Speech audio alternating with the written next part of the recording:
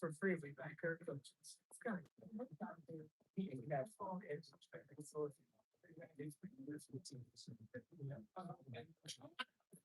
Hey, what's going on? We got an issue that alone doesn't work no time. I think they were gonna go. Yeah, they don't have to shut it off. We had that issue last. I think one of the fucking donkeys was. Well, that'll be fun. I love that.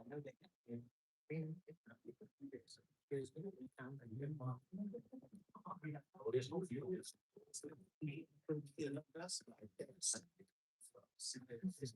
Yeah, right now, they said it yesterday. I don't think it's also good. I would-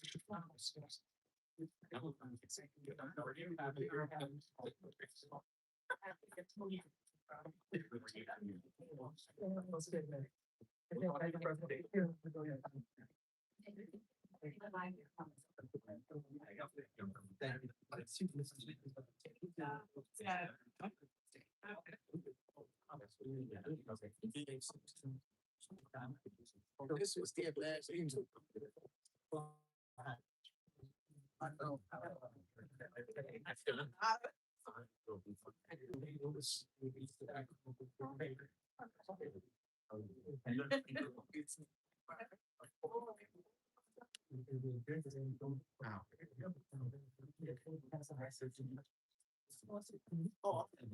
Like, there's more minutes left. You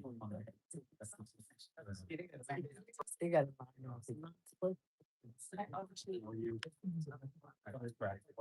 All right. Somebody said right here. When I see you.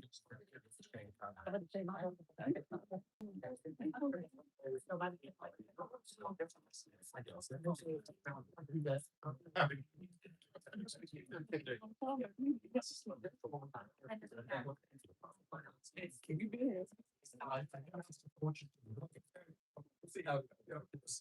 Right, Mayor. Laverne, you gonna be shouting out all the time? Don't go my phone. Hi, good to see you. How are you? Hi, Nathaniel. How Hey. are you? Right, that's all right. Thank you. I don't know nothing. See. Good to hear you here. Sorry. Sorry.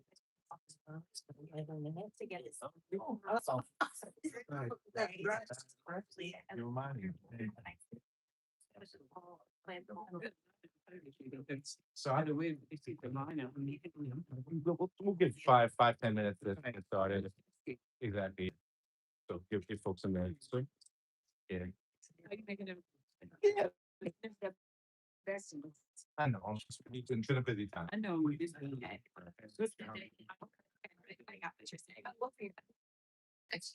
Yep. Sorry. I mean, if worst comes to worst, I will literally just walk around like. No, I mean.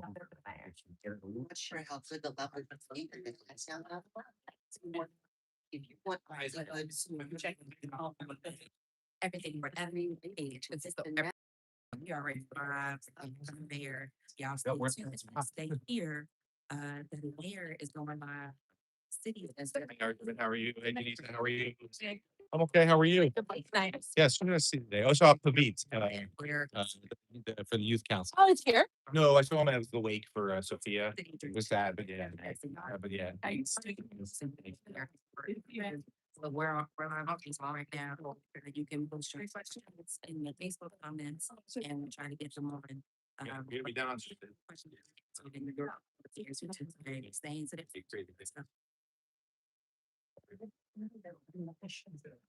Oh, that was a program.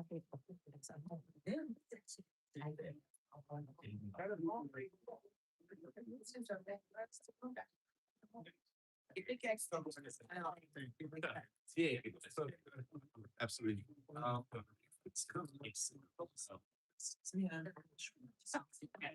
So I think that.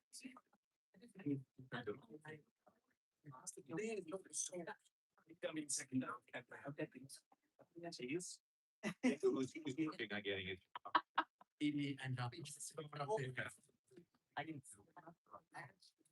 If someone can just hold it. That work.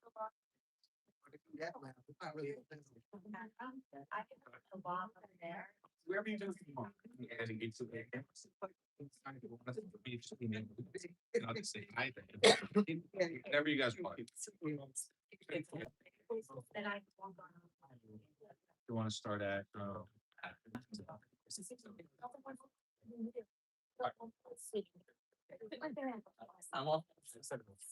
seven. No. I'm sorry.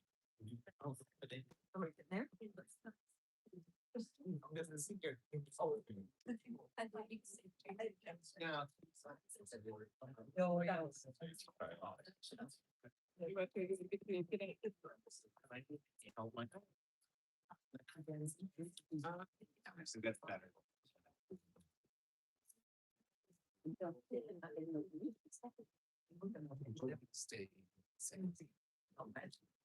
Okay, got it, because they're set up. You know,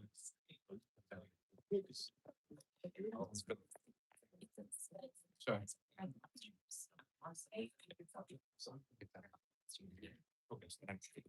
You're late. Oh,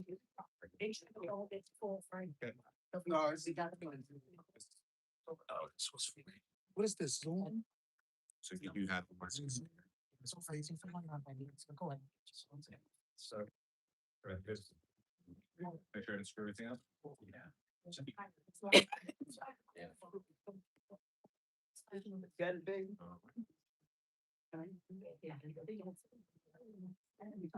I got it. I need space.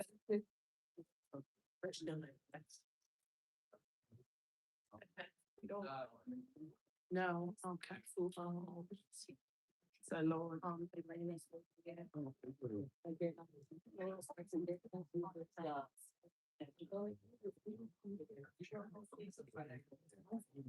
Watch your. But. Watch your. Yeah, well, and then. What that goes. You gonna make? Yeah. Okay. All right. So. Yeah, so, right. Ready, good evening, everyone. I will get started. We apologize for the noise there in the back there. We've got our DPW team trying to get it settled, but if not, we'll just do what we can to try to keep it at a minimum. I thank you all for coming out tonight for a community meeting about our kind of budget crisis. It means a lot that you all are taking time out of your Sunday. I know both how deeply, as well as how tough this environment has been. For me, thing that the thing that is sort of deeply weighing on me, and I know weighing on everyone in this room, is the extraordinary tough choices before the city and what we're gonna have to do to get through this really, really awful time. Folks here are worried about being able to keep their homes. Folks here are worried about being able to fund the basic parts of our city.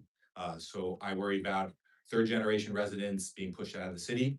I worry about our 911 system being able to answer calls and respond to voters in the most difficult time. I worry about the young people of our city or youth still getting the core recreation and services they need to have a genuine future. These are extraordinarily difficult times that we are in. And my commitment throughout all this is to first be honest. We have not had honesty as a city for a decade about our finances. And so the very first thing that I am committed to, that we started with back in February when we released our budget report, was to just be honest about our numbers. And I will go through them with you in a minute. And obviously the truth is our budget is in one of the worst fiscal crises that a New Jersey city has faced in nearly a decade. So we are faced with an extraordinary difficult set of choices and a difficult set of circumstances. But I'm going to be just direct and honest with you throughout this process. The second is forward, do not kick the can down the road. At the end of the day, because the can was kicked down the road for 10 years. For a full decade, there wasn't decision-making, tough choices were ignored. And so we are in a position now where we have to pay the bill, we collectively as a city. And solutions that simply force the bill in a year or two down the road, are gonna be really tough because the bill always comes due and we have to pay more. But I have heard, and for me, what's been so, you know, tough but real, right? What people say to me is, is there anything we can do to delay this, to push just off a little bit? Are there any other options? Should we consider deeper, further cuts to where we are as a city? And that's part of what I want all of us to cover and discuss today. It's really important for me to hear from everybody. So what we're gonna do, the kind of structure of tonight's meeting is I will first start with about 15-minute overview of our budget crisis. So I'm gonna go through the numbers, where we are, what are the things we've already done, what are some of the things we're working on. Then we want to give every person in this room a chance to speak. But we also need to make sure that every person has a chance to speak this evening. So we're gonna have folks pass, they're gonna come over to you in your seat, they're gonna hold the microphone, give everybody a minute for either a question or a comment that I will then be able to respond to. I know some folks have longer comments than a minute. I will not leave the room until I've talked to everybody. So I want to be respectful, give everybody a chance to have their voice heard, which is why we're asking people to limit their comments to the first minute. However, if you're like, I would like to speak, I have, a longer conversation with you individually, or I have a longer point, I will stay until we have a chance to have that conversation at the end of tonight. We have some of the mayor's office team and staff here. They're gonna be able to assist. If you have a specific issue, a specific thing in mind, they're gonna be able to take your information and work with you on that. They're also here to help with, say, the senior property tax freeze. So if you have questions about how does the senior property tax freeze work, we will cover some of that in the presentation, but there will be people here to be able to answer those questions.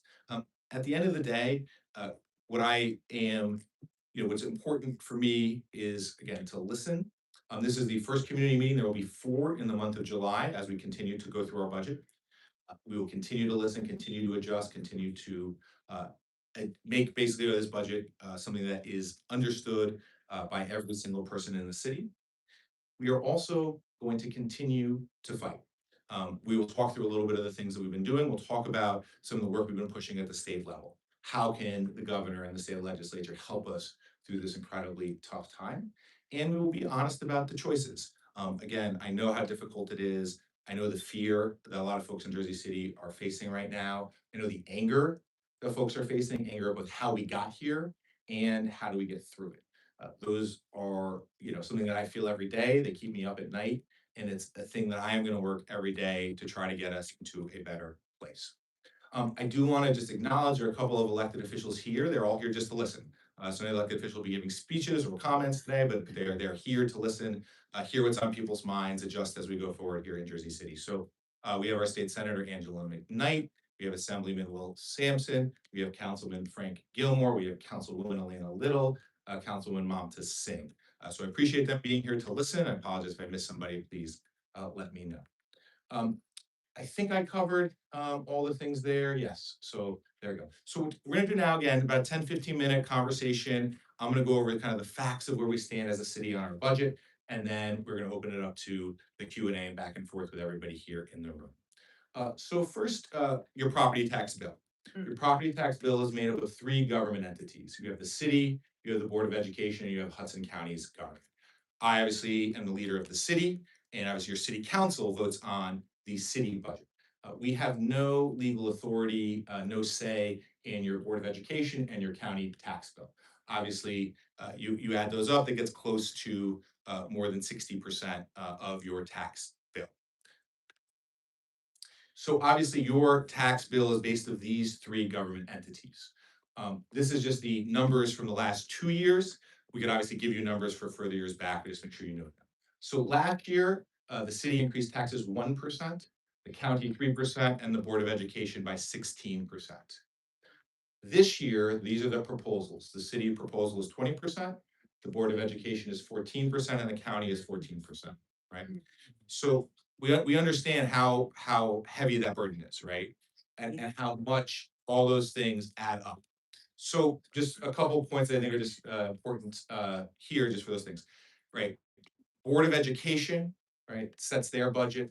They set it as a separate government entity. You have the superintendent of public schools, then you have 9 elected Board of Trustee members. So that's their government. The county government, you have our county executive, and then you have our county commissioners. They're the ones who vote on that county budget. So just so you know who the governments are there. One note just on the county budget, it's a 14% increase for Jersey City. It's a 10% increase countywide. That's not because of politics. There is basically a formula that the state uses to distribute who pays more. And Jersey City is just frankly being screwed over by the formula. So it's not something that it's the county's fault. It is a formula. We will work to change that, but we want to make sure that people have full awareness. We created a tax calculator that's online, so you can see how these three government entities make up your bill and how each one may impact your bill this year in 2026. My focus, the entire focus of my presentation tonight is the city, is that 36% of your property tax bill is made up by the city government. Of course, I know when you pay the bill, you pay the 100% bill, right? So you're looking at all three of those governments together because that's the bill you pay. So I do think it is my job to do everything in my power to work with those two governments to make sure that this never happens again. And you'll hear me say this again with the city, right? We are faced with this historic crisis. It's my job to do everything in my power to make sure this never happens again.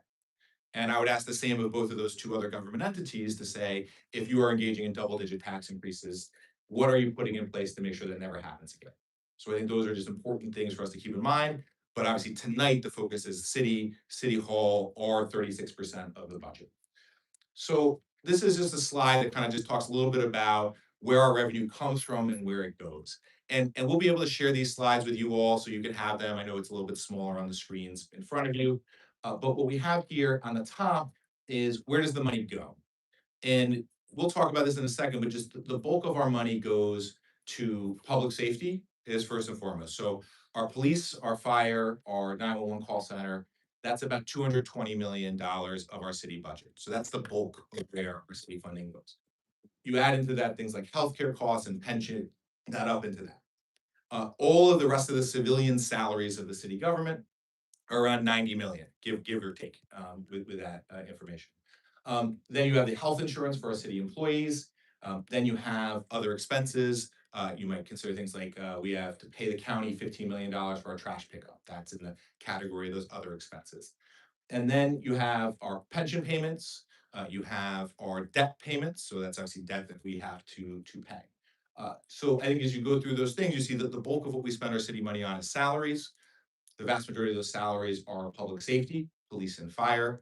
There isn't a ton of discretionary spending that's in the city budget that isn't tied up in the people that are employed by the city. I do want to point out one thing that's up there, which we'll talk about more in a minute. And this gets to the crux of why we're in such a crisis.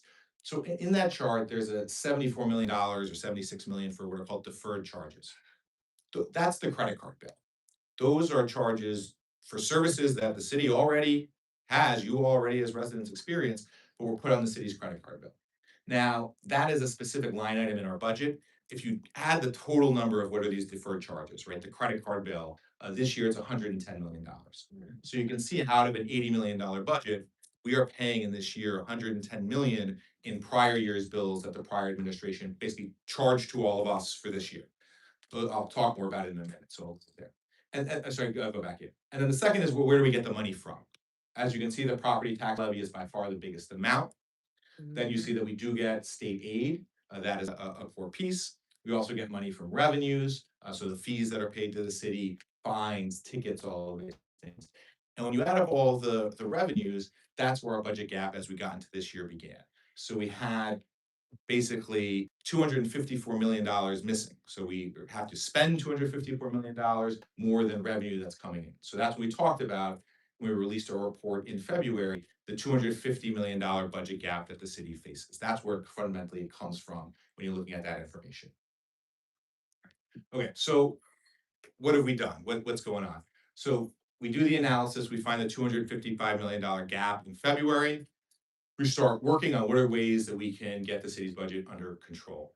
Since that time, we have created $55 million in savings. So the $55 million in savings, the next slide with detail, but it talks to ways in which we are trying to shrink that budget deficit, ways that we are trying to get the city's finances back under control. To give you a sense of size and scope of that, the $255 million deficit, what Mayor Mamdani was dealing with in New York based on the size of his budget is 13 times smaller than ours. So ours is 13 times bigger than New York City's deficit. So we had to close just the $55 million shrinking of the deficit was actually able, if we had the size of New York's deficit, we could have closed our deficit without having to touch taxes here in Jersey City. So what did we do to close the $55 million? So the first is we changed our health insurance provider. That's for our city employees and retirees. Basically, we're able to go from Horizon to Aetna. Because Aetna has a much bigger network, we're going to be able to save at least $25 million this year on our health insurance bills. Second thing was eliminating and lowering the size of government. So we eliminated a number of jobs that had remained unfilled in City Hall. We reduced the overtime allocated to different departments. We cut a number of other kind of, costs in City Hall. That reduced our budget by about $9 million. Our tax collection improved. That got us about $8 million in revenue. We reduced open-ended contracts and cut contractual costs. That saved the city about $9 million. To just put a point on this, the contractual costs are the VIA program. So many of you are familiar with the VIA program. Those are the purple buses. They provide an important service to the residents of Jersey City. They go basically, you can get a reduced fare to take you to places where buses tend not to travel. So important for people to get around. But this was the fundamental problem we had with the prior administration. That service was paid for on the credit card. So it was an $8 million cost. It was not budgeted for. It was paid for out of what are called capital dollars. That's basically borrowing. So they borrowed $8 million to pay for this last year and prior years. Back when I was on the council, 2020, we said this should be paid out of operating. You need to pay for it. They didn't. I voted against those budgets. But that then goes to us. We said, okay, what do we do? We have to pay for this service because there's a contract, there's an obligation for us to pay for it. It's an important service for the residents of Jersey City. But I can't borrow another $8 million to pay for it. That is going to make our budget crisis even worse.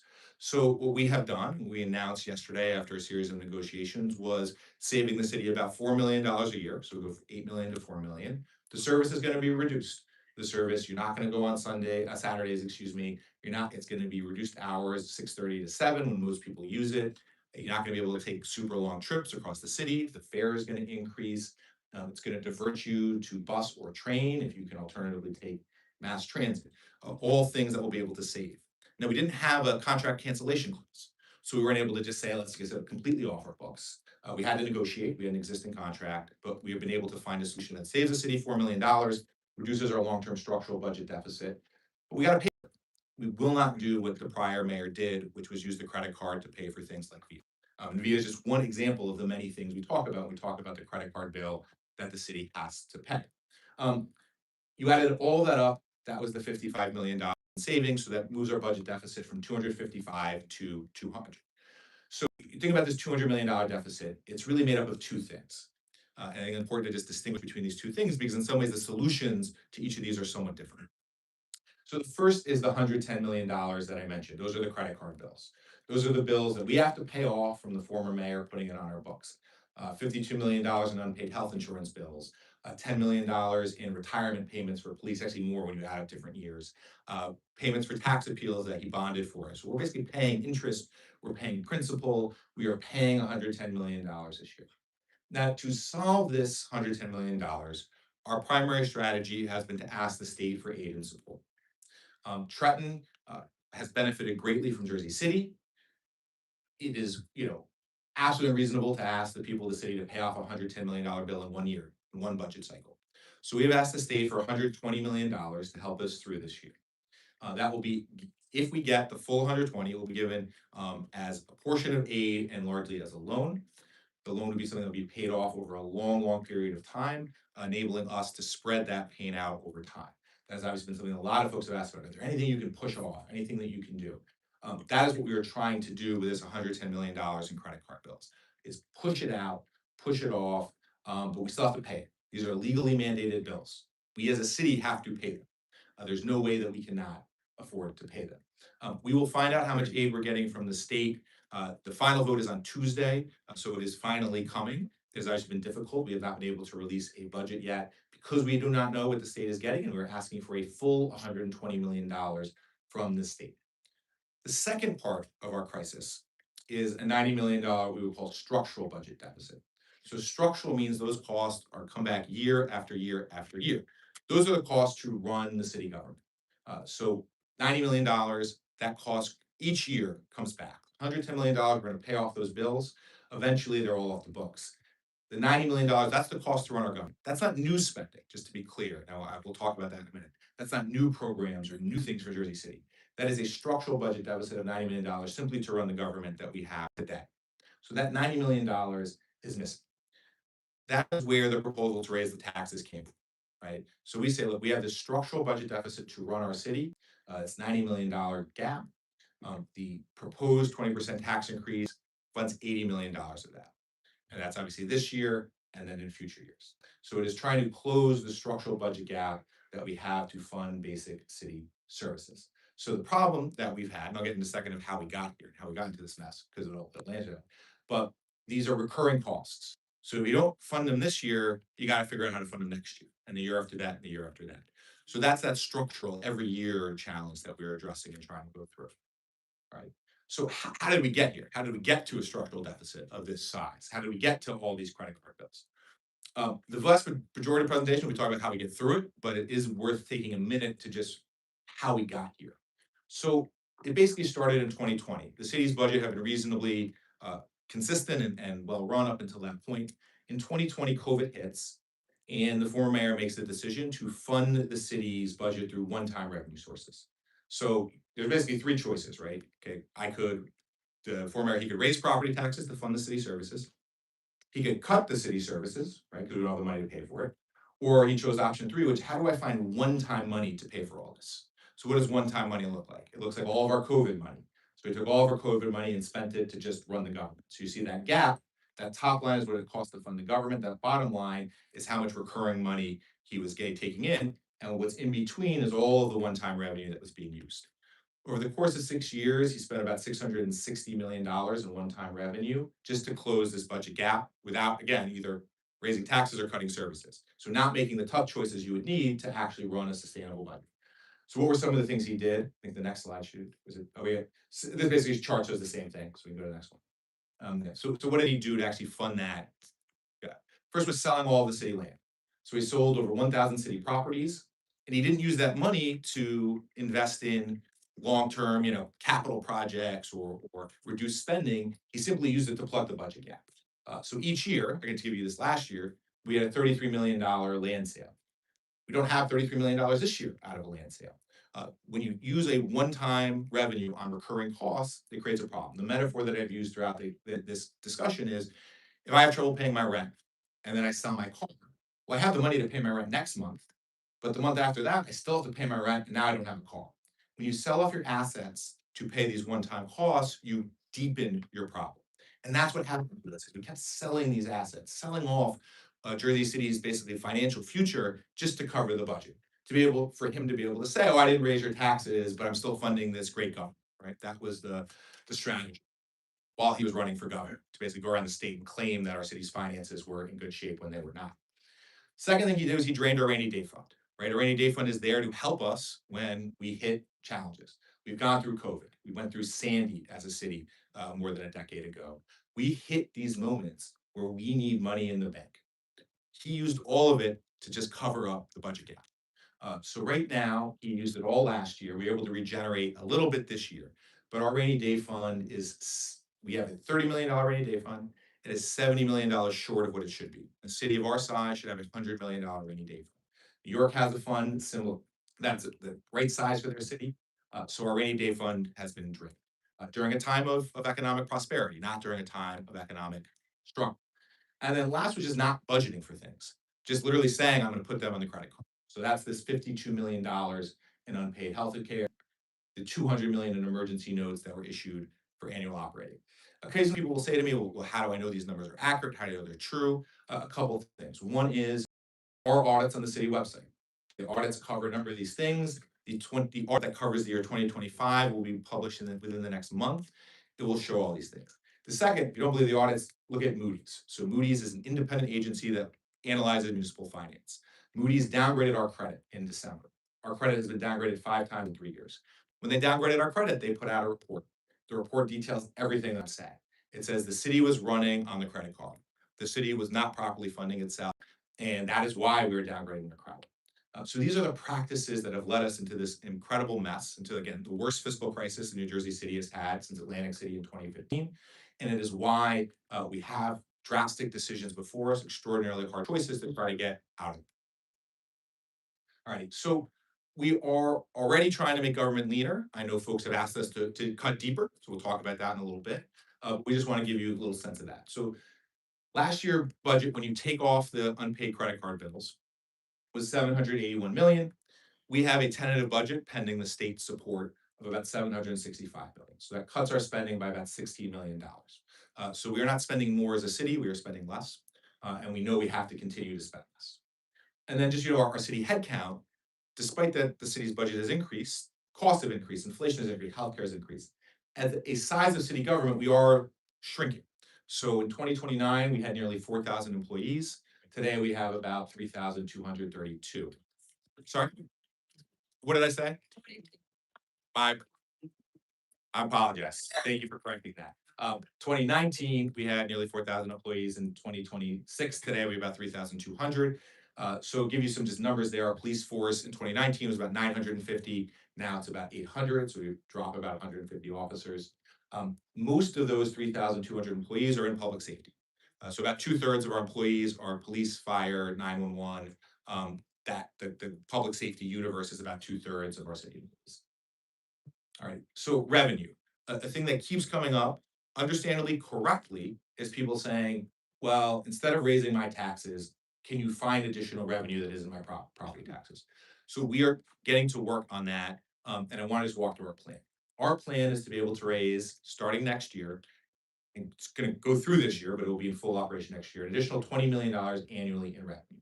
Where does that come from? Comes from, first, traffic tickets. We created a traffic enforcement division. You're already doing that. So let me explain, hold on. That's all right.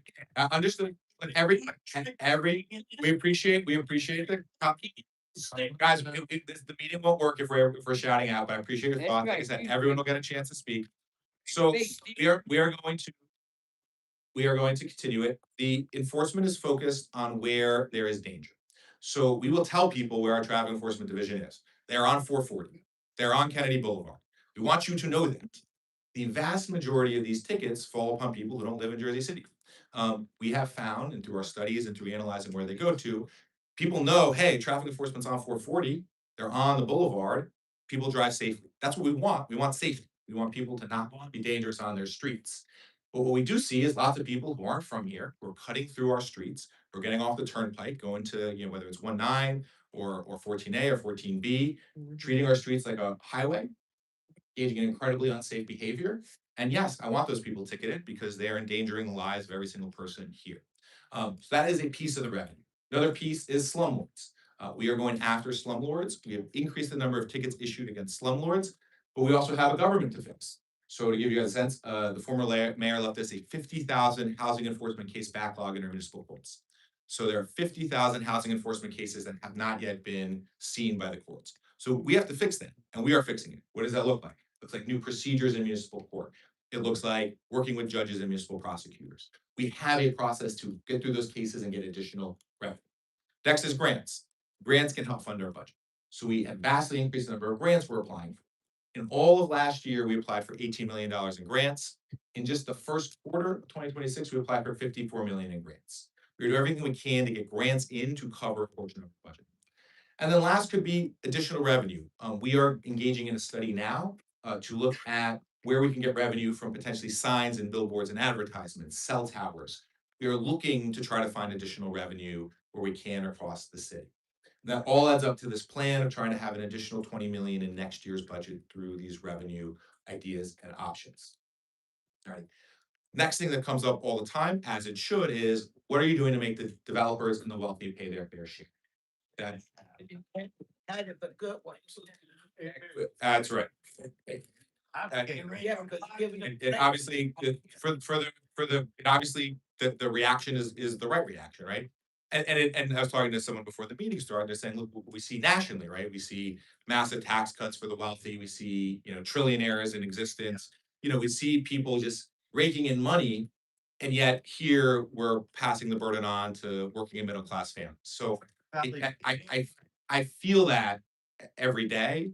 I feel that in what we're trying to do. You're not. I also, I'm gonna be honest, I'm also going to be honest with every single person here about where we are, what we can do, what we can't do. Again, the thing that I will not do is I will not lie the way that you were lied to for the last 10 years. I am going to, no, I'm gonna tell you guys the truth about where we stand and where things are going. So first thing is, what have we done?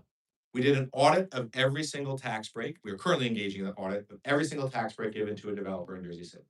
We are in the process of going through every number, going through their books, making them pay us what they owe. Second thing we did is we increased all their fees on the sewer and water connections. Those fees have never been increased since 2001. Those fees, they were paying 2,000 prices today. We increased those fees, we did it a month ago. They're now gonna pay more 2026 prices, just paying what they owe. And then we issued about 100 lawsuits, and that covered any big developer and property owners that were not paying what they owed in their property taxes. So we found a number of what we call assessments, that they were underassessed, they weren't paying what they owed, and we sued them. Those are all of the steps that we're taking in addition to the slumlord enforcement and some of the other steps that we have pushed. What is it that we can't do? First is we cannot repeal tax abatements. People say, just get rid of them. Why can't you get rid of them? Challenge is they are contracts. If I get rid of them, it goes to court and I end up wasting your money in court. I'm not gonna do that, even if it sounds good to announce today and then 6 months later, you're paying the bill. Second thing is, can we tax the waterfront projects more? Can we tax the wealthy more? The state laws prevent us from doing that. So there's a state constitution, not just a law, the constitution. The state constitution says that you have to tax every property at the same amount. So I'll give you an example, another part of the country, you would be able to tax commercial property. 100%. So you guys, please hold your comments to the end. Every single person is gonna get a chance to speak. People say, but do you propose a change to state constitution? The answer is yes. The answer is we're gonna propose, and we have already proposed, a number of changes to both the state laws and state constitution. But obviously, that requires getting the entire state legislature and the governor to agree to those changes. So we are gonna fight, we're gonna push. You have state legislators in the room today who are here to listen, to know that they have work in creating those changes. But again, they're not solutions that I can implement tomorrow. They're gonna take a political struggle in trying for us to be able to achieve. So. Right. A couple of folks, when I was talking around the room before the meeting started, asked me, what can we do for seniors? So I wanted to just be clear that the seniors, and I know this, and seniors are the ones who, worry about every night, that are worried about their homes. And I'm gonna, again, tell you what we can do, what we're able to do, and what we're gonna push for. So there is 2 state programs that can help seniors on fixed income stay in their homes. The first is called the Senior Property Tax Freeze, the second is called Stay NJ. Combined, those programs can offer between $5,000 to $10,000 of relief to seniors in Jersey City. Couple of ways that the programs work. There's a couple of core issues. For the senior freeze, a little different state. Senior freeze, people to be 65 and older. They have to have lived in their home, own their home for a couple of years, and then their household income has to be 170K or less, give or take. A lot of seniors maybe tried to sign up 3 or 5 years ago. At that point, the income threshold was about 70K. So there may be seniors who tried to sign up a couple years ago who are now eligible when they weren't a couple years ago. We are gonna go through a campaign to go door to door to knock on the door of every senior who could be eligible. We are going to translate the applications into multiple languages. And then we are gonna set up times where seniors can come to libraries, to city centers, for us to fill out the applications with them. That is something I did as a council member. We did it at the Lafayette Library, we did it with Morris Canal CDC, we did it at the Society Hill, I did it door to door. We're gonna expand that citywide. It is our obligation to do everything in our power to keep every senior in their home. There are lots of seniors who are not signed up for this. There are seniors who are, but there are lots of seniors who are not. So we are gonna do everything we can to sign every senior up for this program. Now, there are the criteria. If you're not eligible for those programs, the thing that helps every homeowner, every renter is the New Jersey Anchor program. Anchor program is helpful, although is much less generous than Stay NJ and the Senior Freeze. But we do, and we will have the information for every single person to sign up for Stay NJ, Senior Freeze, and Anchor program. If you have questions about those programs tonight, my team is over here. They will be able to answer those questions, provide you all the information that you might need to get those signed up. The deadline to sign up for those programs, I believe, is November 2nd this year. So our program will be July, August, September, October, 4 months of signing every senior up in Jersey City to be able to sign up for the. All right, so bottom line about where we are, and a couple slides, and then we're gonna open it up for questions, and appreciate everyone's patience working with me through this. So, as I presented a couple slides ago, we are gonna introduce a budget that cuts city spending by at least 15 million. We're continuing to work to cut it more. And just to say briefly on the cuts, I mentioned the VIA cut. We did announce today, we're cutting $1 million contract for park maintenance. We are gonna continue to look to find ways where we can have cuts. And the cuts we're gonna feel them, right? The cuts are real and they're gonna have impacts on the city services all of us have. So what are just some size and scope of them, right? The tax increase that we propose would raise $80 million. $80 million is roughly the size of the salaries of every single civilian employee in Jersey City. So again, just size, scope, sense. If we were to eliminate our entire public works department, so no trash pickup, no snow removal, no maintenance of our roads, the entire law department that defends us in courts, our entire health and human services infrastructure, so no services related to pandemics, our entire recreation department, which obviously serves our young people, and our entire infrastructure department, which for example maintains our traffic signals. All of that doesn't equal the $80 million that we're looking at. A couple other numbers just for context, our fire department is roughly $80 million. So it's roughly the full size of our fire department. Police force is a little over 100 million. So it's about 80% of our police force. So we just want to give folks a sense of the size and scope of where we are as a city, what those services go to. Now, we understand, and what we've heard from folks again is there more you can do? Even if those cuts are painful, even if those cuts are felt in Jersey City. And that's the work that we've been doing over the last months. That's how we got to reduce the deficit by 55 million. But it is something that we've heard that folks are asking us to look deeper and dig deeper. And that is part of what we are continuing to do. Now, a couple other ideas that have come up that I just want to briefly cover, and I'll run through these really quickly. We are open to every idea. We have an email address that says jcideas@jcnj.org. I get a summary of those emails in that email box. So we're going to look at everyone. One would say, can you charge congestion pricing like New York is doing? Again, that would require us to get the state to allow us to do it, but we will fight to charge people a cut-through charge. We don't want to charge you guys for driving on our streets, but if someone from the suburbs wants to cut off at 14A to go to the Holland Tunnel, we do want to charge them a fee for using our streets. But we're going to need the state to let us do it. Reduce street cleaning to once a week. You might think, Yes. so again, guys,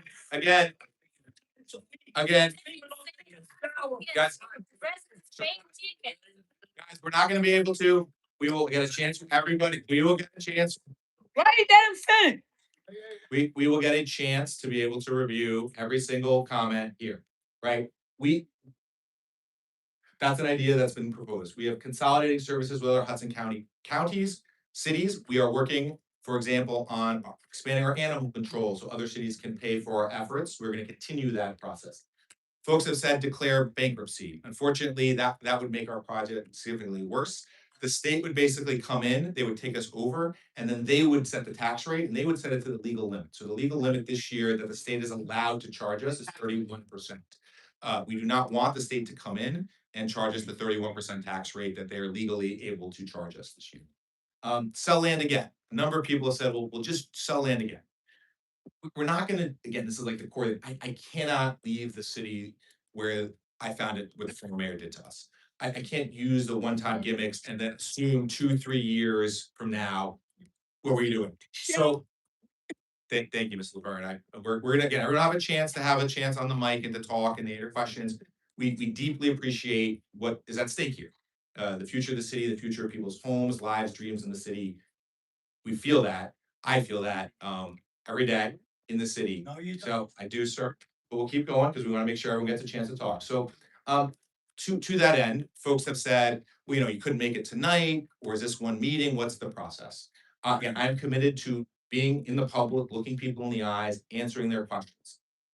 We have 4 more opportunities for public meetings with simply me, let alone our council members or other members of the public. So these are the 4 additional meetings: July 7th at 6:30, July 8th at 6:30, July 11th at 11 a.m., and July 16th at 6:30. We will announce locations of those on our social media. If you know someone who couldn't attend today, who feels like they had a question, we are going to be here right? I believe it is my job to look people in the eyes as we go through this difficult process. You're gonna have 4 more opportunities to meet with me, to talk to me, in addition. And this will get to the next thing, I'll give you guys the budget timeline, which will, why the meetings are in focus in July. So this is the last thing of where we stand, and then, we will moderate the question and answer with everybody. So we have the $110 million in credit card bills. We are asking for the state aid to get us through that process, to both through a little bit of cash, through a loan, to be able to push and spread that out over time. The second thing is the proposed tax increase. That is to cover the structural deficit, the ongoing costs of running our city government. We have that $90 million structural deficit. The 20% increase would cover $80 million. Their council will be voting on July 1st. On that meeting on July 1st, again, people have asked me to do, people said is, again, those two things that have struck me personally of what can you do to reduce the burden now? That this is so much so quick, what can you do? And then the second piece being, we understand we're in this massive budget crisis, we understand these cuts will be felt, but can you dig deeper? Yes, the deficit's been reduced by 55 million, can you dig deeper? So those are the things that we have been working on, and we're gonna continue to work on. We will then know what the state aid is on Tuesday. We may know sooner, if the state budget is released before that. We will then be able to introduce our budget because the state aid is set, the $120 million that we're at least asking for. Then we will be able to present that budget before the city council on July 15th. The city council will then hold a series of hearings going through each department's budget line by line. Those hearings will be held July 13th through July 24th. The city council will then make amendments to the budget, and the final budget will be voted on in August. So the reason why those 4 meetings are in July is that is the core, the budget will be either public or released at that point. We will have a chance to review it and to change it before it is finally adopted in August. So that gives us a sense of the time. So let me just close with 2 or 3 comments, and then we will get into the Q&A and get everybody a chance to speak. So first, again, I appreciate everybody's time. You are here because you care deeply about this city, because you care about your future in this city. The conversations that I have been heart-wrenching. The conversations I've had, not just since the 20% figure was up, but for the last year and a half, as I've talked to people in Jersey City, are people, I love this city, I care deeply for it, and I don't think I continue to afford it, right? That is what is every single day I hear. I also know, and what I feel deeply in my bones is I also have an obligation to make sure that I don't break a city government, that I have a 911 center, which we walked into, couldn't really answer your calls, couldn't responsibly respond. I have a job to fix our 911 center, to make sure that the day you call 911, the worst day of your life, that the response is professional, immediate, and that public safety responds. I have a job to make sure the young people in our city are given every opportunity for a future, and to make sure that I continue to provide services for those young people in our city. And I have a job to keep funding basic city services that each and every of us rely on. That is the challenge and difficulty in the balance. That is what we have been pushing through and trying to get forward with facing this historic crisis. Again, I'll just emphasize the numbers one more time because it's important. The $255 million deficit is the largest that any city has faced in New Jersey since Atlantic City, when the casinos collapsed in 2015. It is nearly 28%, 29% of our total budget. So it kind of basically creates this giant hole in the middle of our budget that we are trying to address and to work through. And I am committed to, as we go through this process, that as awful and painful as this is, to put in place long-term solutions to make sure the city never gets into this place again. It makes me livid every time I think about it, makes all of you livid. And now my job is, how do I ensure it never happens again? And how do I fix it so that the city is on as firm financial footing as possible? So with that, let me just go through again the kind of way we're handling the Q&A to go through things. So first thing is I will stay as long as somebody is here and wants to talk to me. So you all have questions, you all have thoughts, you all have comments. I'm going to stay as long as it takes. So have those comments, whether you want to be individual, one-on-one, in front of the group, doesn't matter. Well, I appreciate that. Thank you. That's very kind. So the second piece is the team is going to go around. We're going to go row by row. I know a lot of folks want to talk. We're going to say start in the front and work our way back. It's the only fair way to do it. So start in the front, work our way back. They will hold the microphone, and we're going to ask people to ask their question or comment in 1 minute. We know 1 minute is not a lot of time, but we have an entire room of people who have a right to have their questions asked and heard. I will then respond to your question or comment. Again, if you're like, hey, I have, a longer conversation I need to have with you, then I will stay towards the end and have that conversation with you at the end. And to the extent that, you have more questions, more follow-up, we will have 4 additional public community meetings where I will be out here answering questions the same way. We also continue to do things like we did with an Instagram Live on social media to be able to try to answer people's questions online as well. But we want to be in person as well, because we know lots of people aren't online. So with that said, we got our team, we have just one Isaac or two? Okay. You guys want to split sides up? Okay. Thank you, man. So they'll go row by row. So with first row, if you guys want to raise your hands, and we'll go row by row. So he's gonna go on his side and then we're gonna go. And just please tell me your name when you give your comment. Yes, ma'am, go ahead, Sylvia Jackson Brown. Ms. Brown. Okay, I'm here 22 years. I relocated here from New York City. Mhm. One of the questions that I have is, why can't the 20% be divided so that it's not the whole 20% in the course of 1 year? And why can't we have some deadline dates as to how long the 20% is going to be taken? Because we now have to find some money, and it's not fair to us. And the third thing I have to ask is that, have you utilized all the resources that's possible? Because I have some things on the list that I think could be looked at that you didn't mention. Beautiful. All right, thank you, Ms. Jackson Brown. So on the last one, I'll have someone on my team get your list, and we will make sure to look at everything. That's why we have this jcideas@jcnj email. We do have a running list. I have on my phone, I keep a running list of options, and anytime someone says something to me, I put it down there to see what we can do. So, don't want to take up your time now, but we will make sure we get that full list from you, either in the meeting or afterward. The second is in terms of the timing and spreading it out. There's 2 things. One is I've heard that people are asking for me to see if there's something we can do, so it's not 20% over time. I'm working on a way in which you can do that, but I always want to be honest with people that structural deficit there is real. And if we're not paying for it this year, if we're not reducing the cost long run, then you have to pay for it in future years. So we are looking at where can we cut further? Where can we keep the city, but still keep our city services full? How can we make it easier for folks over time? And then can we spread it out as much as possible? So just part of, again, why this has come up here, and again, something that had happened in the past is, folks have a third quarter tax bill that is due August 1st. So this vote on July 1st is setting the tax rate just for that bill, not for the whole budget, because we haven't passed the budget. The reason we want to get that done is to give people as much time as possible.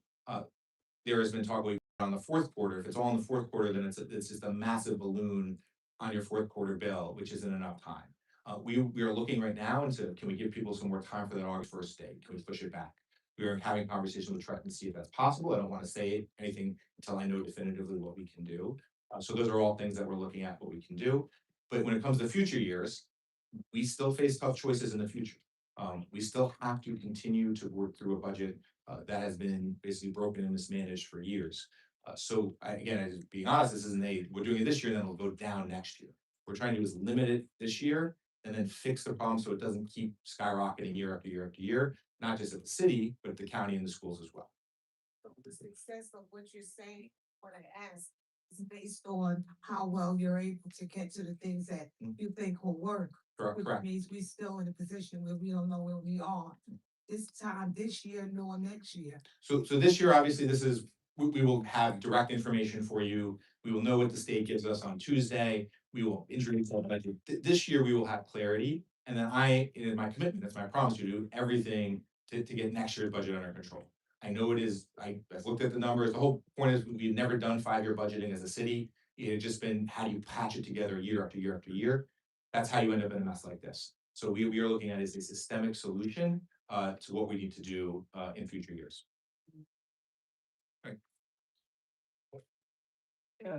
Thank you, ma'am. Yes, mate, but is there any way that we can handle this in the way that is set up now? Because there's like with me, a lot of seniors and they They can't hear. I mean, that's why. Here, why don't you use Isaac's? It was on. Can you hear me now, Mayor? I can't. There's a lot of seniors, my girls right here, with property that's paid, but they don't get that much money. We on fixed income, and is there a way that we can hold this budget with this 20% and not work right this year, maybe next year you can break it down? Is there another way around this? Because there's a lot of seniors that own property. They're not getting that much money, income. Yeah. And this is really hitting, I'm getting a lot of feedback calling me, asking me to learn what can we do, because they know more the council meetings and so on and so on. So is there a way that we can get around this for our seniors and these are other folks? Their money is really maybe $1,000 a month. A lot of their properties are paid, but they money Yeah. is going in to paying their taxes, and it's really hard on them. Yeah. And So- so, Yeah, so 100%, sorry. So we'll make sure that first, any senior, like I said, is signed up fully for both the stay program and the senior freeze program. And that will get them checks to help pay. That's the first thing. Second thing is, there's no way, you asked me this earlier, we have these bills that are due this year. They have to be paid. There's no way for me to not pay the bills that are due to the city. I've heard people saying, hey, is there any way that it's not 20? So we are in the process of looking at what we can do through this process. But it's, again, we are proposing a significant tax increase this year because of the budget deficit that I outlined and how we get through this. So if there's obviously individual seniors, we're happy to talk individually, go through additional aid programs of what we can do to help. But the core is the stay NJ and the senior fees are the core programs we have to help our seniors stay in their homes when they're on those fixed incomes. okay, thank you. Sure, thank you, Mr. I have a question. We're gonna have to go row by row. I know everyone's got their hands up. Well, we just. There's no one. No, over there. We're to finish the row by row. Alright, thank you.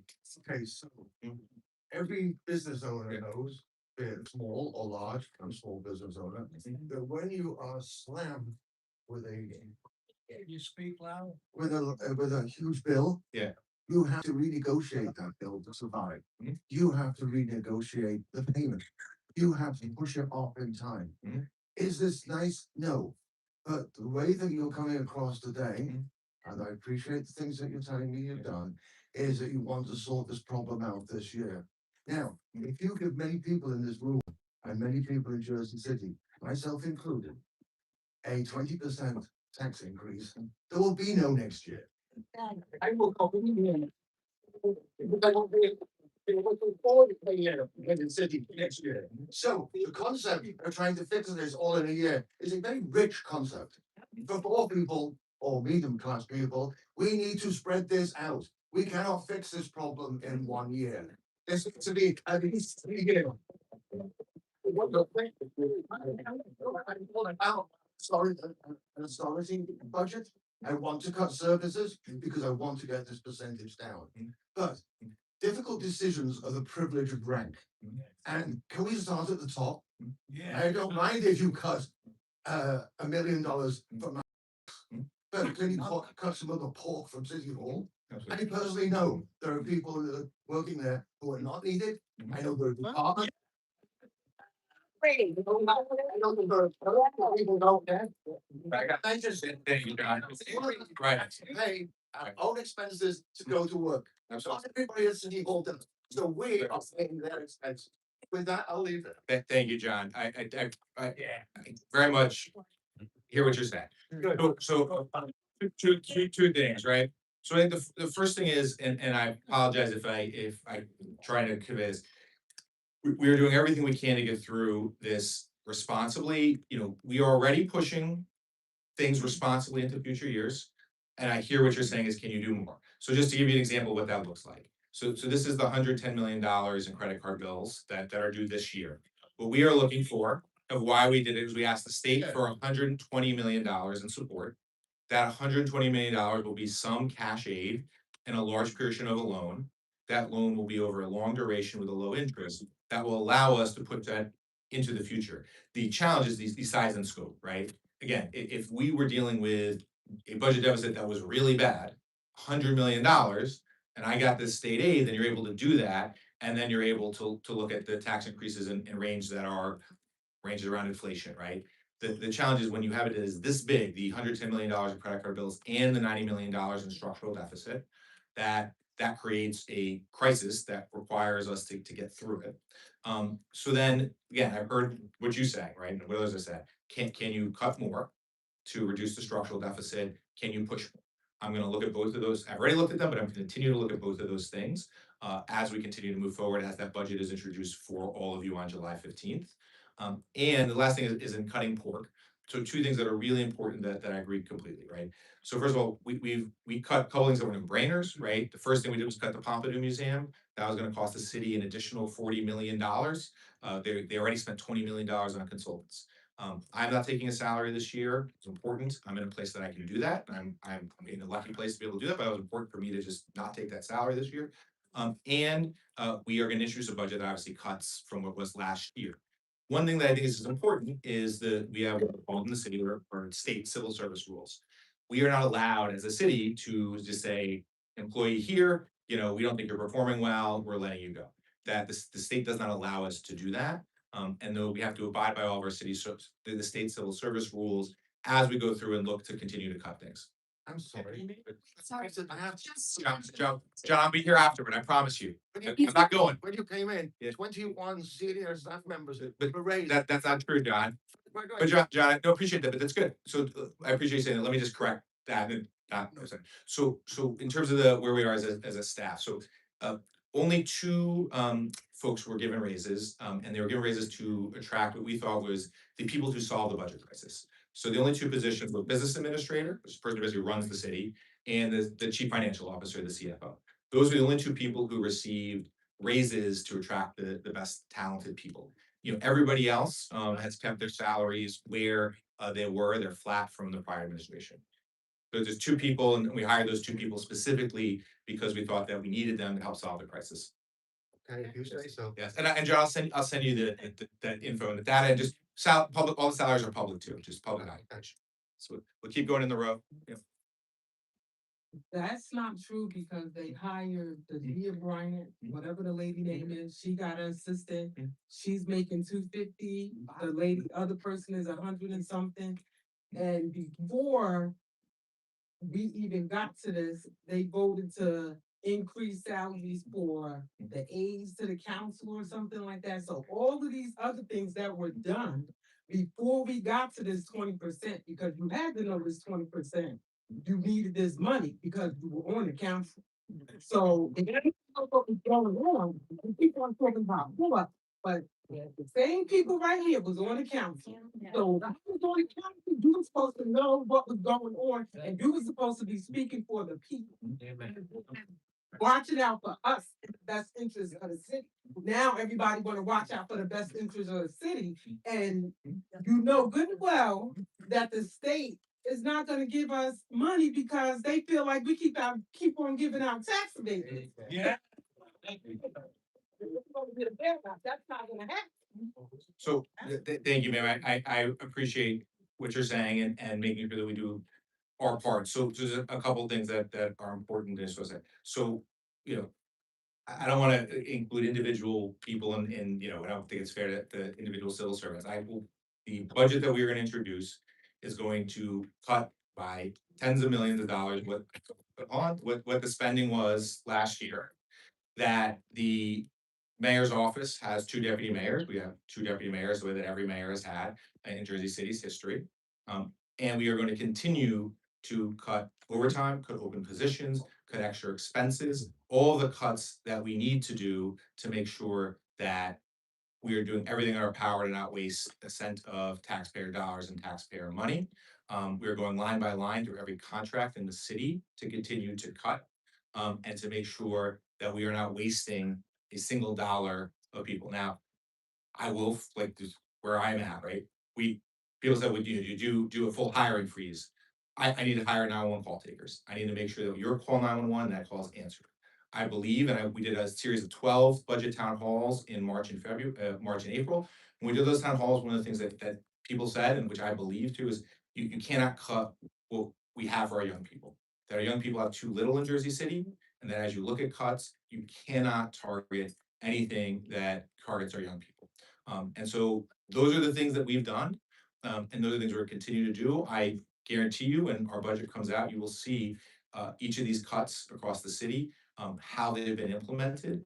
In addition to all the things we already talked about. We obviously talked about we talked about Pompey, we talked about Liberty High School. Those are all cuts in place to ensure that every city is spent responsibly.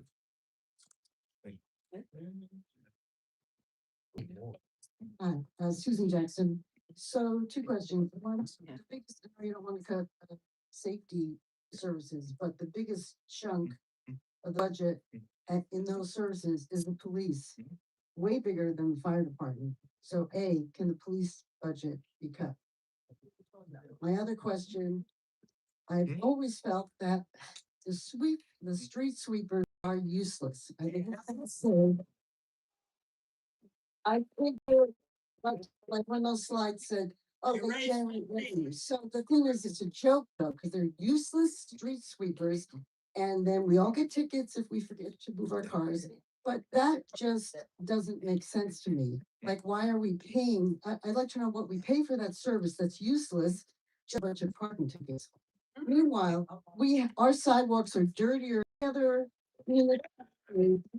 And I hear from friends in Union City and Weehawken, they don't have street sweepers. They don't have to move their cars. They have regular people. Picking up the trash. Yeah. On the street, so why can't we do that? Thank you, Ms. Jackson. So, I appreciate your question. So the first one is, you are correct. The biggest bulk of our city spending is on the police department. You say, well, could we cut the police budget? Here's my position, and it's something I believe strongly and believe in what we should do. Right now, we have lost, our police force has lost about 150 officers. So we had 950 officers in 2019. We have 800 now. I do not think that I can keep our city safe by cutting that further. And I do take that as my job is to keep the people of the city safe. We obviously, as a city, we continue to have serious gun violence. We continue to have serious levels of crime. Thankfully, those are dropping. And just as a quick aside for everyone here, we have full transparency on our crime statistics. So there's a website called JC Impact. You just Google JC Impact, and you will see every single crime statistic in Jersey City. They are published, they are mapped, there's full transparency. So if crime is going up, there's no hiding, the numbers are there. Crime is going down, the numbers are there as well, which I think is really important. So I believe we are at a responsible amount with our police department. We are not adding, we have officers who retire, we are not adding to the force. We are at the place now where we're replacing a couple of the retirements and that's it. But that I think is right. For the street sweeping, and what your comment gets at is the broader issue, which people have said to me, which is, look, you're talking about preserving city services, but a lot of our city services are subpar. I'm being generous, they're piss poor, right? People said, whether it's trash, whether it's street sweeping, 100%. The finances of the city, as you guys can tell in this presentation, that we walked into are completely broken. That finances were the only thing that's broken. Pretty much every city function is at a place of either being broken or at a minimum being, way below where it should be. I believe even with cuts, that we can get those city services better. I think we can get to a place where street sweeping, you're like, oh, the street sweeper actually picked up the trash. We brought in an expert, so the head of our public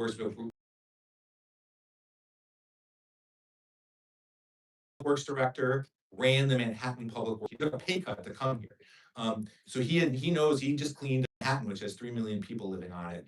So we believe that he's gonna be able to come in and get our street sweeping running, get our traffic sanitation better, and fix those. So we are committed to, despite a crazy budget situation, actually making the city run better. Yes, How do you, James? thank you. I just want to let you know, I did in fact vote for you. Thank you. But with that said, my question is, Mhm. because of the former mayor Fulham, why can you file a lawsuit against him and his negligence? I'd like to know why. This is criminal. It's criminal negligence. Yeah, I agree. And then we, the taxpayers, Yeah. are now being blamed for it. I don't understand. I know I saw all your presentation, but to me, this falls on Fulham. So the anger you have is the anger that I have. to go through these numbers and see how bad it was, to be in a meeting and be told that we didn't pay for $52 million in healthcare bills, and that was just put onto all of our bills this year, is rage inducing. Now, what I say to everybody is that my job, what I'm doing here is to fix. So I'm gonna be here focused on the solutions, the hard choices. What I say to everybody is, we welcome, as an actual, we welcome any investigations. The city council has now formally recommended that the New Jersey comptroller launch an investigation. We have said to anybody that we will fully cooperate. Every book will be opened, every door, every interview, that we need a full accounting of how we got into this mess, and that we fully support any investigation. So I will not be the one doing the investigation because my job and focus is this, but we fully support, we encourage the comptroller or any other investigative agency to open an investigation. Well, I appreciate Yeah. that because this is nonsense. Right. This should Agreed. never happen to begin. Agreed. 100%, yeah. Good afternoon, Mayor. My name Yes. is Helen Davis. Yes, Mr. David. I'm a senior, my husband passed, and I'm on a fixed income. My question is that we have all these developers coming into Jersey City, and every piece of land, every where they can put up a house or building, are they still getting all these 15-20% tax breaks? Are they getting that? With all these companies coming in here building, they should carry the bulk of this. I mean, come on. I'm looking over the bill at 80. I'm looking at 80. So I don't have any children. So why am I charged a school tax? Yes. Okay, why am I charged a school tax? My son is 50, he's 67 years old. So you know, when the last time I had a kid in school? Get a tax, school tax. They said that these buildings, so many of them is low income, 4 houses, 4 apartments, 5 apartments, low income. Everybody else is rent sky high. Why are the builders coming into Jersey City? Because I love Jersey City. I came on the train when I was 16. I turned 16 on the train, and I love Jersey City. Ask anybody that knows Helen Davis, they'll say, write it on the wall. Because whatever she tells you today, she can tell you next year. That's right. Because I am true to my word. And if you don't know and you ask me something, I will investigate myself and find out. So who kept an eye on his money chest when he was selling all this property with the red tags on the door and that money was coming in? Who kept an eye on that money? Where did that money go? Who was in Thank you. charge of that money? Thank you, Ms. Davis. Appreciate everything you're saying. So first thing here is this. So you're saying, what are we doing about the abatements, the developers getting sweetheart deals? Let me give you an example of what happened. And again, gets us all enraged. So you got the three towers in Journal Square. So those are the 3 Journal Square towers, or the white towers that are there. The abatement that those towers got was so generous, they basically pay 0 city tax. So it's true. It is, and now there's no affordable housing, no community benefits. Those are the types of sweetheart deals that we have to now work out to get through. Just to be clear, that was done 2014. That was the year that was done. So so what we do now, right, is 2 things. We have set a firm policy, right? We said to everybody that what happened at that tower was the developer got a tax break for luxury only housing. That will never happen. That there is a firm policy, never 0 abatements for luxury housing. The second thing is we're not doing the 3, 4 affordable units. If someone wants affordable to build and they say it's gonna be affordable, has to be minimum of 20 and 20%, not 20 units, and that they have to be genuinely affordable. Some of the rent's $1,000, $1,500 a month. And then the last thing is the deal has to be negotiated so that the city actually gets more money than they would have gotten under regular taxation. The city gets more instead of less. Yes. Now, you can do all those things. Now, there is a group that loses in that, and that's the county government. They don't get any of the funds. Now the schools get less, they still get some, but they get less. So we will ensure, my promise is never an abatement for luxury housing. And if we negotiate these abatements, they give the city more and it actually helps your tax bill as opposed to hurting, which is what's happened with a lot of these deals. And then the last thing, you said, but just caring so deeply, about the city and you came here at 16, this has been your city. I do everything I can to help. Again, we are facing the worst crisis in the city's history, fiscal history, and we're gonna get us through it together. We are gonna sit in aid, we're gonna make sure you're fully signed up for every senior program. You're getting every dollar that the state provides to keep a senior in their home. You have my promise that our team is gonna sit with you and make sure that you're getting every dollar that you are entitled to. Because the state has said that it is important to keep the seniors in their homes, and we're gonna make sure you get every dollar that you deserve. Can I have one last word? Yes, ma'am, yes, Cruiser. What I wanted to say too. is Okay, Like- still. West side is doing a lot of building down there. And then they done jump down to 440. So are they getting the right tax? They are paying full taxes. And So those buildings that you see over at 440 are paying full taxes. Yes, the only one that isn't is the Bayfront project, that's the one across 440. That project that's 200 units is 60% homes that working class foreign families can afford. Everything else on the west side is full taxes. Yeah. Just to be clear, Yes. I have a place. Yep. I'm not giving it to you today, cause I got more to add to this, cause I'm listening to everything going on. Yep. But I really want to come and sit with you. When Yes. you have open, so many months or so many weeks that people can walk in and just talk to you, do you have that? We will do open office hours, so we will let you know when those are. But we can also make sure you get all of our contact information and we can schedule a meeting as well. God bless you, Sheila. Thank you, Ms. Davis.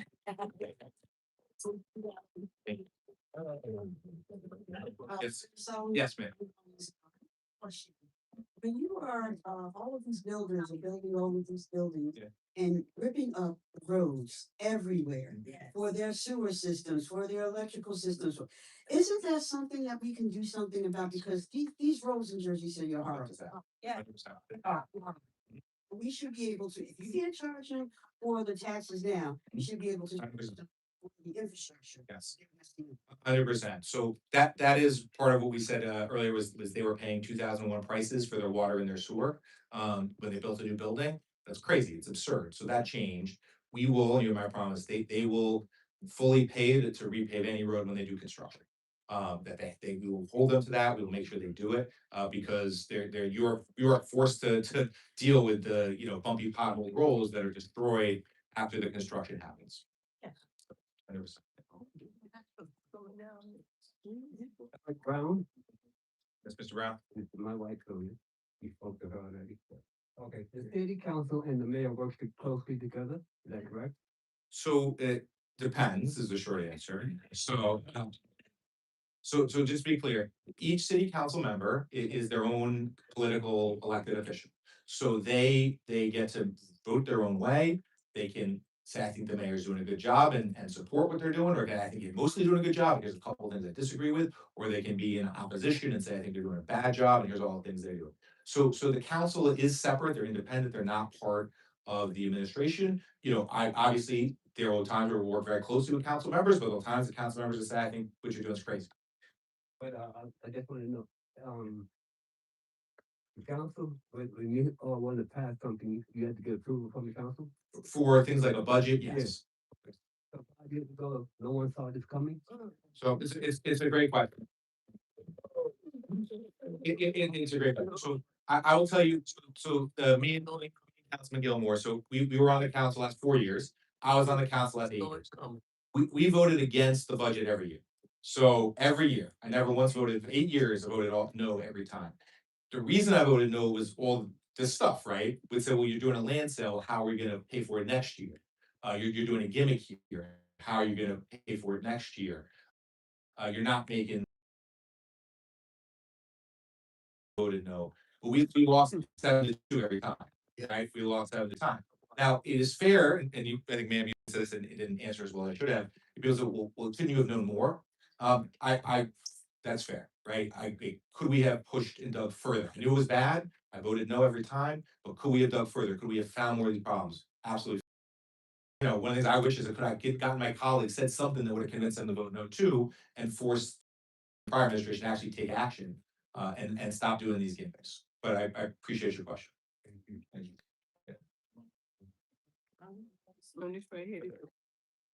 We got a second round. Yes, hello. Yes, ma'am, thank you. My name is Eunice Grant. And I live on Linden Avenue for 50 years, May. 50 years. And I pay a lot of taxes. My taxes, I have two lots, but it's like 19 every quarter. And that's a lot of money for me, cause I only live there. My husband is deceased. He deceased in 1991, so it's been a long time. And in my, I don't outside to the runner, but as soon as I leave, I do have a driveway, and the city came and they make it for me, and I had paid for it, but it's included with my taxes. And every time they keep parking in my driveway, and I gotta wait until they move. I call a policeman, they come and they sit there. And they don't do nothing. And sometimes I have a doctor appointment and I still can't get out my own driveway. And that's hurt. I hear you, ma'am. So two things, and this is true for you, ma'am, and for everybody. If there are specific, issues with your house, anything that we can help with, our team is here to help and make sure we address that. So we'll do two things. One is we'll get your name, your phone, we'll get your phone number, your address, and we'll both alert the South District captain to the specific issue. And then we are also going to, monitor and basically track to make sure that when those calls come in, that they're addressed immediately, so you can get in and out of your driveway. And then for everybody else, you may have a specific issue in your place related to that. We can go individually, or you can kind of signal one person to come over and get all the information you need. Yes, thank you. 'Cause Thank you, ma'am. no parking, I hear you. they don't pay attention. You too. I hear you. Thank you. We're just gonna keep going around. Yes.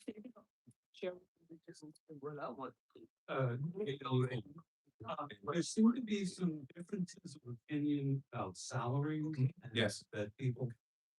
I have tried to, or I have gone on the website and tried to find a number. Mhm. Numbers of people in departments. Sure. Obviously not individual salaries, but salary grades, can't find it. So thank you, sir. So first, when we introduce the budget, and then there are gonna be 2 weeks of budget hearings, every department will have a budget hearing. Every single one of those departments will have the full, public hearings. So that just to be the public they're open to the public doesn't speak in those hearings. At every department's, every single employee in every department with their salary, that is released publicly during those budget hearings. So, thank you, yep. Phil Perry, Yes, Phil.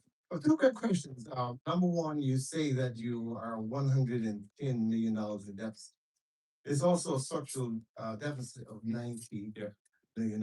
Yeah. I want to see the figures on that. I want to see who's the auditor. Absolutely. Because in the black community, they always say figures don't lie, but lie is the figure. For a 20% increase. Property taxes. Only 73% of black property owners can afford 20%. 90, I'm in the senior citizen, so 93 to 96% cannot afford 20%. The question is where we gonna get that money from? You see, the thing is, if we don't pay that, you're gonna sell our property for tax incentives. So the speculators are sitting there, so it's a really land grab. So, third, you mentioned that in 2025, 1% raise, but you forget to say that there was a revenue raise in 2024. Yeah. I'm more than sure you voted on that. There's a revenue adjustment in 2024. I'm more than sure, again, but that's not an increase. See, the taxes keep going up all the time. And none of us, our salaries or income has reached that threshold. So when we close your budget, you leave us with the threshold. How are we gonna fill that? So, Phil, a couple of, thank you for a couple of points, and I appreciate that. Everything first you said at the start about how damaging this will be, we're not gonna sit here and tell anybody, oh, no, don't, somehow that's not the case. What I'm laying out, doing my best to say is how deep the fiscal hole the city is, what are the tough choices before us, and how do we move forward? And again, I come back to those two things that people have asked, that Ms. Laverne said at the beginning of, can you push over more time? Can you cut deeper? So those are two things we are actively looking at right now as we go through this. In terms of where the city was though, just the city has structurally, now everyone in this room's taxes have gone up 50% in 5 years. That is almost entirely driven by the increases at the Board of Education. Some of those increases were driven by the state cutting our funding by $300 million. Others were not. The last 2 years, the Board of Education increased taxes 16%, 17%, and there were basically functionally no state cuts. The state cuts were less than 0.5% of their budget. So that has been the biggest driver of the tax increases. And you are right. You are saying my increases increase more than my salary. 100% right. my job and what I say is I have to close this budget gap. And then I have to do everything in my power to make sure this never happens again. That's the job that's on my shoulders to figure out and how to do that. For the other two governments that put on your property tax bills, the county and the schools, I have the same question. That I say, if you're doing a double-digit increase this year, which both of them are, what are you doing to make sure that never happens again? Right? Because no one's salary goes up double digits on an annual basis. So those are the things that are on our job, that's on my job, on the city side, and that we're gonna say to those other government entities that are add up to your full property tax bill. Just quickly, what do we do if we don't pay the 20% taxes? Are you gonna sell them all?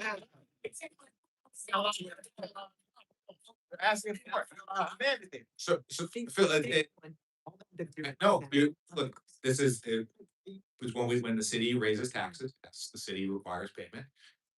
We will do everything in our power to work with any seniors on fixed income, sign everybody up.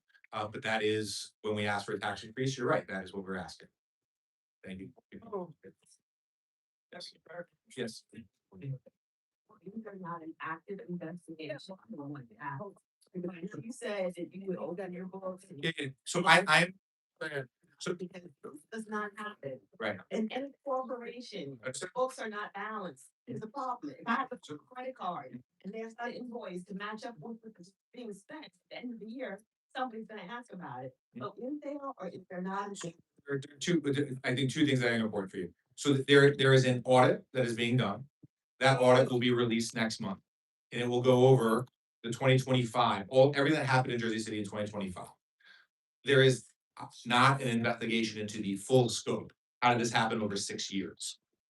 So the city council, the agency that has the greatest authority to do this is called the state comptroller.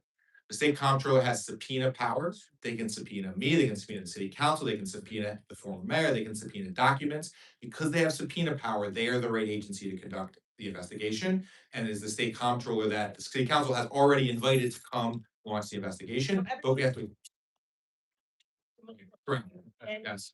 Investigation. Agreed. Thank you. Agreed. Yes, agreed. Correct. Yeah, I know. I know. Okay. Thank you, ma'am. Hi, my name is Sarah. Thank you, Sarah. I'm a owner of a two-family. I would give it up. I see that housing here in Jersey City, 30% of our housing had two. A lot of them are owner occupied. Income in my neighborhood, I'm still housing more than 4% for my 2 floors, and I subsidize the tenant's floor.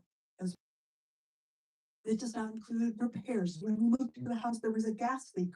It was a miracle our house had not burned down. The house next door burned down, and our house was still using the 1880s gas lamps as the primary gas. So the first week we lived in our home, had to replace as an emergency. Because PSE&G rightly shut it down, as they should. And we were very fortunate that no one was hurt. Really, really fortunate. Not including required, absolutely essential safety repair. We are already paying 40% of our income. And we also, on top of that, subsidize our tenant. And so I want to say to you that 30% of housing, this doesn't include the many single-family homeowners who are also taxpayers, that we are at risk of being tipped over. Right? Entire housing sector. Homeowner, it affects tenants. Yeah.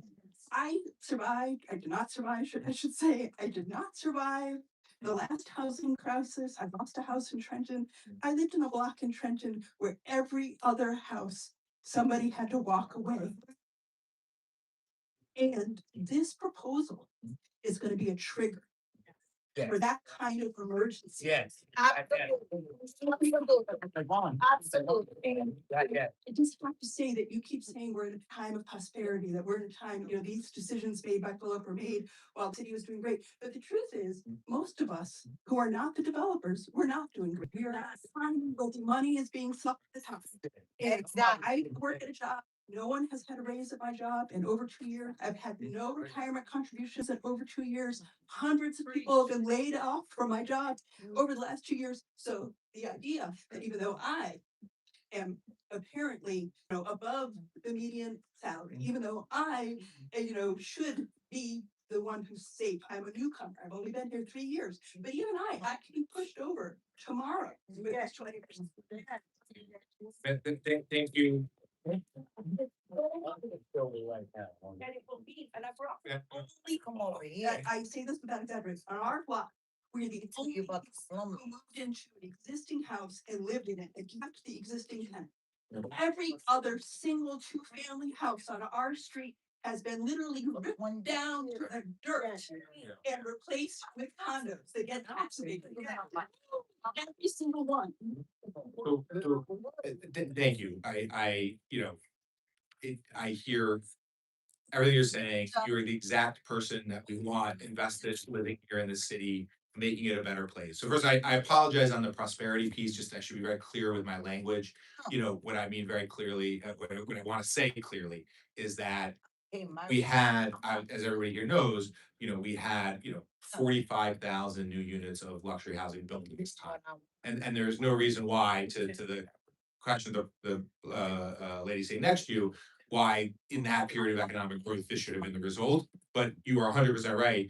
Inflation has destroyed people's incomes, wages have not matched, and people are struggling. And so grocery prices, healthcare prices, education, the core things we need to live are all way more expensive than they were 5 years ago. So I very much hear that, and I hear the pain that this can cause. And so I wish I could have something that would be, yes, as a for your tenant, I know. Right. The cool from, I don't- I hear it. 100%, I agree. I understood, 100%. That is the choice, right? That works. The thing that I wanna, we are only faced with an awful set of choices, and I just, that's the honesty, that's what I say. And right. Right. That considers trigger that will knock over a huge portion of the housing and it will then off the developer. What's gonna happen is if we are pushed out, whether we're here 3 years or 50 years. We don't care. That the people who will stay here are the developers. Thank you very much. Thank you. Thank you very I much. didn't wanna say everything. much. I didn't wanna say that you had said the base, just make sure it's 100%. We are not giving, any of those people building condos do not get any abatements. They have to pay the full tax, just make sure that's there. I very much, I wish I had like hey, I hear what you're saying, I worry about the trigger. These conversations, what you do not hide from is people saying, lose the house, the city they love, whether they've been here 50 years or 3 years. It is the core awfulness of what we're dealing with. And again, those two things that have stuck with me are, can you push over time? Can you cut deeper? Those are the two things that I'm sitting with and very much here for both you and everybody else. I think that he's been waiting for a while. Yeah. Great. Thank you.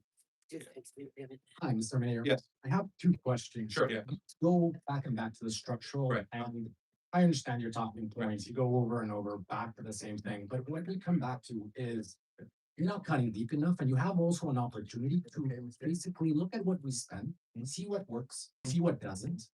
On what really works, cut what doesn't. We check that every single dollar that we're spending goes to the right thing. But what I hear over and over is an administration that you don't want to cut payroll in your office. Oh, I don't want to talk about this, or I don't want to do that. If our livelihood is on the table, theirs is as well, because we're all on this together.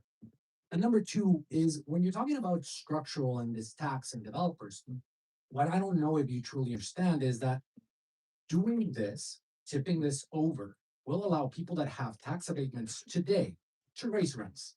Yeah. And they will be getting the money from us to them because your proposal. So what I'm really annoyed is that we come back to this 20% that you know or don't know that exists, and it could be lower.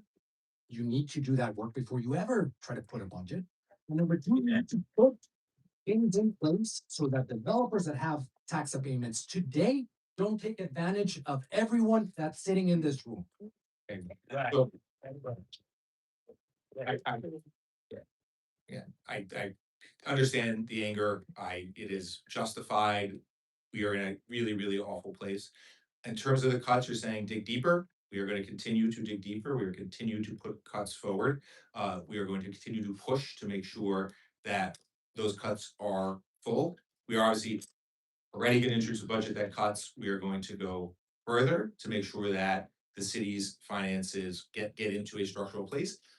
I do say, and part of why we bring up and we go through these numbers of, you know, where my lines are, right? And to the question I've been asked earlier, I don't want to cut police. I think we're at a right accurate place of where we should as well.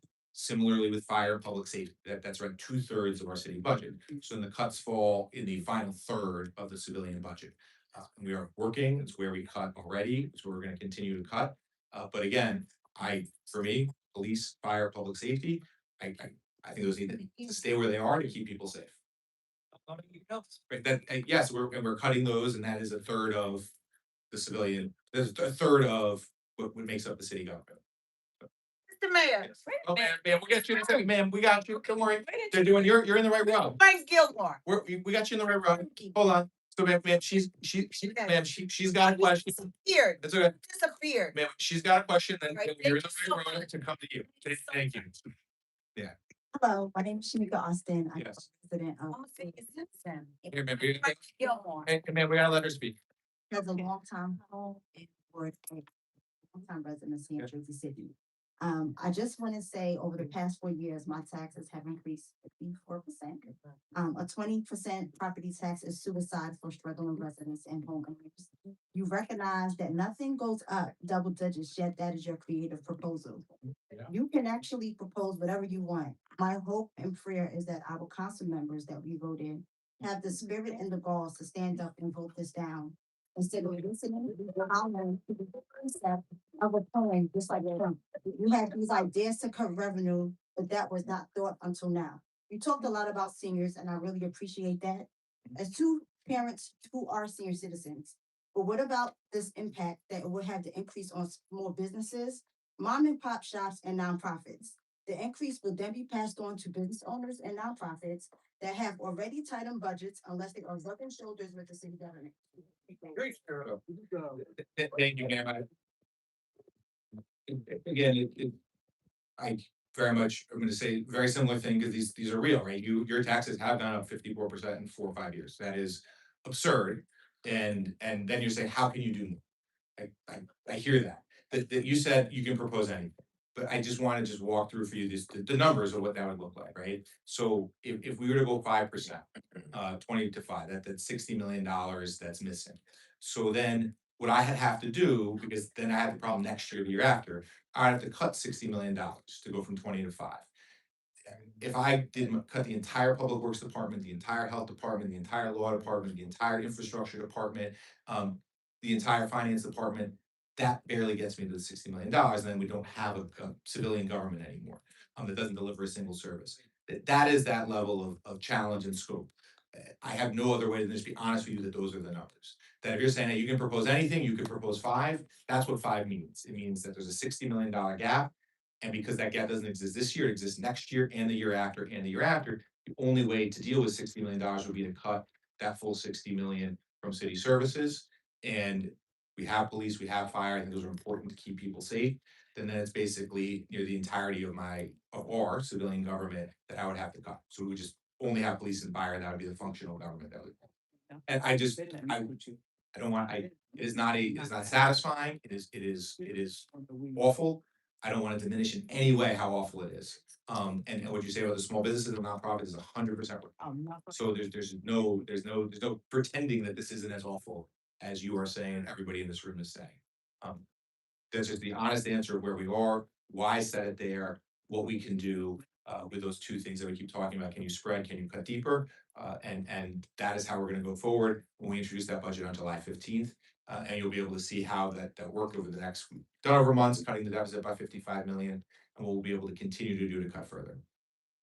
Thank you, Mayor. I'm gonna move over You please do that lady more. our friend in row 2 here, and then I'm gonna grab our other person in row 1, and then we're gonna move to row 3. Just a general reminder for everybody, please try to keep it to a minute. At a minute, I'm gonna ask you to finish your thought, and then we're gonna move on. Good afternoon, Mr. Mayor. Oh. That's all right. I'm not gonna tell you my name. I'm a Long resident. born and raised Mhm. in New York. I came here to Jersey City. Mhm. I've grown up here. Now I'm a senior. Okay? Mayor Solomon, I'm sorry what Mayor Fulop did to our city. I am so sorry. And I'm sorry that you have to take all of this baggage. It's not baggage, it's luggage. Okay? As we say in the neighborhood. Am I right or wrong? So now, Mayor Solomon, these slumlords, they're not landlords. These are slumlords. Okay? They take our rent, they make no repairs, we call the city, code enforcement, human resources, we call everybody on the rental area. And I'm sure that we all go through this. We cannot get anything fixed. We cannot get anything done. You know what's going on, Mayor Solomon, 429 Bergen, 590 Bergen, 150 Belmont, 35 Kensington. You know the landlord, and I'm gonna put his name out here, west of Hudson Properties. Okay? Amir Ben Yohanan. I'm gonna be the one to blow the whistle. I am so sorry, but this guy is making my life impossible. So let me say two things, ma'am. Okay. Yeah, absolutely. So And it's not right. 100%. So two things. Either his Yeah. mayoral Understood. jurisdiction. Understood. So two things. First is we're gonna make sure that the team gets all your contact information. We have housing inspectors. We will send them directly to that location. Then what we are further doing, right, we mentioned this, each of those are gonna then turn into fines that help our city, provide revenue into the city budget. You do not deserve to have, my thing is, if this person, many of the slumlords, they're taking your money. I know, just 1 second. They're taking your money, they're taking everybody's money, right? They have no, if they are doing it, they have to, it's okay, ma'am, it's okay. The man that It's we okay. have to talk. So agree, we are gonna crack down on both this specific slumlord and all the slumlords in Jersey City that have been doing this type of work. You got my commitment on that, you're gonna do that, right? We're gonna get them, okay? So, ma'am, no, ma'am, we got, no, ma'am, wait. We gotta keep going. I gotta keep going.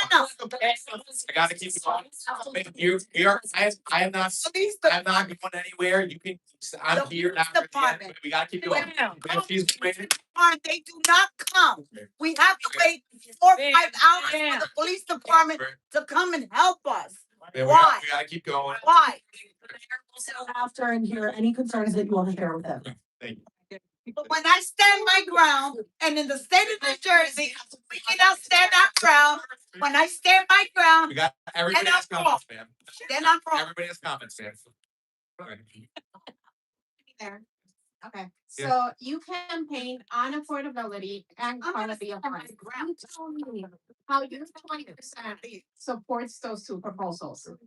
Thank you, ma'am. So the very last thing I would ever wanna do, that I think any person who ever is in politics would wanna do is propose what we're proposing, right? It is understandably an awful proposal, and you and everybody else here have a right to be very angry that the city is in this position.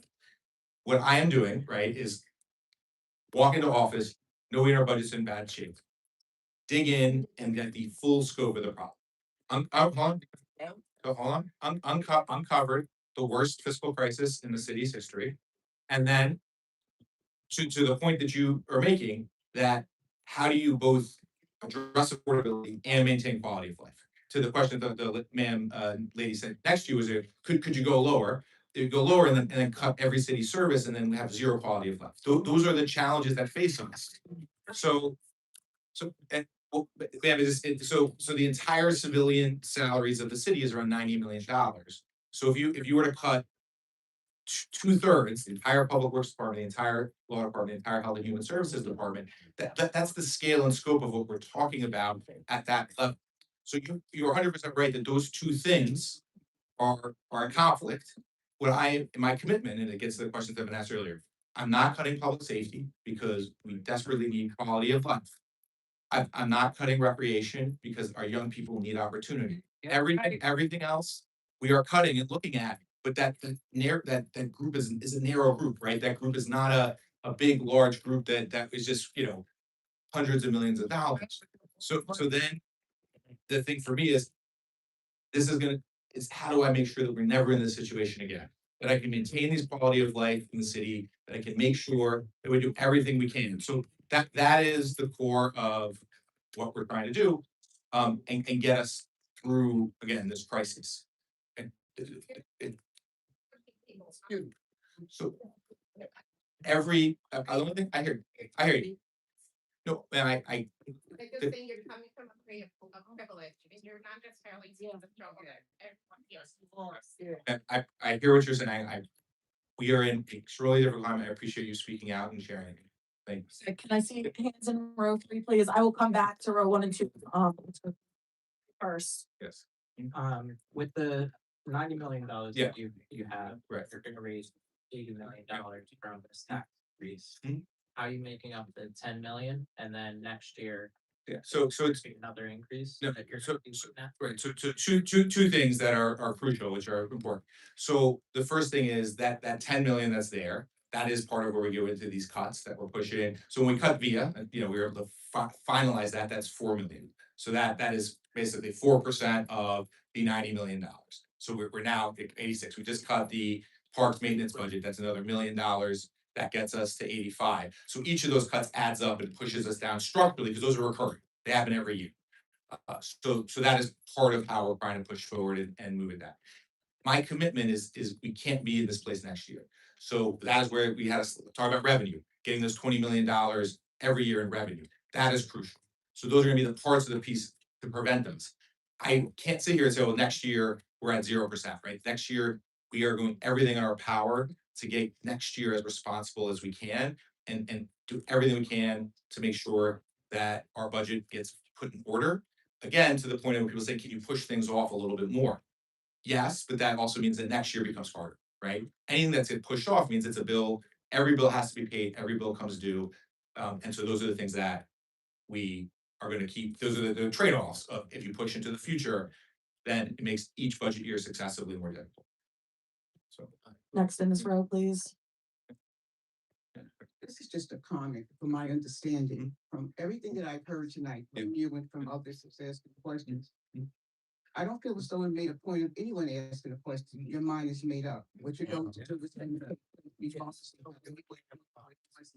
and most majority of the people here who can't afford to stay here, they're gonna have to find somewhere else to go. So no matter what is said and done, your mind is made up. You and the council members will definitely you've already voted on it in your mind, but you're gonna vote it on it in public. It's a done deal. So ma'am, I appreciate where you're coming from. So ma'am, let me make a couple comments on that. And first, there's nothing that I have experienced more across Jersey City and our country right now is there's a lack of trust in leaders. And it is my job, the only thing I can say is everybody has a right to be cynical and worth living in. And I'm just gonna keep working each day to try to earn. I don't expect anything, and it's just my job to try to earn. So you're talking about, is your mind already made up? So I introduced 20% because of what I just laid out. I'm not gonna, hold on, I haven't finished talking. So what I said is, hey, I'm not gonna sit here and say like, we pulled it out of thin air. Like, I wanted to give you the reasons. I wanted to explain the logic. I wanted to tell you where the heart was and how I'm balancing these tough choices that we're facing. What I have heard from everybody is, can you spread it out? Can you cut deeper? Those are the things that I have heard. Those were not things that, so those are the two things we are working on. We have been working on already. We are continuing to work on. Additionally, in terms of listening, right? Again, the thing, we did 12 community meetings on the budget in March and April. One of the things that just stuck with me, everything was people saying, whatever you do, our young people can't suffer the burden of this. That hit me every single time somebody said that to me, was that our young people can't suffer the burden of that. Now, I had people say, and people in this room saying, if you do this, then people aren't gonna be able to stay. That hits me every time.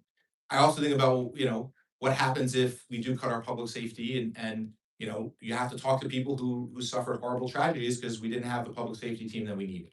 Right? Those are the incredibly difficult choices that weigh. And all I can say is I'm gonna put forward what I believe is my best vision for the city, given the awful circumstances that we're in. That I have heard everybody in this room, what they have said. I will continue to hear that. You will all see the full budget on July 15th when it's presented. Every single person will be able to go line by line and through every single piece of it. And so I hear what you're saying. Or you think my mind's made up. It's my job to prove to you that I'm listening, that we will make changes based on what you're saying. And there's nothing I can say here that's going to change that. It's going to be in the actions we take both in the coming weeks, but also in the next 3 years. Hi, my name is Carolyn Jenkins, and I've been sitting up here listening Yeah. to you all. And first of all, this young lady here who asked about that phone number, I think that you should provide it to all of us. So phone number? The phone number to call to. Yeah, absolutely, absolutely. It's 100%. Yes. Secondly, An email. when Phil Pone came into office, we only had like 800 and some police officers. Yeah. And during the course of the years, it went up to 9. I don't agree with messing with the police at this point in time. Because given the situation can go both ways. You got bad kids and got good kids. We all know it. So at the end of the day, you got good cops and got bad cops. You got good people and got bad people. It's just that. But at the end of the day, we still need the police. We definitely need a fire department. Ain't no question about that. That shouldn't even be an issue of something that's being discussed. Unfortunately, I have went to several of Philip Pone meetings, and I do hold the council people responsible. Please wrap up your. All right. And I would really appreciate that, okay, because I've been facing, but I do hold part of them responsible. I have been to some of those meetings, and I have seen you and watched you and listened to you. You've been there for a long time. And any one of those that have been, any one of those council persons, are they going through the same thing we're about to go through, just 20%? Because at the end of the day, why is God would y'all even agree with this man? And put us in this predicament like we are in. I mean, I'm just learning about this 2 days ago. 2 days ago, and I'm sitting up here listening, and y'all talking about something 20% in August. Really? What the hell? I mean, I'm saying to myself, oh, wait a minute now, because I know how much taxes I pay. I'm a senior citizen, retired senior citizen. I got two daughters, 5 grandkids, all of them out of school. Last one just graduated from college. School taxes, I know you said you don't have anything to do with that, but y'all need to find a way to fix that. Because that's a major problem with those people.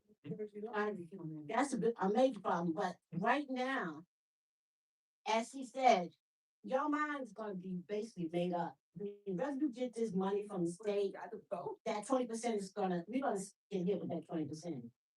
No matter what you say, how you go about doing it, to me, that's what's gonna happen.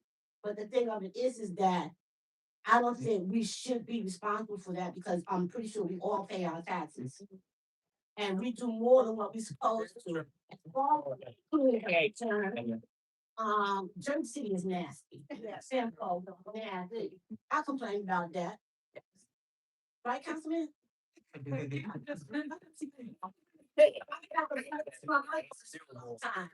I think people, if you're gonna cut the sweepers, then you put the homeowners, the store owners, the brands, everybody. I got problems talking about people, the sweepers. But right now, I'm a little afraid because that program that you spoke of, where we found we could get money. Stay in JC fees, yeah. I mean, I didn't qualify. Because they said that the budget, the limit is 120, whatever that may be. Yeah. My income is nowhere near that. So how do I not qualify? Understood. So ma'am, so a couple, thank you for sharing all those things. So on the last one, which I think is the most important, we can work with anybody in Jersey City, yourself included, Ms. Jenkins, individually, one-on-one, to make sure that you get every dollar you're entitled to at the state. So we'll get your contact information, we'll sit with you. There are many times where this is a bureaucratic issue and we can get through it, right? We can figure out who in the state misinterpreted. Now, I can't promise you without knowing your circumstances, without knowing why they said that, but we can do one-on-one work with you and one-on-one work with any person in Jersey City to make sure both they're signed up for the senior freeze as well as any other public benefit that they're entitled to. Then you just mentioned obviously with the challenges, right? You mentioned police, fire, public safety. One thing that I do think is worth mentioning, right? Our police is, like you said, is at 950, it was at 800, went up to 950, now it's back to 800. Our city has added about 70,000 people in that time, right? So our population has grown. So yes, we have the same number of officers we had 10 years ago, but it's the same number of officers for 60,000 more people. So it just gets into the challenge of we are providing these services for a city that is growing. Oh, I don't. And then agreed. Okay, with that, I'm just emphasizing that piece. And then you mentioned the Board of Ed, right? Again, that we are proposing, right? We talked about is a 20% increase this year, right? In the last 2 years, last year and this year, the Board of Ed increase is 31%, right? So I hear when folks say to me, "Hey, the 20% is going to tip me over," and I think the thing is, I have to, we got to solve all three governments, right? Because you got the 31% increase from the Board of Ed in 2 years. You got a 14% increase from the county this year. So my commitment is I have to solve the city budget crisis, but then I'm asking the same thing of the schools and the county to say, double-digit increases are not acceptable. What are you doing to make sure this never happens again? Right? That is a question that's well fair for every single person in this room to ask me. I'm outlining and trying to be as what's going on. That's what goes through each thing, and that's what we're trying to go through that full picture. It's why we do the presentation. It's why we're trying to put that information out so everybody sees that. So thank you, ma'am. I appreciate it. I know. We'll get you. She's almost there. What kind of help do they give? Because if the owners have to pay that taxes, their 20% taxes, the rent gonna go up for that rent. Yeah. What are we supposed to do? Yeah, man, 100%. So two things. Again, I'm gonna tell you our core promises. First is many people in Jersey City live in a rent control building. That means a landlord cannot raise the rent above inflation, about 4%. We are gonna strictly enforce that rule so that every person that's in a rent control building, the rent goes up exactly what's legally allowed and not a cent higher. The second thing is we are gonna work and make sure every renter is signed up for that anchor program. The anchor program does provide a check to every renter. It is not enough. It is not enough. But we will make sure every renter is signed up for that program, because at a minimum that helps. And then the last thing is, we are not gonna let the budget crisis stop. We have to build more homes that working people can afford. And so we are gonna continue forward to make sure that those homes get built across Jersey City. As someone asked earlier, we have the Bayfront project is a project that's moving forward. That will have genuinely affordable rents for working people in the city. And those are the three ways that we're gonna help renters. I don't work anymore. I'm retired. My salary is lower than $1,000. How can I afford to get into the? So ma'am, on the individual ones, let us have my team sit with you and they can go through what is available, what isn't, how you apply, how you find those. Thank you. Okay. Yeah. Thank you. Yes. Yes. Yeah. I'm fine, no worries. My name is Lorna Houghton. I own a property in Jersey City. One, I'm an immigrant to the country. I lived in New York. I moved to Jersey City because it was affordable. I wanted to buy, and I'm a proud homeowner. Family's proud of me. I'm a fiscally responsible person. I do my budget in November of every year for the full year. And my budget has told me, one, I can own a home, but I can't own a car. Last week I went to the grocery store. I had to negotiate chicken because 4 pieces, I'm getting to a point here. 4 thighs were $10. I had to go negotiate chicken. Yeah. So you've spoken about seniors and full respect to my seniors here, different age groups here, and they're struggling. I don't have a car because my budget says you can't afford a car. My budget said you have to negotiate chicken in the grocery store last week. So what are taxes gonna be, assuming we go forward with the 20%, what happens to us who are at all age groups who need to pay that tax bill? And again, I have a budget. My budget has already told me at 20%, I can't afford it. I'm gonna have to make a difficult decision about staying or leaving Jersey City. And then where do I go? Because my job is in New York. So can you speak outside of the seniors? And again, my seniors, no disrespect, all of us are sorry. Right, 100%. Yeah. No, thank you, ma'am. And everything you're saying about how you responsibly manage your budget is what you deserve out of the city. And it's what the city has not done and has not provided. And, you have every right to be, you know, like I said, I keep saying this, but to be livid with where we are as a city. And again, for the seniors, we have those programs. The same programs don't exist, the way that they should for working people, in the city, and in the state. There are small programs. I mentioned the Anchor, it helps renters, it helps homeowners. We'll make sure everyone knows, but it is not nearly enough, to be able to help through this process. The core is, again, I come back to those two things and I said because they're here, is can you spread this out over more time? Can you cut deeper? Those are the two things that I keep coming back in every conversation. Those are the two things we are working on right now. I'm working on those, but those cuts will be felt. I just want to be as clear as I can. There's no, you know, hey, we can cut this and no one feels it. They will be felt in the city, but we can do that and lay what those out. You know, we did 2 today, the VIA and the park maintenance. There will be more that we can push and we can do. And those are the two things. Then there will be direct and full honesty and transparency about whichever, because that budget will be out on July 15th. You will have full access to every line item in that budget. And then there will be additional work that we're doing. And then you always think about is next year.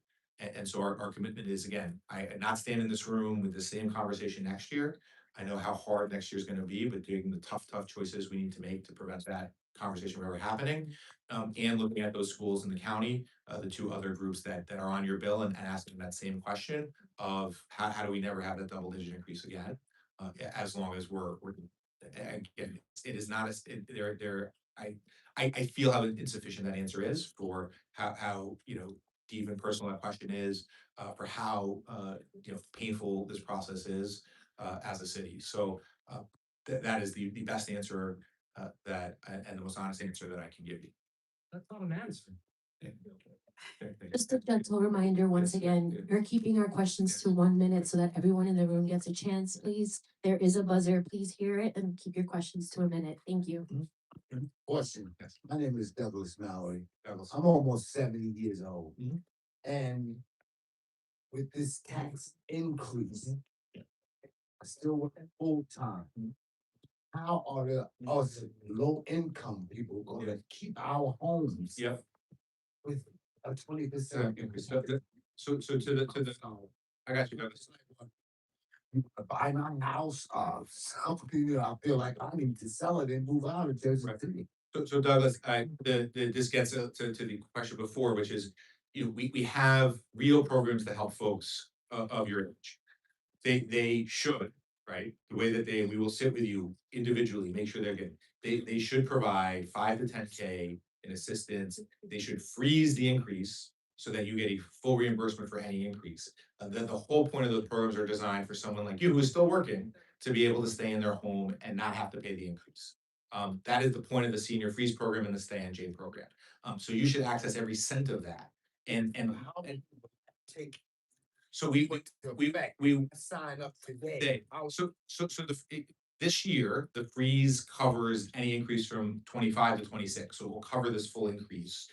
The state mails you a check. We will work with you on the timing of where that check comes from and how that lines up with when the increase comes and assistance on that. But the state program, the Senior Freeze program for someone in your circumstances it will work with you individually. It should cover the full increase from 25 to 26.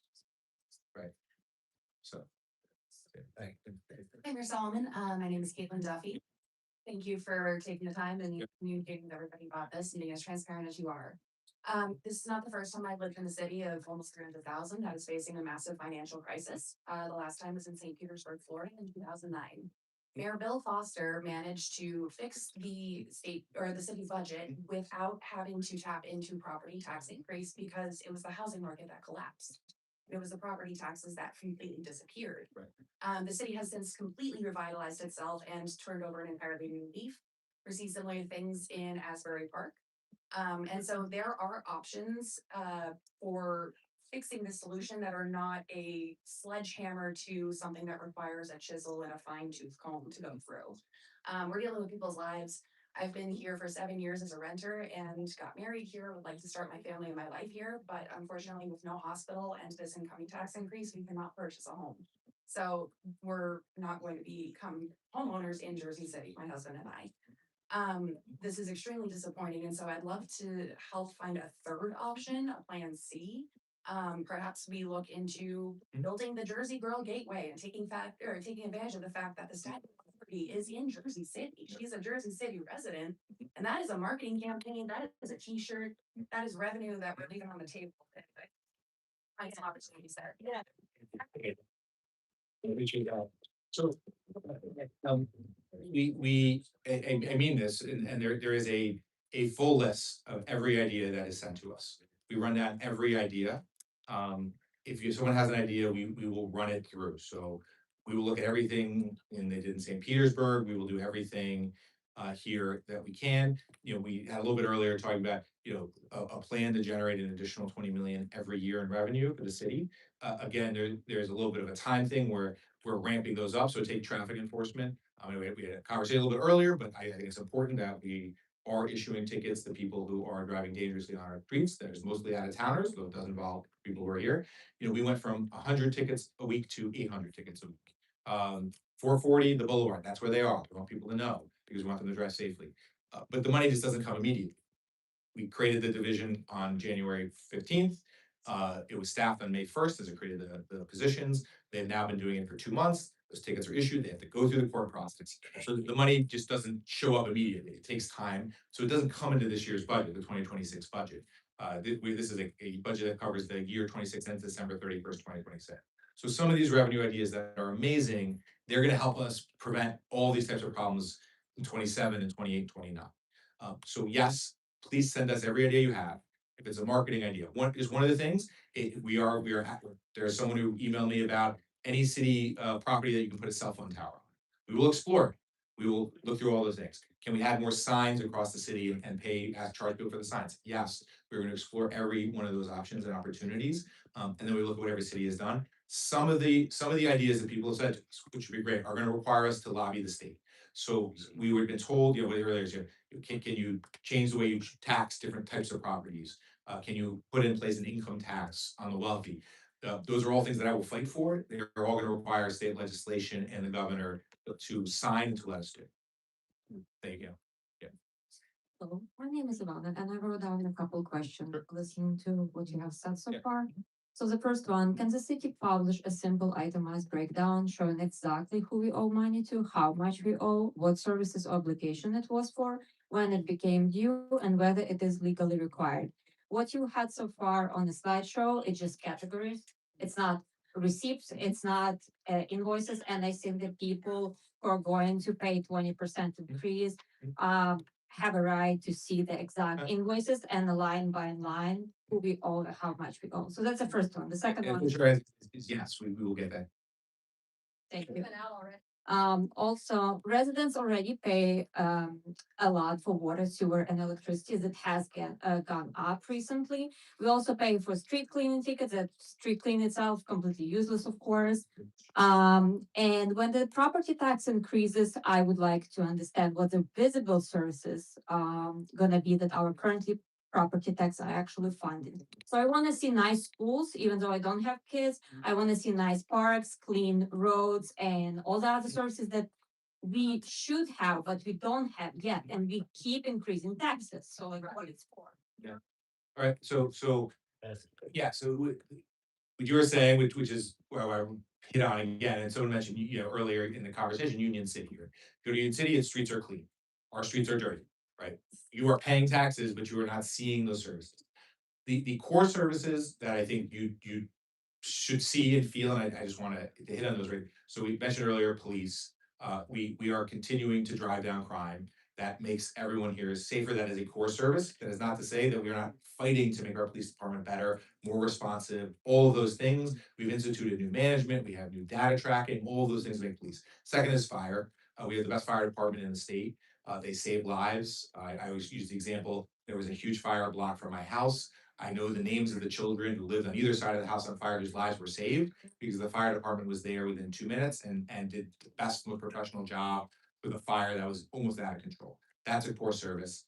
Third service that I know is terrible, is what you mentioned, the roads, the cleanliness, those services are awful. I do view it as my job to deliver significantly better services. The same way our budget was broken, most of those services were broken. To do those better services, even in the face of this challenge. That does get into where these cuts come in. So as we cut deeper, those are things that people are gonna feel. So if we, we just talked about two cuts, the via and the park maintenance. As we cut deeper, those are things that'll be visible, that people will feel, that people will see, and that is that trade-off. That if we go deeper on the budget, lower the property tax increase, that there is, the direct trade-off is gonna be, here are the services that we are cutting. And again, with my like kind of lines that I'm trying to hit of really preserving public safety, recreation, and those items. Yeah. One van. Because you mentioned here and I Yeah. have heard it over the time. Yeah. So for example, this is just as an example of what data I'm Yeah. looking for is regarding via ride share. Yeah. Can you actually publish the number of shares? Yes. What was the deductions? How much Yes. city has paid for that? Where was the ride taken? How long the ride was and all other information instead of just showing the general numbers Yes. because it doesn't provide any insight. On law enforcement, I do agree that we do need law enforcement, but I'm not really sure. Have you ever opened any camera app? Have you seen how many packages have been stolen around the neighborhood?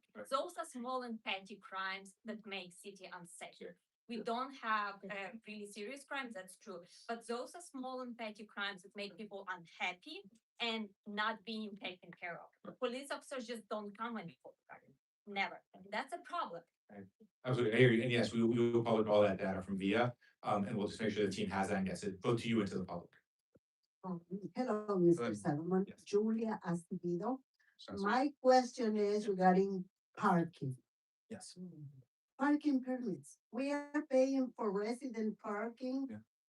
I don't know how the city or the police, I don't know who is supposed to comply with that. In my neighborhood, I have cars parked from other states. They are parked more than 4 hours, never Yeah, so a police officer. You call, send pictures, Yeah. nothing is done. Okay. One day, a car was parked across the street from my house on a fire hydrant. It was a street cleaning. The little car came. I asked the lady, this car is being parked for whatever, long time. Oh, I'm sorry, madam. I cannot do anything because I'm on a street cleaning. So she couldn't issue a parking, ticket or summon or whatever to that car. Yes. So, Mm. the other question is, Mm. how does the whomever is checking Mm. to see the resident parking? Because I know people that don't have the parking permit or they haven't paid for 2, 3 years and is still parking on the street. Mhm. I never, ticket is issued. The- Also, Yeah. the Sure. the Yeah. parking at the corners. Mhm. We have a lot of space to park a car, yet the city has paid a yellow. Yeah. Mhm. Sometimes cars are parked there, nothing happened. But if I had any chance, Julia Acevedo parks there. What is that called? I- Is that correct?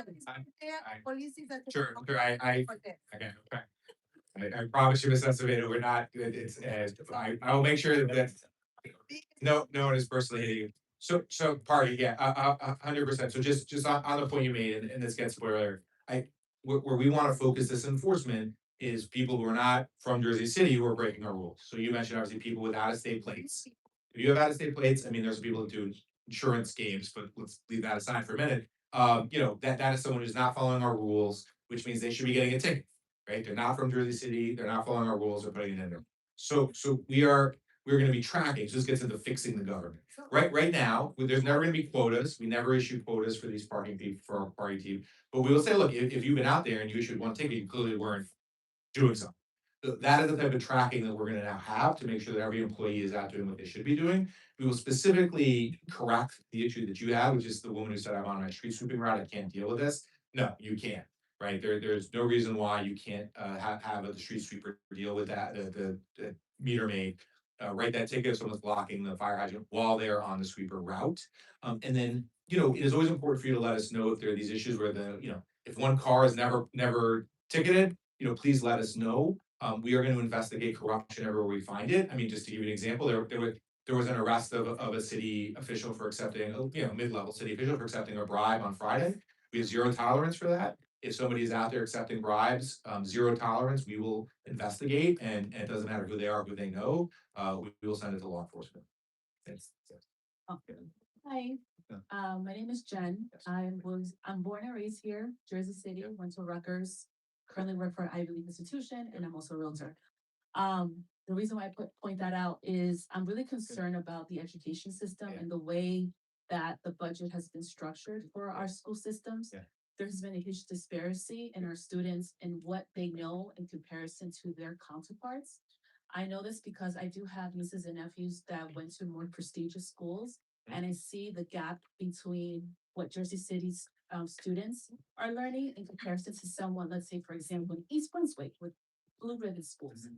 Another thing that I'm also very concerned is that I was born and raised in Greenville, and I still live in Ocean Avenue because I'm with my parents, very traditional.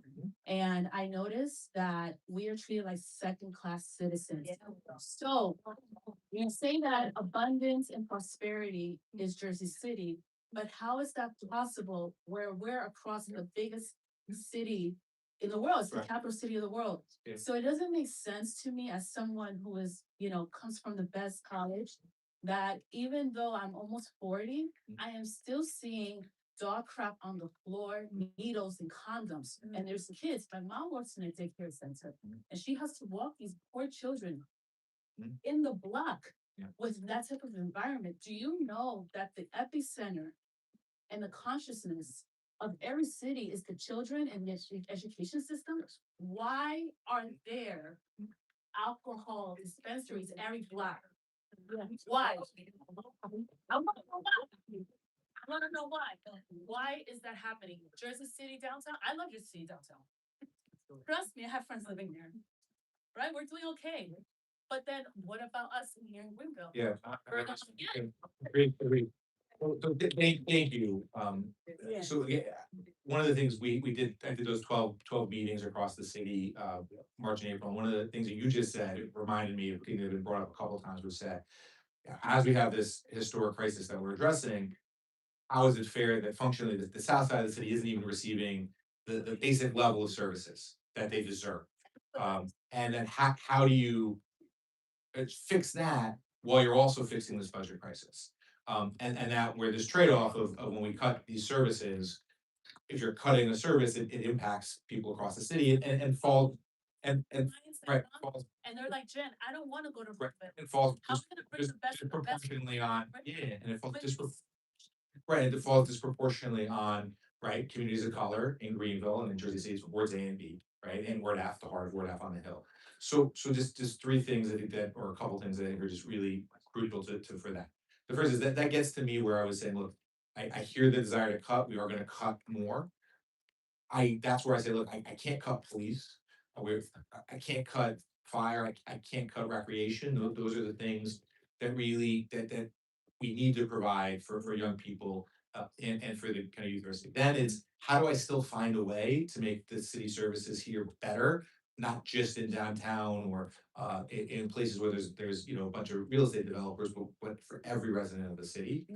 And there are people where this commitment is to put people in place that can solve those issues, that we can find resources, that we can get creative, that we can do those things, that the city services get better as we're dealing with this budget crisis, as we're going through it, we're finding ways to direct those resources to folks through the city, but while balancing and knowing that these increases are going to be deeply damaging, they're going to be deeply harmful for our residents. So what you're saying here of the services already in Greenville and the south of the city are not close to where they need to be.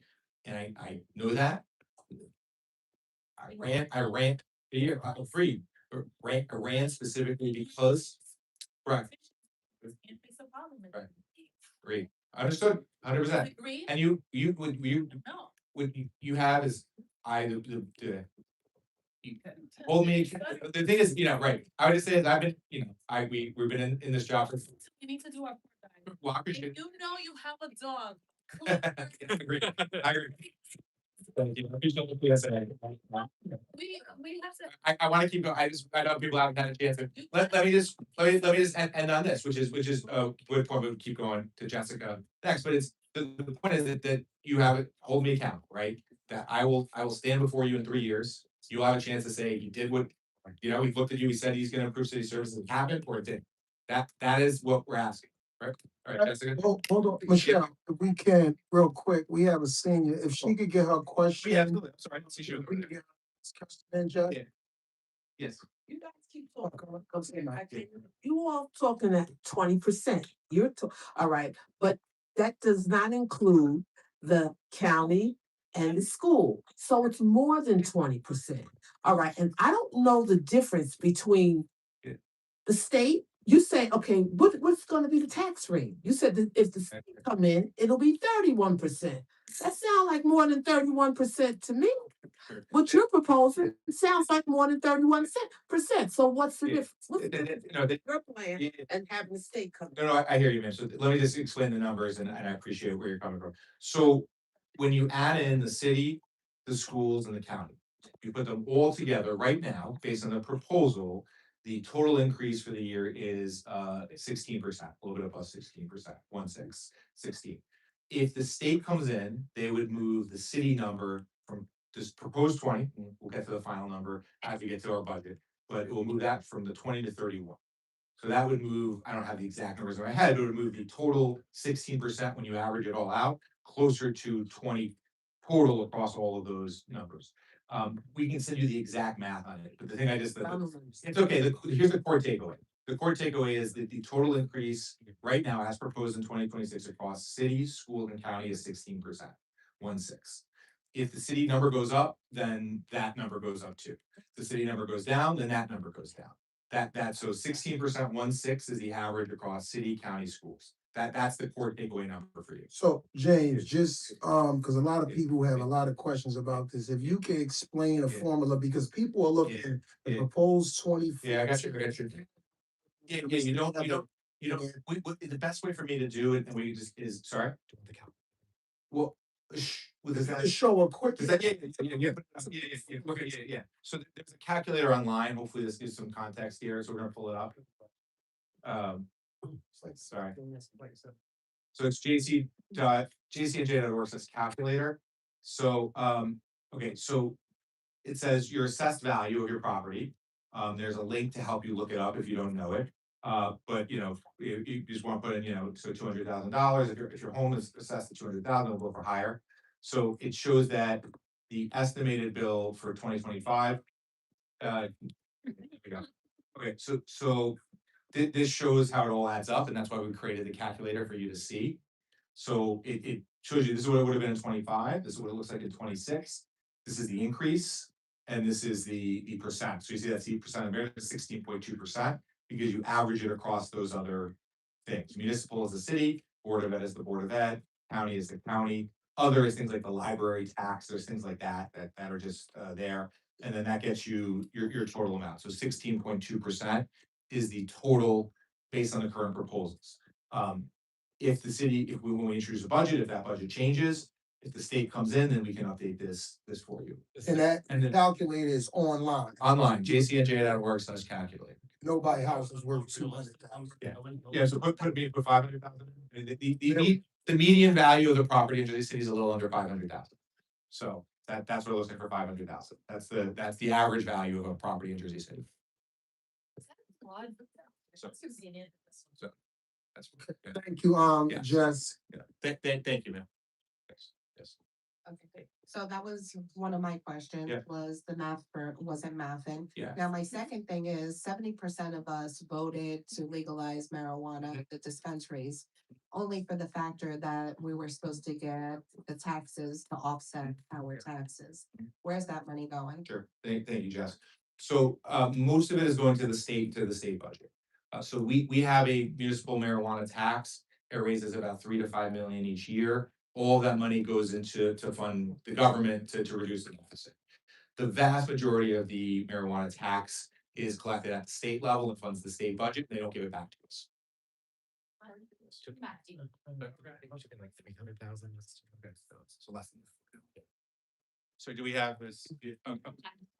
Oh, sorry. I'm sorry. Reverend, yes. Yeah, Brian Ditchford from York Avenue Baptist Church. From your numbers, you're saying that there's a $90 million gap. But the 20% is only gonna make up 80 million, Yes. which leaves a $10 million deficit. Yeah. Are you gonna come back to us in another year and say we have to do another 10 or 15% to cover that deficit? So I hear. if you're still, if we're constantly running at a deficit, I understand what you're saying. Yeah. We're constantly running at a deficit and we're only covering the minor gap. Yeah. You're never gonna be able to do you're never gonna do the catch up of the whole thing. And I'm not saying propose anything, Right. because 20%. Right, so right, so Right now, you've already, as, yeah. some of the other Yeah. people that, since it's already coming, it's gonna happen and people are just gonna get wiped out. The problem I'm having is that we're our senior citizens are having issues, but we have people that are still working. And that's gonna affect their property because, our property values have increased. So we've done a lot of work and we've gotten our property to a point where your property value has increased. I said, for me to sell my house, where do I go? I can't go anyplace else. I still have children that, that are in the school and everything else. We're putting in Jersey City in a position where it's gonna be unlivable. We're gonna have these corporations come in, they'll buy up all the properties, and then no one will be owning anything. We'll all be renters. So then the city's gonna go into even a bigger debt spiral. I don't understand. I'm still trying to figure out. When you were on the council, Ward E, and you got the Ward F person, and you're saying the Ward A person, who I don't really see right now.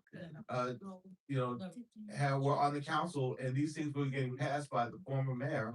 And no one really kind of dug into it and looked into it, and you ran with these people again, and you're saying that, Councilman Gilmore and somebody was with you. Well, you ran with the people that were against you. What? How do I know that we're not gonna get hoodwinked and bamboozled again? Understood. Understood.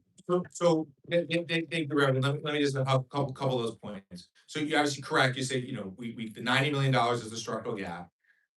Proposed 80, what we are doing is cutting that recurring $10 million. So we've done 5 million of those cuts just this week. That was VIA, which we've been negotiating for months to get to that place. And then it was the park maintenance contract, which again is the thing we're gonna feel. But we understand what people have said, and the question of listening is your mind made up, of saying, look, our parks are not gonna be as well maintained, but we're gonna do everything in our power to just deliver a better government, knowing that we've now cut $1 million from that service. So that's 5 million of the 10 million there. We are gonna fight tooth and nail to make sure that we are not back in this room next year. And you're saying to me, how do I know? It is gonna be working. It is gonna be continuing to push, continuing to fight, continuing to find that additional revenue, continuing to ensure that never gets us back. And then you ask about kind of the council and what we're there. I think there's been some misinformation, or they just, not from you, but just out there, right? So took us a little bit of time. We have fundamentally replaced every single senior official from the last administration. Every single one, except there's one person. I'll put it up by name, but there's one person, right? So we, new law director, new finance director, new CFO, new BA, new deputy mayor, new health and human services, new recreation, new public works, new JCRA director, right? So we have fundamentally 8 of the 9 council members were not part of the administration. So we have fundamentally replaced the entire leadership that got us the city into this mess. Part of just who I am is I am only putting the blame on the former mayor because when you're mayor, the buck stops with you. You have to own it. And I'm not gonna go after some civil servant who did what he told them to do. They shouldn't have done it, but whatever. I'm not gonna put that person's name out there. I don't wanna put them on blast, so to speak. It's just Philip was the problem. It all stemmed from him, right? So I don't think that's fair, but we have new public safety director. We have replaced the full leadership that was there. And when I ran, just to be clear, I didn't shy away from criticizing Philip. And just by the end of the campaign, I was the only guy he was going after. Guys, if you remember, pull up a social media post from October 2025 and see who he was saying nice things about, who he was going after. He was going after me because I was saying, hey, he screwed a lot of this stuff up. But to the point of the question earlier, and it's fair for you to ask me, is could you have done more? Could you have seen more? That's totally fair. I can only tell you I voted no. I said this guy was screwing it up, but did I campaign that he was 250 in debt? No, I didn't know we were 250 million in debt. We're not. Yeah. But the city council allowed him to sell the property across from Liberty Science Center for $10. You know, no, you're right, your slide reflected that this was a problem, but the city council was in place at that point, and it was $10. There was, at that time, only one member of the council was, that's there today, was there then, right? Only one. Where's the checks and balances system that? Right. Right. That man. Next question, please. Right, yeah. My name is Mike Thompson. This is not a question. This is just a statement. After everybody is here, finished crying, and after you wipe your tears, get real with yourself. It's coming. Get your money together. Get your 20% together. Get with your family and your friend and pay this bill. Because if you don't pay this bill, they're gonna put a tax lien on your home. Mr. Money is gonna come buy your tax lien. He's gonna pay the city. The city's tax rolls will be paid. You're gonna be in debt to Mr. Money plus interest. In 2 years, he can come and foreclose on your home. So that's the real. Yeah. You better get your money together and deal with all that other BS later. I'm done. Thank you. Very good. Yeah. Hello, everyone. I think a lot of you, many of you know who I am, Lorenzo Los Baños. I live in Ward 8 in Greenville, so my heart goes out to a lot of Greenville Southside residents here. I want to say really, truly thank you, Mayor, for your efforts. I also want to say to council members and to people of the state senate to, it's only been 6 months. I know that, anyway, my question more so to increase our state of awareness is, thank you for mentioning the comptroller's office, which is in charge of public matters. I also want to bring awareness to the Division of Consumer Affairs in New Jersey. If the public does not know, they are in charge of investigating private matters in businesses, etc. And I know that on Instagram and here tonight, there are a lot of concerns about corruption in terms of entrepreneurs and private businesses, which, let's be honest, it goes on. Is there really a difference between private and public nowadays, right? The third is, my question is on the CPA firm that audits the finances of Jersey City. Have there been any consideration in changing that CPA firm? And also, my last real point is that I'm happy we're having this meeting because it takes more than just the politicians to change the city. It takes the public, it takes a collaborative effort between the entrepreneurs. We are one, and but many of you know I'm an author of a forthcoming book called The Only Engineers.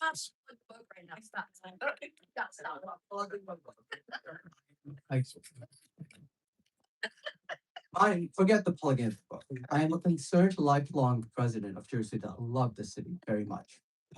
Thank you, Linda. So thank you for flagging the issue on the consumer affairs. On the CPA, so the way that their contract, they had a 2-year contract, so this is the second year of that contract. So it will be up for renewal next year. So there's gonna be a full RFP process, basically, by which people get to submit and you get to see which saves the city the most money, but also has the integrity and the acumen to do the job effectively. So that contract is up in 2027. So thank you on that. Hi, my name is Gage Wright. Gage. First of all, thank you for being here. I just want to say, the prior administration was living in fantasy land. We all know that. You've said it. At least we're living in a shared reality now. We can disagree, but we're in a shared reality. So thank you. Second point, thank you for standing here. The BOE has not. I think we know the failures there. You're taking it like a pro. Again, we can have disagreements, but thank you for that. What I kind of want to beat up on you about, is pilot agreements. You said that in many cases, we take in more revenue from pilot agreements than we otherwise would. That's not a lie, but it's very close. It's a lie because you're talking about the city portion of it. What you're not talking about is, and you mentioned it very quickly, is that basically pilot agreements steal that money from the county and they steal it from the Board of Education. And so when you then turn around and say, hey, the Board of Education is the one raising your taxes more than I am. Well, you just stole their money. And then you're blaming them for raising taxes. So what I would ask, and I know you have earlier this month, you were proposing a pilot agreement. You've already said I'm not going to propose pilot agreements that only have luxury development. I think we all agree with that. Thank you. But if you were to do a new affordable housing unit every day for your administration, that would be 1,300 units. That's less than 1% of the households in the city. can you commit to just not doing any, not stealing taxes from other people, not passing the buck, ending it, no more bids? Sure. So thank you, Gage, and on those points and going through the specific details on each of them. So I think there's just two things that are crucial. So the first thing is you cannot genuinely build affordable homes without pilots. So if we were to, hold on, hold on. So if you were to say, hey, look, we're just not doing it, simply put, then there would be no affordable home program in Jersey City. I have talked to so many people who are so desperate to have that affordable home. I don't think that's not the outcome that I am gonna fight for. There are trade-offs, and you outline what the trade-offs are. So you say the money, you are correct, it helps the city's finances if you negotiate it properly. Weren't, and just on the luxury housing, right? We just, when 2024, we had the Pompidou abatement. We just had a luxury only abatement less than 2 years ago. So it had that. I did, thank you. I did. But then so the question is then the county and the schools, right? On the school piece, or the county piece is one first, right? We can work very closely with the county government to ensure that they do not continue to do what they're doing this year in the budget. Right? I think there is a way for us to do that, have a real conversation at our core with them. Then in terms of the school piece, we want to appear revenue with the school. That is a commitment of ours. It is how much is the first question. And the second question is right now, right now, they have not because of prior pilots, right? We haven't done any pilots because of not because of prior pilots, their budget is still over $1 billion, right? And so it's hard for me at this point to say there was a time 8 years ago where the schools in Jersey City were genuinely underfunded. That is no longer the case. People know this, my daughters go to public schools in Jersey City. I am deeply committed to strong public schools, but we're now at a place where when your budget is over $1 billion, as enrollment has declined, just to keep in mind, Jersey City public school enrollment is declining on an annual basis, right? That I don't think more money is the solution. And so I don't think that the tax increases at the BOE in the last 2 years, not talking 5 years ago when the state was cutting our funding, that's over. The 30% increase in the last 2 years, I don't think was driven by pilots. I don't think it was driven by these types of things. It was, fundamentally the Board of Ed was saying, we need more money to maintain the status quo. And then most folks in Jersey City, the status quo doesn't work. So why are you continuing to do that? What's the plan, right? And to the point you made is, right, we're proposing double digits, right, this year. All right, I'm doing 5 community meetings. I did 12 initial meetings to go through the budget deficit. The Board of Ed did 1 meeting that nobody heard about, that nobody attended. Right, so their increase is significantly greater than what we're talking about here, without anywhere close to the level of transparency, anywhere close to the level of engagement and conversation. And to me, that's just not acceptable. So, Investigation into sorry, very briefly, no, that they discussed but did not release a portion of the audit into the special ed department or special ed, and then they referred that for criminal investigation. So they referred to for criminal investigation the results of their audit of the special ed division at JCPS. Yes. I would like to talk about abatements, and I would like to let you know that the state has determined that Jersey City has fulfilled its state required mandate for affordable housing up until the year 2035, when the next report will come due. We do not need to build any more affordable housing. We do have to rehab 3,000 existing units. Those are units that we already have. So they're probably units in the projects. I do not appreciate hearing from people running from office that we need to make Jersey City more affordable by building more affordable housing. The state has already said Jersey City has fulfilled its mandate for affordable housing. So do not have a conversation with a developer who is going to use this to their advantage to get an abatement. Those abated properties, had they not been abated, would be subject to this 20% increase, and it wouldn't all be on our backs. The second point, Jersey City has many autonomous or semi-autonomous agencies. Can you compel the autonomous agencies to become more efficient? Or could the city raise revenue if those autonomous agencies are dissolved? Sure. So thank you, Nuri. So let me take the second one first. So on the second one, yes, we will so the way that works is, as mayor, I get to appoint with the council's authority many of the board members, but it's over time, right? The terms expire, so it's not like you immediately appoint the whole board, it takes a little bit of time. But 100%, we will make the JCMUA and the JCRA, which are the two biggest ones, run much more efficiently, save much more money, because JCMUA has driven costs up, JCRA can be a real source of revenue. So absolutely, we're gonna do those things. We're gonna do it responsibly though, because the last administration actually literally stole a bunch of money from JCMUA to plug the budget for 1 year. So it's in 2024 and 2025, and then that money now drops away. Basically, it was one of the many one-time gimmicks that we were discussing earlier. When it comes to the abatements or the affordable housing, I'm gonna disagree, and I understand where you're coming from. I understand, the clause and where people are asking you for. Just for me, there is the affordability challenge is dual. It is on your taxes, which we are talking about all day today, but it is also on people's rent. And I think that is my job to have to solve both. I understand the state mandate you're looking at, familiar with how that works. I still believe it is my job and what I ran on and what I'm committed to doing to still build affordable homes and to do so in ways that do not ultimately force us into this conversation in 3 to 4 years. But I believe I can do that. I believe that I can do it and build the affordable homes in ways that don't force us here 3 years from now with the same budget problems in the future. That is what I will campaign on, fight on, work on, but I hear where you're coming from. Yeah. Hello, Mr. Mayor. Hello. Um, Yeah. I've lived here for 31 years from New York. I love Jersey City. I'm very happy here. I'm 64 years old. I plan to live here to the day I die. My brother said, why don't you move to Florida? I said, no, I'm good right here. I like it here. I got credit for vacation, but I'm staying right here. But that being said, before I came to this meeting, when I found out about this meeting, I decided to write down things that, I can remember. I mean, I've had so many bad experiences with this city. I have never seen a city that is more inefficient, more bloated, more incompetent than Jersey City. I swear to God. Now, you mentioned, oh, it's been bad for 10 years. No. It's been the most corrupt. Hudson County and Jersey City have a reputation for being the most corrupt places on earth. And if you don't believe me, you can see it with your own eyes. Go by and drive past the old hospital.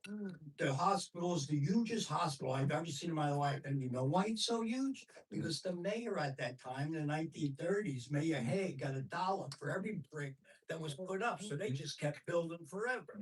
He owned a mansion in Europe on a Jersey City mayor's salary. So this hasn't been 10 years. This is deeply ingrained. All right. The big things that you talk well, you speak well, you got the usual politician nonsense. But we want to see when we come back a year from now that you change things, especially the streets cleaning, because that drives me nuts. Before I came to the meeting, I figured I'd jot down some bullet points. I wound up writing 6 pages. And I could have written down 100 pages. Now, I see that you're gonna have 4 more meetings. I will be at every one. I wish you were having 100 more, because I'd be at them too. Yeah. Because I got so much I can talk about, but I'm not even gonna go. I'm gonna say that for another meeting. I'm gonna just talk in general. But my whole situation could be just summarized in what happened to me yesterday. Now, recently, I've started driving Lyft. I'm 64 years old because I can't pay my bills. When I go to the grocery store, I think they're kidding. I really do. I mean, everything is ridiculously expensive for everybody. Yeah. Now, the reason I'm so hostile tonight is because this isn't just about the 20%. That was the tipping point. This has been going on for 31 years. Dealing with incompetent city employees. I'd like everybody in this room to do an experiment.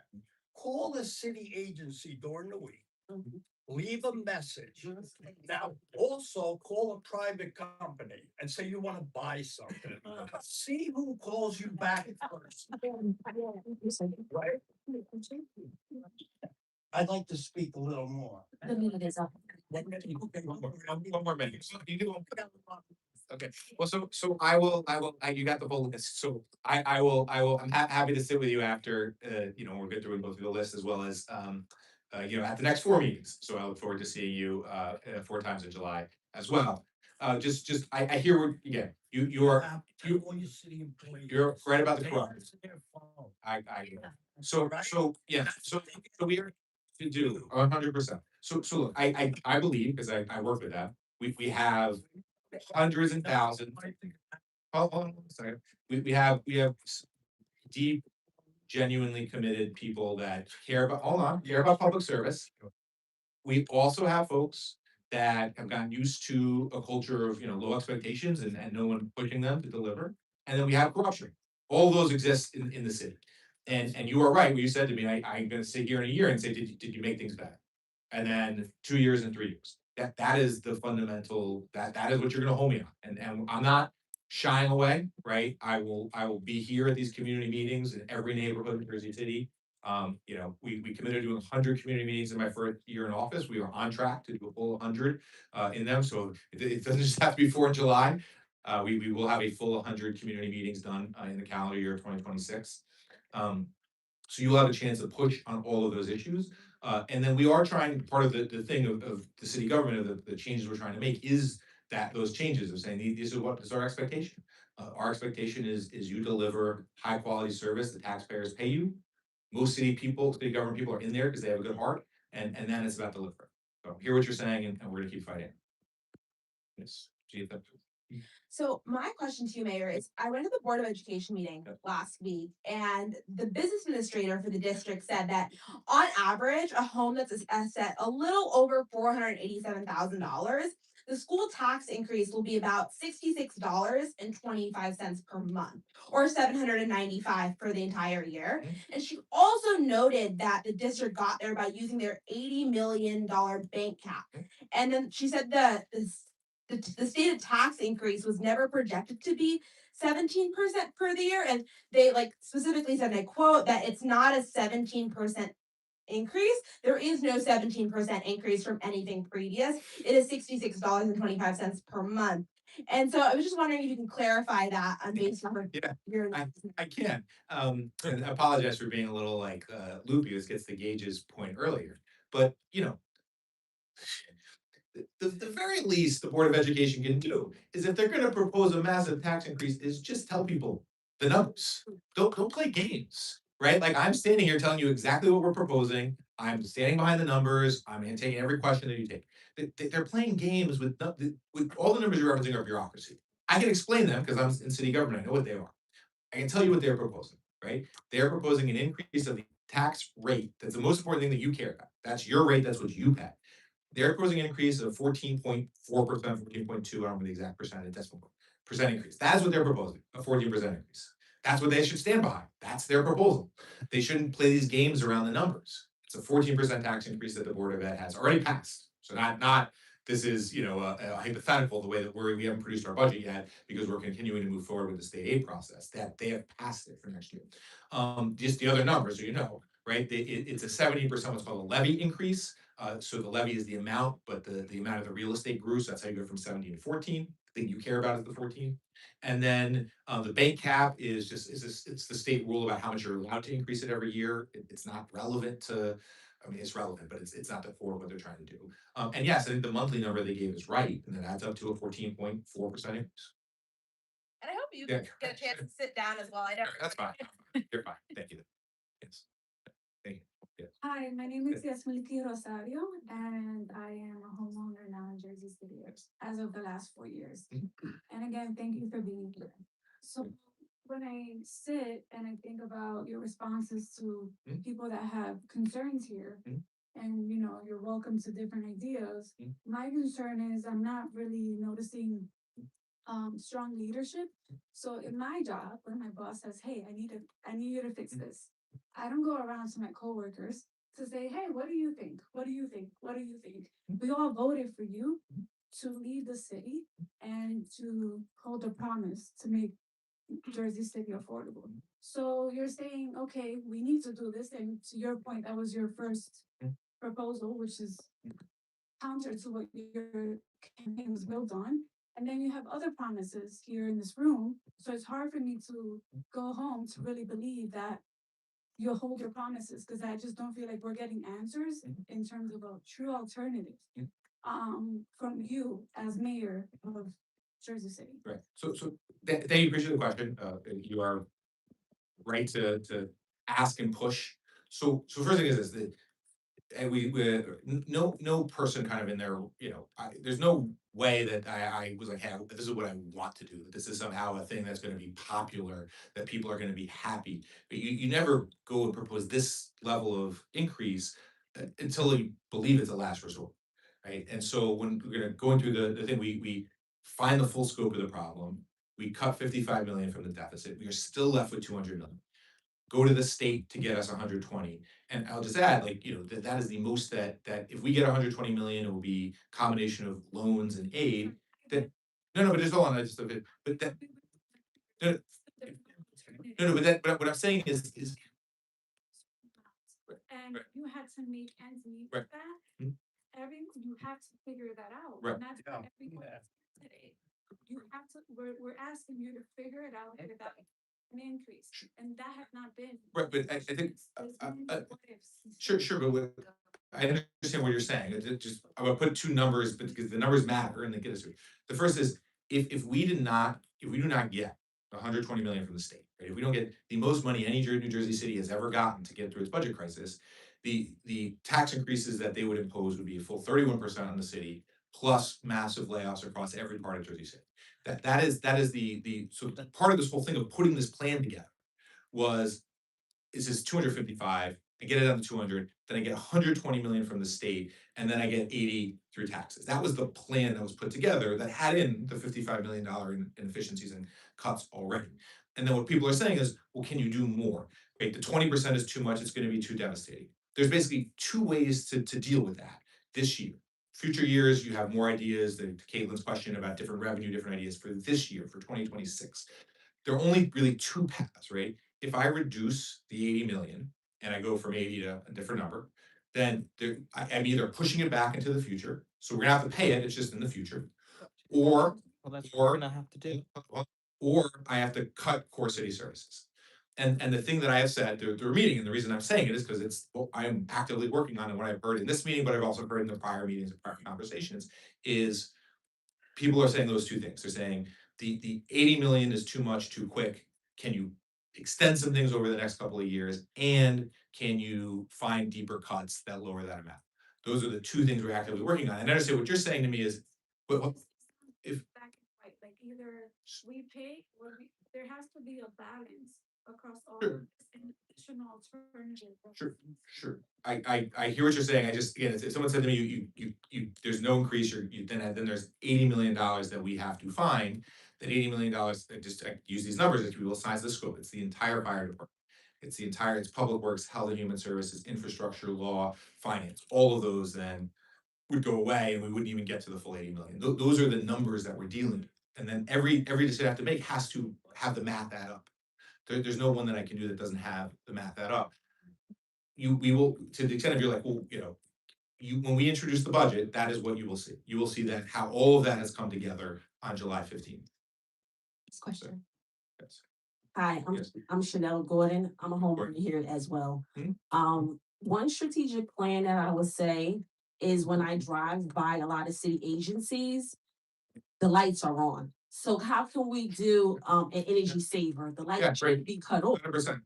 and stuff. So I think that's one strategy we could go. Absolutely. And just do the stuff where we to be in the weeds of these numbers, right? Yes. Our electricity bills, are over, it's like, 1 to 2 million that we pay in electricity as a city. So thank you for that suggestion. If we can find even 10% savings, that's $100,000 that we can save. So we're absolutely do that. Another thing is that purchase of city vehicles. How can we utilize some type of, enterprise have, sales and stuff while we buy from them? Right. And that's like a cost effective thing we could do too. 100%. Gas, oil and stuff, anywhere we can utilize and save money financially. Another thing, some people have increases. I don't want to step on these people, Yeah. but I think that should have been stabilized. I think their salary should have been stabilized. It's all right. Yeah. Okay, then, and then another thing, I want to be talking about, hold on. I gotta figure out. Cause I had so much on my mind. I'm not staying, because I'm not going anywhere, so. Yeah, and keep thinking about it. Another thing, affordable housing. You know that minorities are basically in need of affordable housing. Do not let nobody alter your mindset. Mhm. Because we as people need that. 'Cause at one time I wasn't a homeowner, I was on affordable housing, so that is a need. That is. I hear you. So yes on the electricity, yes on the cars, on the salaries, some of our union contracts mandate a salary increase every year. But beyond that, and I mentioned the two people whose salaries have increased at the beginning, BA and finance. But yes, we're gonna continue to hold the line on salaries, and I agree with you on the affordable housing. Good evening, my name is Janet McLeod. I just have a question. Yeah. So I wanna know, have you had a forensic audit done and has it been conducted by a third party? And also, have you looked at applying for state transitional aid to get us So- out of the deficit that we're currently in? Thank you for both those questions, Ms. McLeod. So on the audit, we are in the process of doing the audit. It will be public next month. That the audit will cover the year 2025. What we talked about, it doesn't cover all the years, there are audits for each year, but it doesn't cover the full picture. So we had earlier, we want the state comptroller to come and investigate, and do an even more audit investigation. Then the second thing is, yes, so when we applied for the $120 million, that was through the state transitional aid program. And we will know on Tuesday what we get from the state. We need a forensic. Audit, understood, Yeah. 100%, agree. Yes. Okay, yes. Question. Gotcha, yeah. Hi, I am. Minor. Hmm? Couple questions. Absolutely. So there's the park, maintenance cuts that were announced today. Mhm. It was Mhm. daily maintenance and now that's being cut. Is Mhm. there clarification on how many days per week there will be?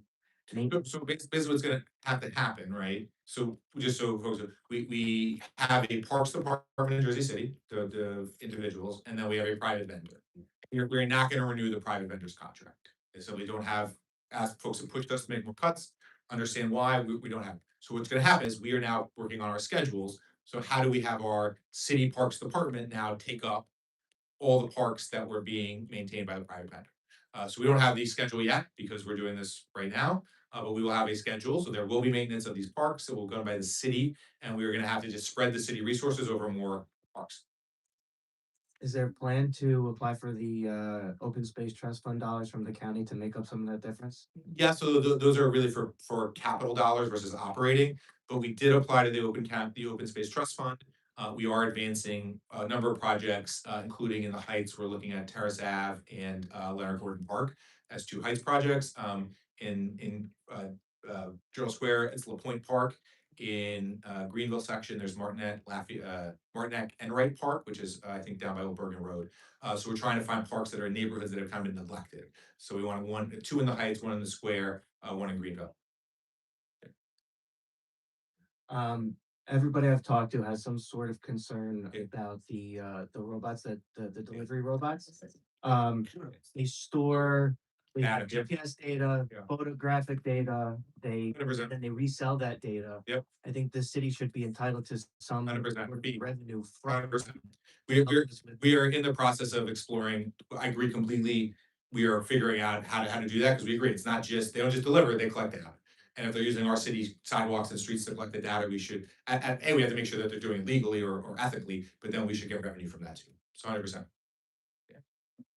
And just to piggyback off of that, I think you talked Yeah. about the Palatine data or Palatine data. There's like a Pokemon Go, they had all that data, then they sold it to this company and I won't sidebar. Sorry, good evening, Mr. Mayor, how? I'm okay, I didn't know Pokemon Go stole our data. Pokemon Yeah, Go they had a whole thing in Jersey City. Like basically. Yeah, they had like they had a whole convention at Liberty State Park. In the side streets and that data was. They sold it to Palantir. Yeah, sorry about that. So yeah, I appreciate your transparency and not keeping us in the dark. That part is very refreshing, so thank you for that. This is new. Yeah. My first question is, do you think that we could maybe table the vote until after the results of the audit are founded and shared with the residents? So that we can clearly move forward? Also, there are 100+ long-term pilot tax abatement agreements in Jersey City. Many developers have profited from Jersey's growth over the past 15 years. So my second question is, we know you can't require them to contribute, but has the city asked any of them to voluntarily contribute towards closing budgets? If so, which developers have participated and how much was pledged, and Sure. also which developers declined? Sure, sure. Yeah.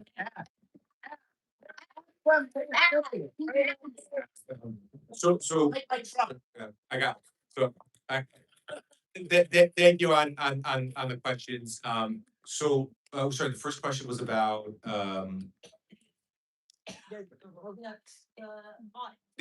okay, the delay, yeah. So the short answer is no, because I think it actually hurts everybody both in this room and the community. So, we have, the reason that we had to move this forward at this time was people's third quarter bill is due on August 1st. We're looking if we can push that back to some degree, and I don't know the answer yet, so I don't want people to assume that it's gonna be due later. But the thing is, if we don't do the vote now, then this all falls in the fourth quarter. And that I think is just, that is a massive, it's awful for people. It's happened once before in 2022. I think it's awful. I do not want to do that. I think it will be so harmful for people if it all falls in the fourth quarter. So the thing is, what we introduce now, that's your third quarter, but it can still change for the fourth quarter because that's where the full budget review process goes. The audit will be public. So it doesn't mean that there's no opportunity to go line by line, cut things and save us money going forward. And then in terms of the developers, so obviously we're not allowed to cancel the contracts. We can renegotiate for better terms for the city. So that is the first thing we're going to do, is we are gonna renegotiate. We are gonna say, look, the city needs more money. We're at a place right now. The pilot already exists, so we're not taking money from anybody else. We need more for the city to help us through this crisis. So to the questions everyone's asked, what about next year? That we are in a place so next year we're not again having a similar meeting here next year. So we will sit with each one of them. We're not at a place yet where they said yes or no, but we will sit with each of them and ask for more to get the city into a better place. These are gonna be long-term negotiations. I mean, this happens over the next couple of months, right? So it's not gonna affect this year. This is all for the future years to make sure we're never in this place again. Correct. I'm asking. Where, Michelle, sorry, yes. Sir Mayor? Yes. Here. Yes, Jen. Two concerns actually. Yes. You did say earlier that the council's job is to approve or reject a budget, right? But then does that stop there? Because where's the audit after you approve or reject a budget? And how did this come about that Fulop was able to get away with this? And secondly, what are the guardrails, which I asked earlier, what are the guardrails that you're putting up so that the next mayor, because one, I don't think Mayor Fulop was alone in doing this, right? How was he able to hide this? Like you said, the medical company we owed them 50 million. Did they not raise any concern on that one? So thank you, Jen. I mean, and you're asking the right question, which is how does this never happen again, and how did it happen in the first place? That is why we welcome the full investigation. We want the state comptroller to come in, analyze everything. They have subpoena power. They can request any document. They can force us to do interviews. We think that's a good thing because everybody needs to know and prevent it from ever happening again. That's the first thing. Second thing is, how did it happen? There's a couple of different pieces to it, right? We said ran in the campaign. I talked about when we were on the budget that these budgets are bad for the Jersey City. They're full of gimmicks. But I said earlier, I did not know the scope of the problem. I believe because part of that was intentionally concealed. That obviously requires more than just one person to conceal. But what you'll see from our healthcare bills, to put it specifically, is they've been systemically under budget. So systemically, we had a problem where people continually said they were going to cost less than they ultimately did. Ultimately, how do you stop it from happening again? First is just the transparency, right? We are putting it all out there. Our audits are going to be out there. I committed to do meetings about the audits. We are making sure that all this information is there. Second is we are looking and putting together a legislative package that is going to reduce these conflicts of interest to prevent this from ever happening again in the future. I think the third is just that sunlight piece, that transparency. Everything just has to be open, everything in the public, everything so people can see it. So we never get to this type of fiscal and budget crisis that we do. But just to add, because I know some people say this, it's gonna, look at what Moody's did when they downgraded our credit 3 times. Or they downgraded our credit, the credit agencies downgraded our credit 5 times in 3 years. They were reporting and saying, we see that they're using deficit financing. We see that they are not actually managing their budget appropriately. So people were seeing that this was happening, but nobody's, even those reports, no one knew it was at this large amount, this 255 million, is 29% of our budget. Yes, You know who I am. I do. I'm talking to you about the bikers on the streets. And I saw it on the news that you're supposed to be making it a law coming up next month, and I hope it's true. Because there's too many bikers out there riding on the street without license, without helmets on. 2 people on bikes riding fast in the middle of the street, and they need to do something about that. Right. Because it's very dangerous.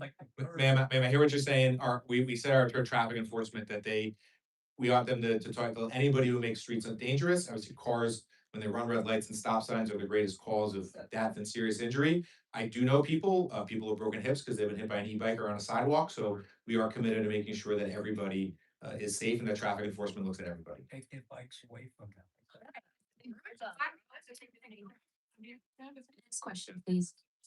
Hi, Mr. Hey, Mayor. Letty. Just a follow-up on two Yeah, sure. things, follow-up on Jen's Yep. question. Yep. On a corporate road, Yes. there's a routine annually at least Yeah. to compare the budget versus the actual. Yes. Isn't there a routine where the council has to be part of that analysis every year at least, actual versus budget, what went wrong? Yeah. So, You were in yeah. that still, So, isn't there a procedure like that? Second question, so I know, is there a, for efficiency, everyone complain about efficiencies, government services. Is there a plan to be more technologically automated to make it more efficient? The computer system might help. Yes, 100%. So on the second one, the answer is yes. We are actively bringing in experts to work with us on how do you deliver services more effectively, how do you use AI ethically, as well as additional technology. I think there's a number of city functions that can accurately be used there. And we have to do it to save money. And the second thing is you're 100%, there is a budget versus actuals report. So it's I budgeted 100 million. Did I each month, how close am I going to spending that? That report did not exist until we got into administration. So we got in, didn't exist.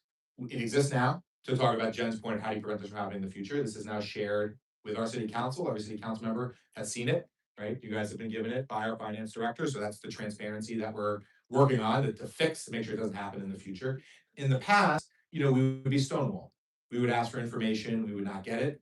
We would ask for information, we would get partial information. We would basically be stonewalled through the process as we would ask to try to get the information that we needed. That's why I would vote against all the budgets, because I would say these budgets are not responsible, but that was a way in which the full scope was hidden from us. Hi, Mr. Mayor. My name is Marisa Gilchrist. And just go, Chris. You came to my house on Winfield Avenue. That's right. I'm listening to this famous credit card that you said that Mayor Phillip was able to run amok. What's the interest rate on this credit card? What's the interest rate on that? Sure. So there are a couple different versions of it. There's a couple different versions. So the short answer is, when he did bonds for our police retirement, or our public safety retirement, for our tax appeals, for VIA, those were all bonded at around 4.5 to 5% interest. Some of them are variable, some of them go up to 6 to 7%. So that is roughly in that range of interest that we were paying on those bonds. Okay, secondly, with these tax abatements, back in the day, 90s, these developers came here. Yeah. I understand that Jersey City probably wanted that. Yeah, back in that. But today is not that day. Understand. Okay, for point, we have a studio film back there. They make the movies in Jersey City. We are the Mecca. We are the golden right now. Yeah. They wanted to lure New Yorkers here. I get it. But Jersey City residents don't have New York money. They make New York money. They bring it over here, all well and good. But they did not have the look to see that Jersey City residents don't make that money. So in these new buildings right now, a lot of them are empty, just sitting there, just being empty. You understand what I'm saying? do. So therefore, you know, I don't knock their hustle, but I do knock your hustle. I'm not all the politician hustle. So the one thing is if the buildings are empty, they are still paying full taxes. So, you know, they do have to pay their full taxes and that's, and that's, and that's, and then we're gonna hold them accountable. It's why we're auditing every tax break, increasing those fees. We did this against sue over 100 developers and property owners who simply weren't paying the taxes that they owed. So those are all the things that we're gonna be pushing on. Okay. Yes, yeah, I got you. They paying less money. Yeah. Next yeah, question, yeah. please. If Stephen Bullock has no haters, I'm dead. Okay, I came here to this meeting because I was watching it on Instagram Live. My phone died, so I had to pull up to this. And if I'm being honest, Solomon, I'm not happy with you. This is my first impression of you. The first thing is a 20%. Why is that right off the bat? I know it's because you're gaslighting us because you really want that 10% or whatever it is, but you need to stop. Stop lying to us. Stop treating us like we're dogs. We're people and we're poor people. The minimum wage is $15 an hour. I'm working 2 jobs at 24 just so I can get by. And so when I saw this on the news that like the 20% was happening, I got really upset. Because I work hard and I'm never gonna buy a house here, Solomon. And here you are telling me you got to take $1 check for the year, and I'm working 2 jobs like a dog. I'm mad. Everybody here's mad. And I'm like, it's terrible what you do to us. And I know you're saying it's not you, but you were there. You were there. Stephen Bullock was there. That man has no haters. I'm dead. Okay. Do better. You need to. I appreciate. No, you don't. I do. Working 80 hours a week, and here you are. I appreciate it. I'm $1 for the year. No, you need to do better. And the only thing I will say, where you have every right to criticize what I think is people in politics, right? What I don't respect about people in politics is when they don't show up, right? They hide, they Not even here. I know, they hide, you will never see that from me. So if you know, you can be, you know, over the next 4 years, there are people say, you know, I don't think you're not doing better. You will always have a chance to look me in the eye and tell me that. Because That's all. yeah, yeah. What's disheartening is I work in downtown Yeah. and I only make $18 an hour in downtown. I have a college education, bro. And I see these people with their connections making $300,000 a year, and all us poor people in Greenville being told we have to pay 20% more. It's ridiculous. Make those people pay. Don't make us pay that. That's right. Thank you, man. Next question, please. Yes. Good evening, Mayor. Good evening. Few concerns, sir. Yes, ma'am. I'm requesting that we seriously take a look at imposing a city tax on non-residents, because it's heartbreaking to see our money going across the waters. I hear you. Congestion taxes is a Yep. good one. Also, with the contraband that the police confiscate from some of these here criminals, since they're doing a fine job, what is happening with the revenue from that? Can that be applied to this debt as well? And as far as the streets being clean, you have inmates that's less violent. Can they come out and help keep the city clean? You know, and the other thing is we want to work with you, but 20% is hard. I mean, it makes you want to cry. It really does. You know? Thank you, ma'am. So you had a number of ideas. Every idea, like I said, we're looking at the congestion pricing. We're going to push at the state so we can do it. On the contraband, that is, yeah, it gets. It gets put into what's called a forfeiture fund at this. So the way that the state law works is that, again, we'll look at everything. So we have looked at that specifically, just give you a sense of everything that people bring up new ideas that we've never looked at, people bring up ideas that we've looked at. So in this one, the state law prevents us from using it outside of public safety purchases. So we're gonna offset it in the budget so that, hey, you know, public safety needs to buy, you know, new tasers, for example. We'll use the forfeiture fund for that, so it doesn't come out of any other part of the budget. So it exists and we're using it to offset other things in our budget, but we can't put it directly into the tax increase. It's not, or decrease, because it's not allowed from the state law, but we're using it to do the offset on it. And then, you know, we'll look into every single one of those ideas to get us through this. Good evening, Mr. Mayor. My Good name evening. is Isaac Moultrie, and I reside in Country Village as a homeowner. Just have one question. Yes, sir. What's your administration long-term financial strategy to reduce future tax Yeah. increases? So it's a really good question. So there's basically 3 things to do to prevent us from ever getting here in the future. financial. The first, which we talked about earlier, was a plan to generate revenue that doesn't fall on the backs of property owners.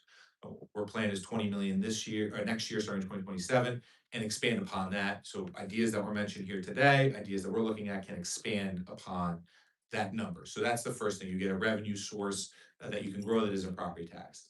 The second is, basically control the cost and growth of government. So we're not gonna be growing and adding things. We're not gonna add, we talked about not cutting public safety, but we're not gonna be adding new classes either. Police, fire, we have to keep where we are. We cannot grow at all size of government, because that's obviously what keep growing our budget. Instead, what people have asked and talked about is where do we find the cuts? How do we cut deeper? How do we control the cost? The third is making sure that we continue to develop in the city responsibly in ways that benefit everybody. So when a new development comes in, if that is benefiting the whole city, that can then help our property taxes. So there will be a lot of new buildings paying taxes next year. That will help in our next year's budget. We need to make sure that keeps and continues to go forward, because if it stops, then all that burden falls on the current property owners and the current homeowners. Those are the main pieces of what we're trying to do. Hello, I'm Donald Jordan. I'm a homeowner here. Yes, Donald. I want to find out if any way that I see VIA is all over the place, but they're only 250. And they can compete with these other services by putting the price up, and maybe you can get some of that revenue. Thank you. Yeah. To help the budget. So we're thinking the same language. So we just actually announced yesterday, I think, our agreement with VIA. So basically, we're cutting the cost by $4 million annually for Jersey City. So it was $8 million previously. It had been paid for on the city's credit card, so that the infamous credit card was all paid for with bond. That's done. We're now going to spend $4 million a year. The services will be reduced. The fare is going to go up.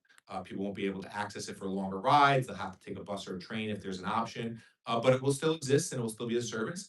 It's important for people. They're looking for, transit. NJ Transit has pulled buses out of the south side of the city, so we know that VIA actually serves residents in Jersey City who need it. So we're trying to basically strike that balance of, we're going to save $4 million a year. The service is going to be cut, but we're not eliminating it. Services. Yeah. It's just the hours being Right. extended. Right. Price going up. Right. So we can take that revenue and apply it to, bill. Understood. I think that would be a better idea. I hear what you're saying. Thank you. Next question. Yes. Good evening, Mr. Mayor. And Ms. Gordon. Good evening. Thank you for having this type of forum. Sure. As long as I've been a homeowner, I have never attended any of them because the mayor never had one. But I want to say to you, maybe, now I live along Garfield. Now, last year, it took about 2 or 3 years to get Garfield Avenue paved. Yes. When they fixed it, then they came back and tore it back up. Mm. And then they came back. So I'm wondering, maybe the length of these contracts, just to make to hustle the residents, they extend their contract way beyond Yep. the required time. So when they contract with the city, we need to find out how long will this take? It probably look like it's only a month. So why are you out here? Sure. I hear you. So the people digging up the roads again or taking 3-4 years to finish a job, it drains our money and it is frustrating. But I do want to say that it gets a little bit to the tough choices before. So right now, the city has not had a municipal engineer for 2 years. This position has been vacant. We are going to hire one. Now you can say, we'll cut that person, save the waste. I think that person is going to save us money, all of us in the long run, because that person is going to monitor these contracts. They're going to be on top of these vendors. They're going to make sure that we are getting, that these guys doesn't take 3 years to do a job that should take 1 year. So that is what we are committed to doing. But it does get to this tough balance that we have of like, hey, I think I need a chief municipal engineer to make sure that I can deliver our city services effectively and then ultimately save us money in the long run. The last thing I'd like to say to you, Mayor. Yes. We have 3 state assembly people. Yes. Yes. In the city. Citizens. Yes. They. Yep. How are they Yeah. working with you 100%. Yep. to help reduce this 20%? So they. We're going to get a raise. But Right. Yeah. Yes. So let me just I have not been, I didn't, I was talking about to you guys, but let me, so we have, I asked at the start, we have Senator McKnight here, we have Assemblyman Will Sampson, we also have Assemblyman Jerry Walker. They're all the representatives of our 31st district, so thank you all for being here. They have been lions for us in Trenton. So they knew, we brought the whole delegation together as well as Senator Mukherjee, Assemblywoman Brennan, and Assemblyman Bala. We brought them all together at the start. And we said, look, here's our crisis. We're asking for more support that Jersey City's ever gotten, any city's ever gotten. And they have been fighting tooth and nail every day in Trenton. Now, hopefully, we'll be having that final budget in 2 days, and we'll be getting, what we need to get ourselves through this. But again, even at the 120 million, which is more than any city's ever gotten, right? That's we still got the $200 million deficit. So, but they've all been, we've been on the phone. I mean, they'll tell you, we've been on the phone a lot. They have been fighting tooth and nail. I won't say, there's not a single, not a thing that I think they have, there's not a rock they haven't turned over and tried for us, so I'm very appreciative of that. Yes. So my name is David Supporta. Yes. I have two potential ideas that I Thank could you. look into.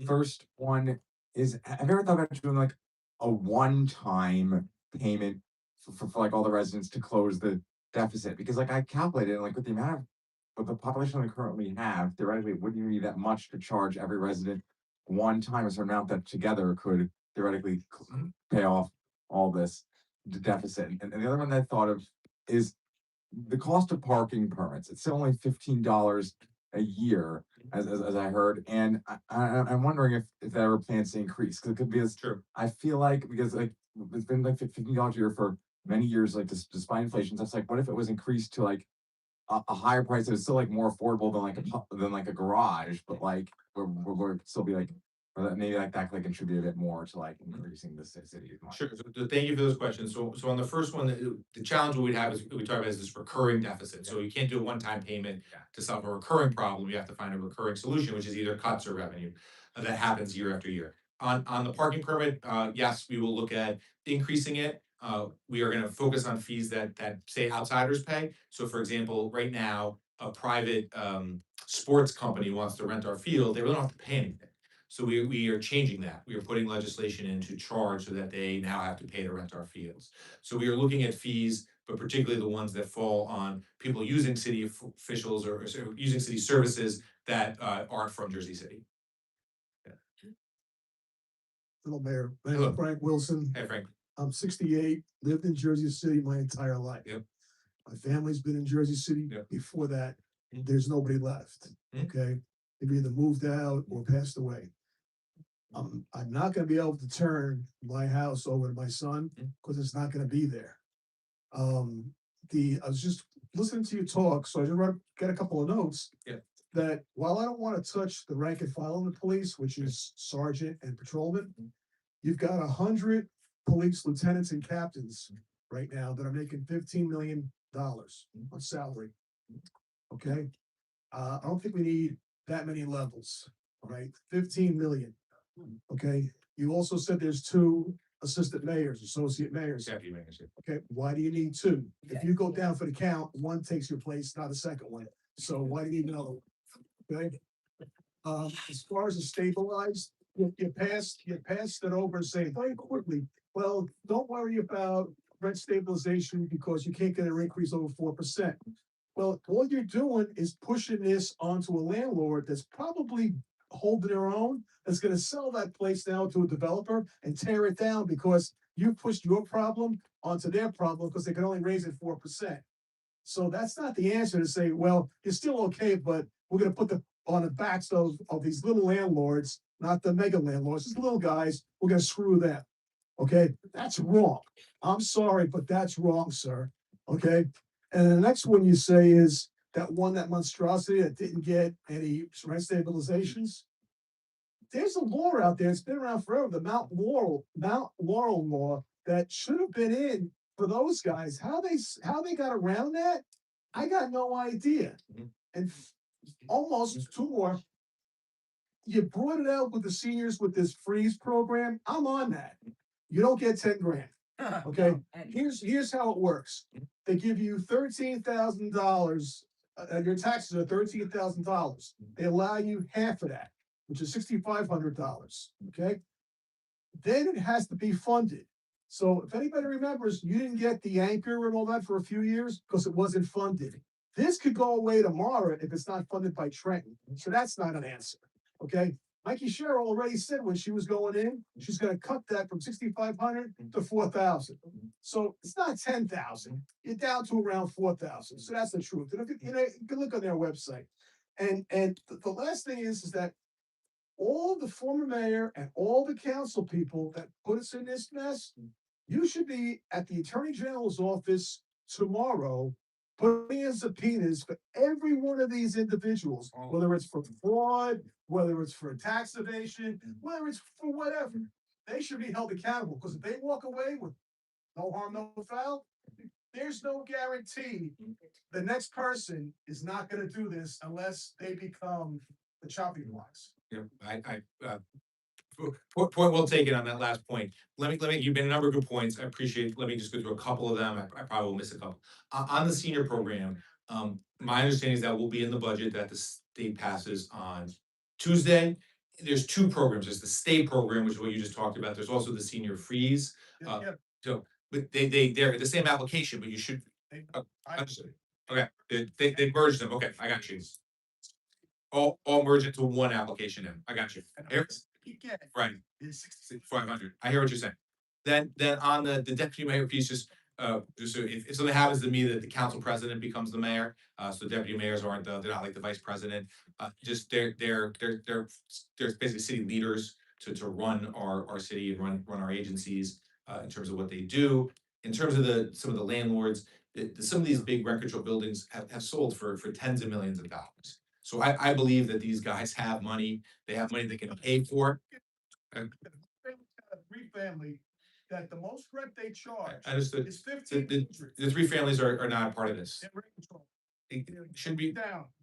We'll get the specifics on it. It's 5 units and up, but we'll talk about it. Yeah. Right. Yeah. It's 5 and up. It's 5 and up. But we'll talk individually on that. All right. Thank you.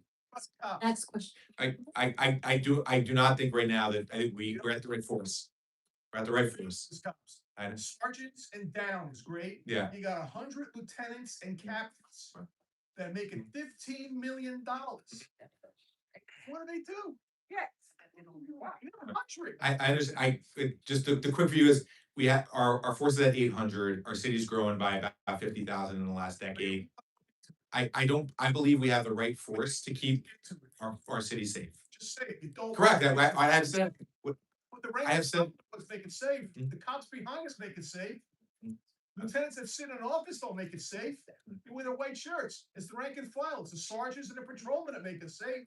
Okay, not the brass. And so you won't even look to say, you know what? Maybe 100 is too many. At 15 million, just say it. So I have said that I think our police force is at the right size.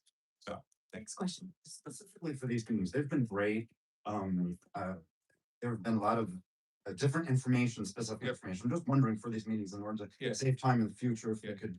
And I've been taking notes. If somebody's summarizing the question and answers, so at least address what, or at least to put down in paper which issues have been. I don't know if we did that, but that's a great idea for every future one. These are all recorded to and online, but maybe we can something to be able to do. Thank you. Yes. Also, I'm concerned with the budget process itself. I have zero confidence in the budget process. Only because, not because I don't think you're capable or you have good intentions. I think you have great intentions, but I don't see the clarity and level of disclosures in the Jersey City budget.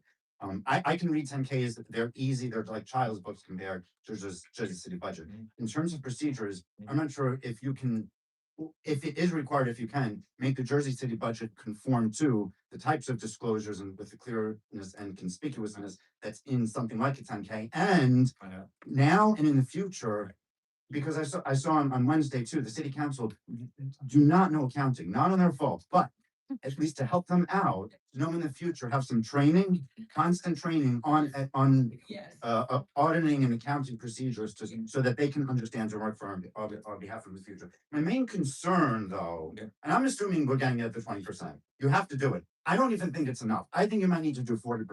I think it's not gonna work this out. My main concern, but no, I'm just saying this is the position we're in. I don't know where you're in, but the 20%, what you've committed to is 20% now and not more than 10% in the future. But my question is, what is your plan in the future? I can budget as a family for doubling of payments and taxes for about 20 years. What I can't afford is doubling every 10 years. Right, and so we. Issues. I raised the bankruptcy issues before. Yeah. I don't, if we have to go bankrupt, the reason I think it's important, I think we should have living wills for the city of Jersey City. Everybody's in contractors, everybody taking advantage of the city. And the fact that municipal government is a monopoly and does not face budget constraints.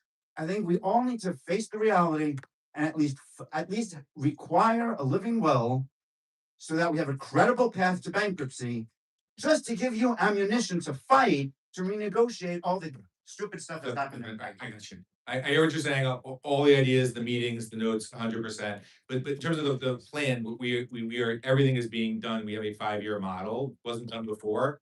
But that's the whole point is for us to have a future looking plan. So we're not, again, what you said, the commitment is a commitment.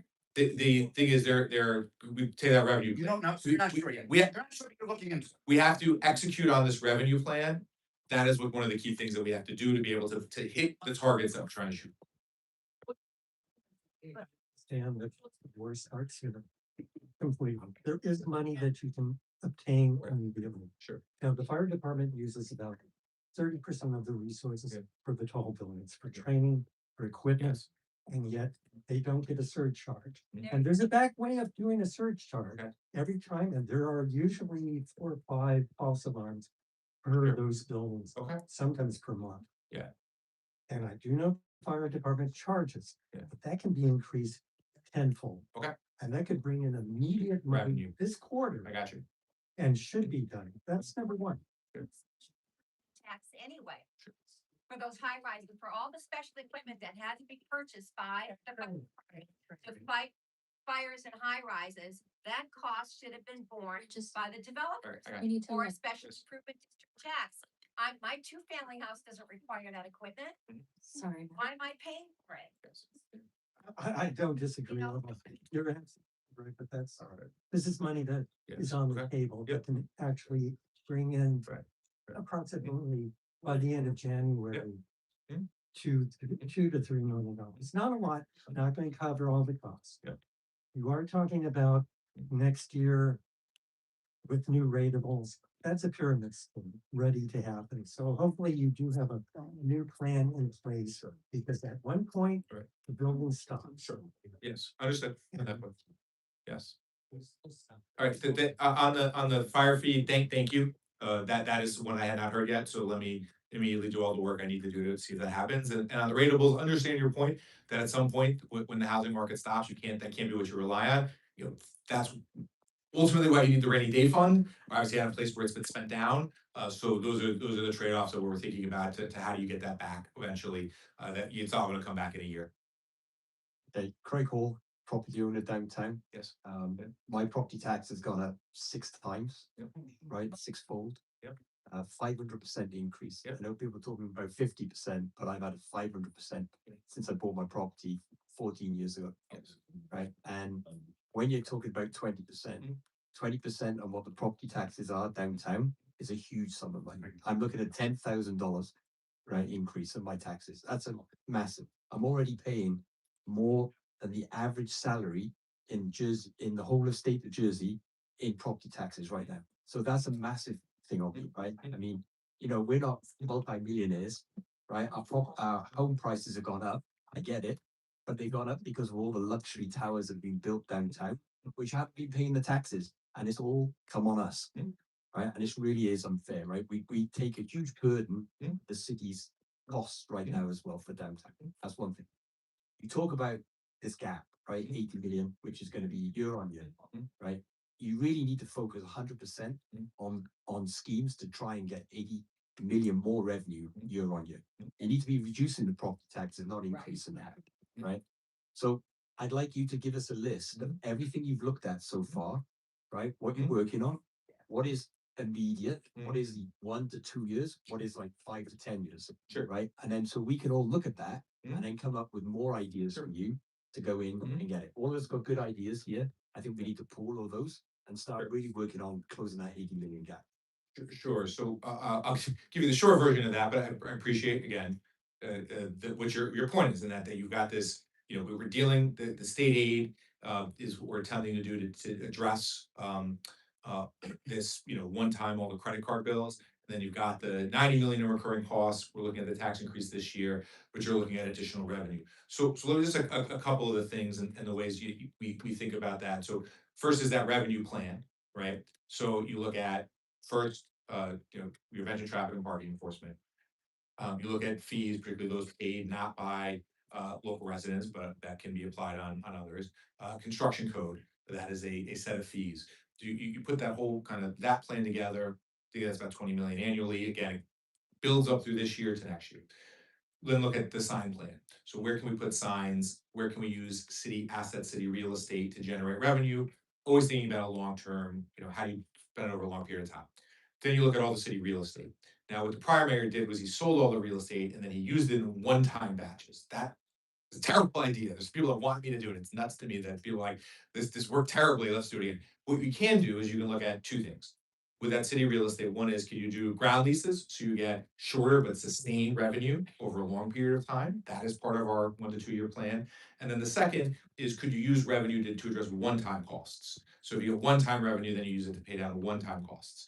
That would be appropriate use of that. What would not be appropriate is to sell land and just plug the budget, which again, some of the mayor's loudest and most vocal supporters are trying to push us to do again. Yeah, why you'd have to ask that. Those are a couple of those pieces. Then you talk about additional revenue. So, you look at things like that the state allows to do. There's the congestion tax, there's red light, speed light cameras, there's the payroll tax that currently funds the schools. All of those are serious revenue sources, all of which require state legislation. We wasn't gonna happen in this budget cycle, as the only thing was we got this 120 million ask. If we're adding on these other things, that's not gonna help us. But going forward, those are pieces that we're gonna continue to work with our state partners to say, here is sustainable legislation that will get us ongoing revenue to fill these gaps.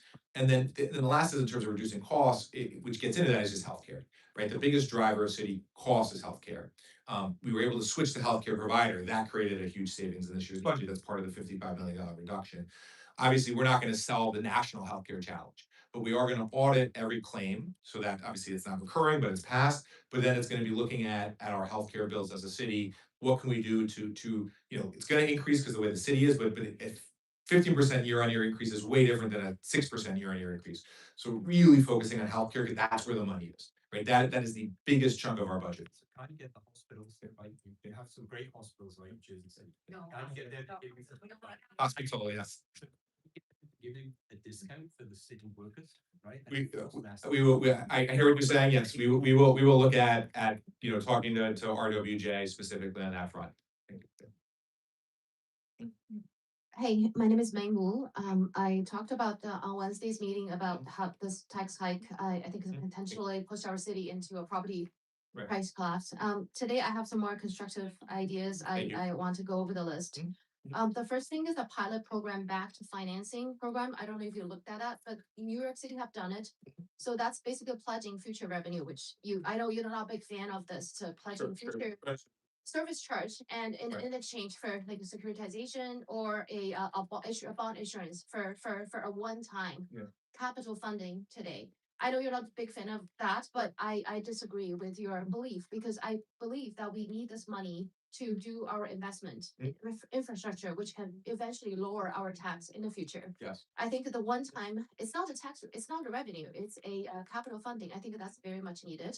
And I would like to, someone to look into that.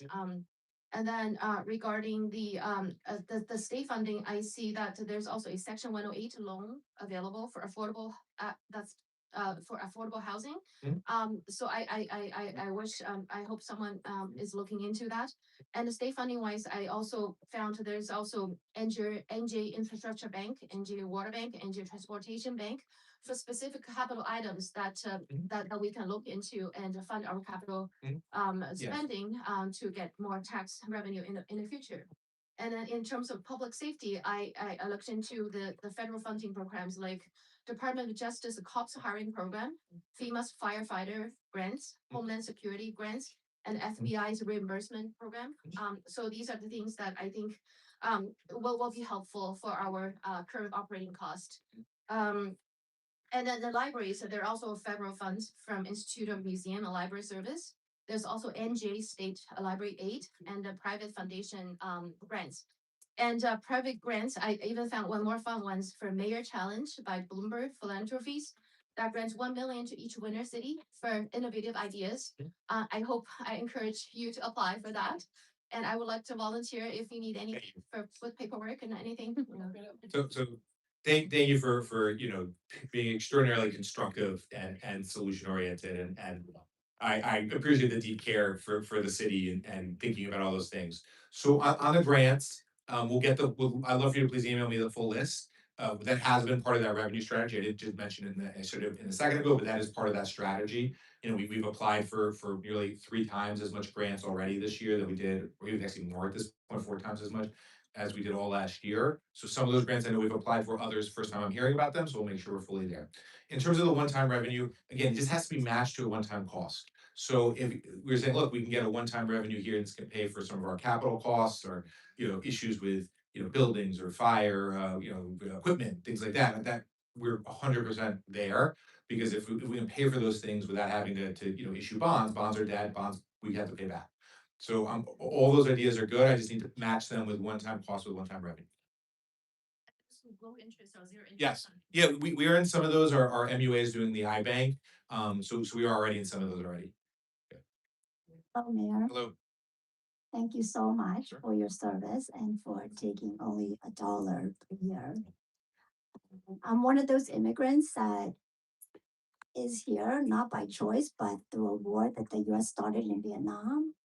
So I just love the American dream. And I've been a homeowner here for 10 years. And as you come in and you keep saying about not cutting certain departments, which I truly appreciate. However, at this point, I'm not sure about my health and my well-being and my safety that you keep saying. If I lose my home, I'm not sure how safe that would be being out on the street or being able to stay in my home and just don't come out. And also, you were on according to AI, is that the former mayor said that you were on the budget committee and you knew everything that went into it.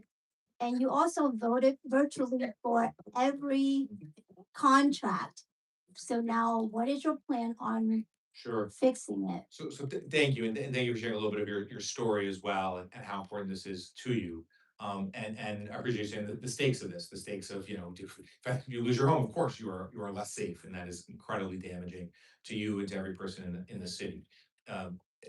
Again, just sort of going back to these fundamental choices that we're at in terms of, how do we, into the question that was just right before you, is how do we find these sources of revenue that aren't property taxes? How do we fund the government? But how do we ensure that we don't decimate the services that everybody in this city needs to be safe, right? You need to have your 911 call answered. It's fundamental. Like, that is gonna be the day you call 911 for anybody here, and you've done it, it's the worst day in your life.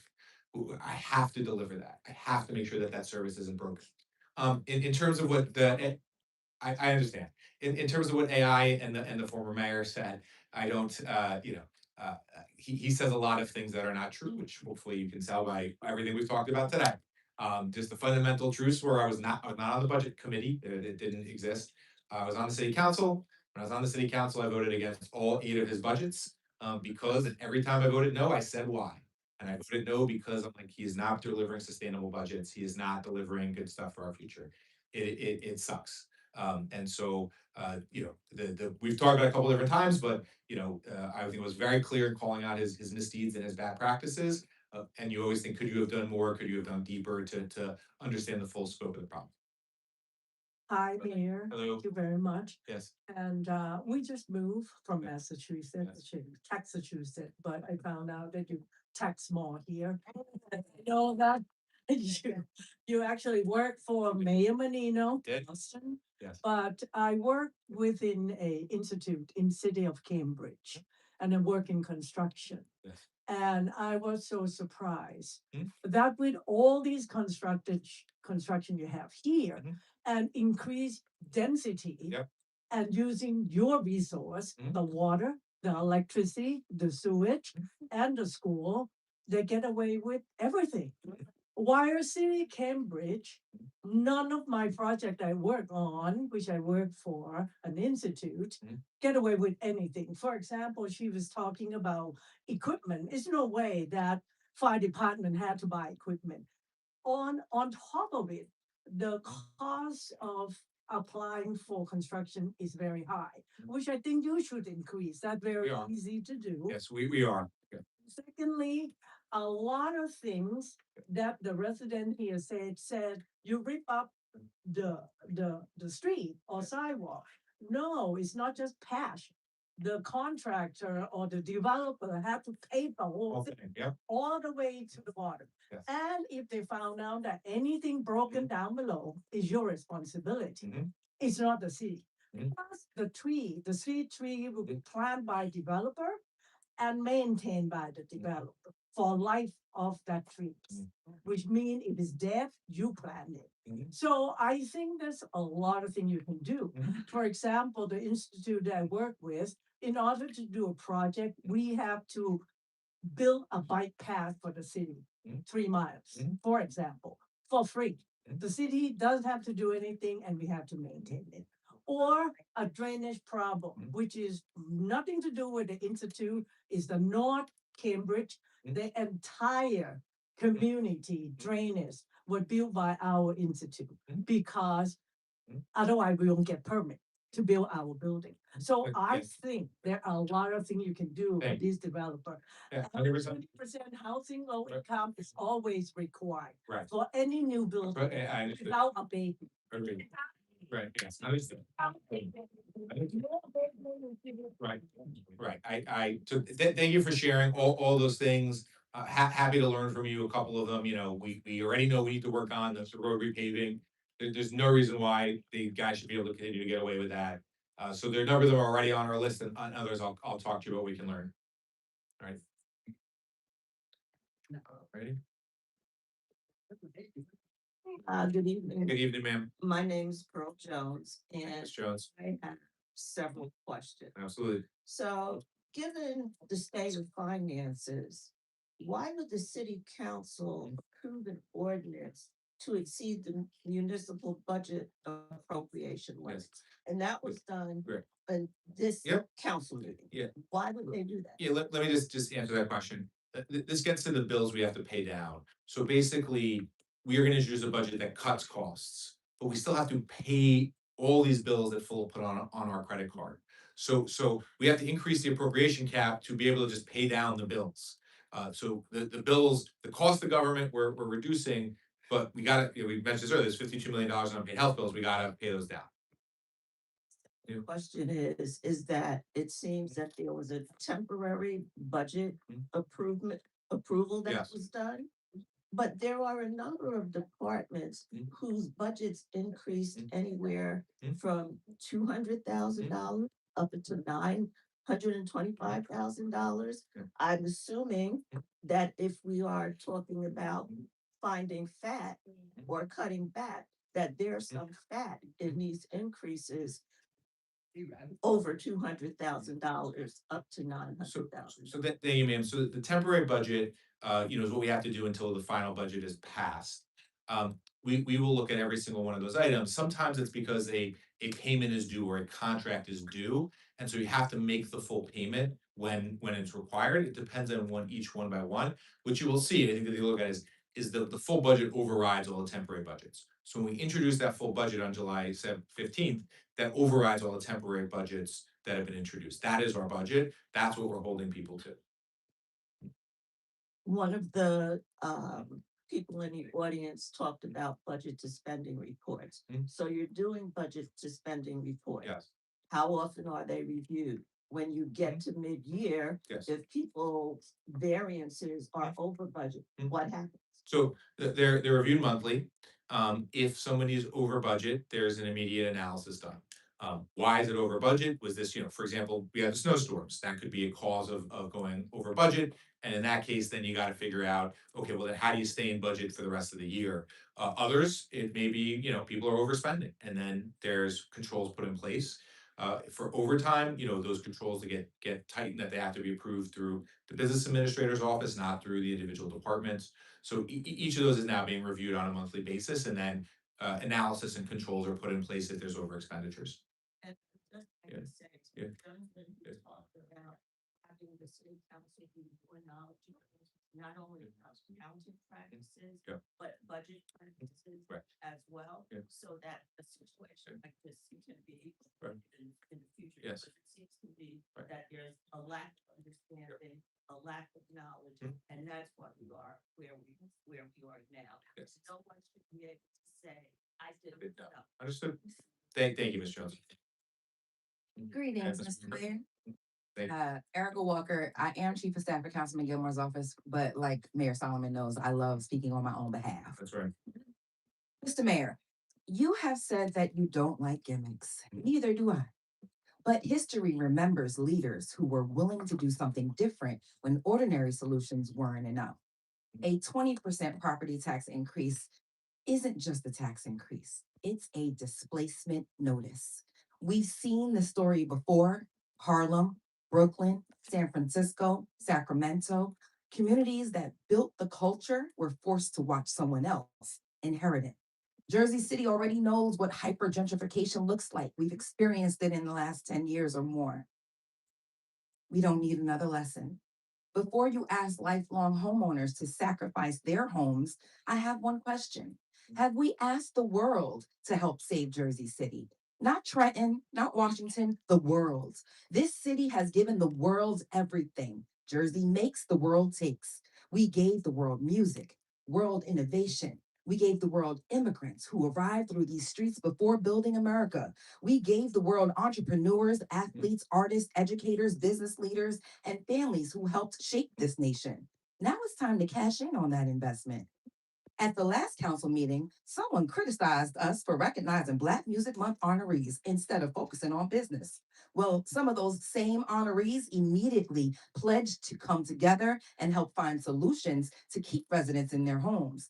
That's business. That's leadership. That's community. So let's think bigger. Let's host a worldwide Save Jersey City campaign, a televised telethon, a week of giving. Don't laugh. Let's not. A week of giving. Challenge every successful person who ever called Jersey City home. Ask corporations that profited here. Ask philanthropists. Ask the millions of people whose families began their American story right here in Jersey City. Fill this room with economists, fundraisers, philanthropists, financial experts, and innovators before you fill moving trucks with families leaving their homes.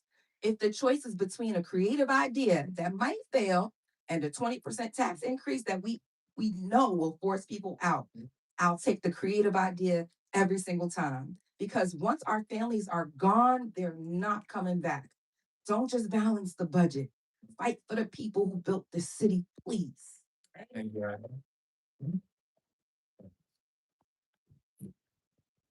Thank you.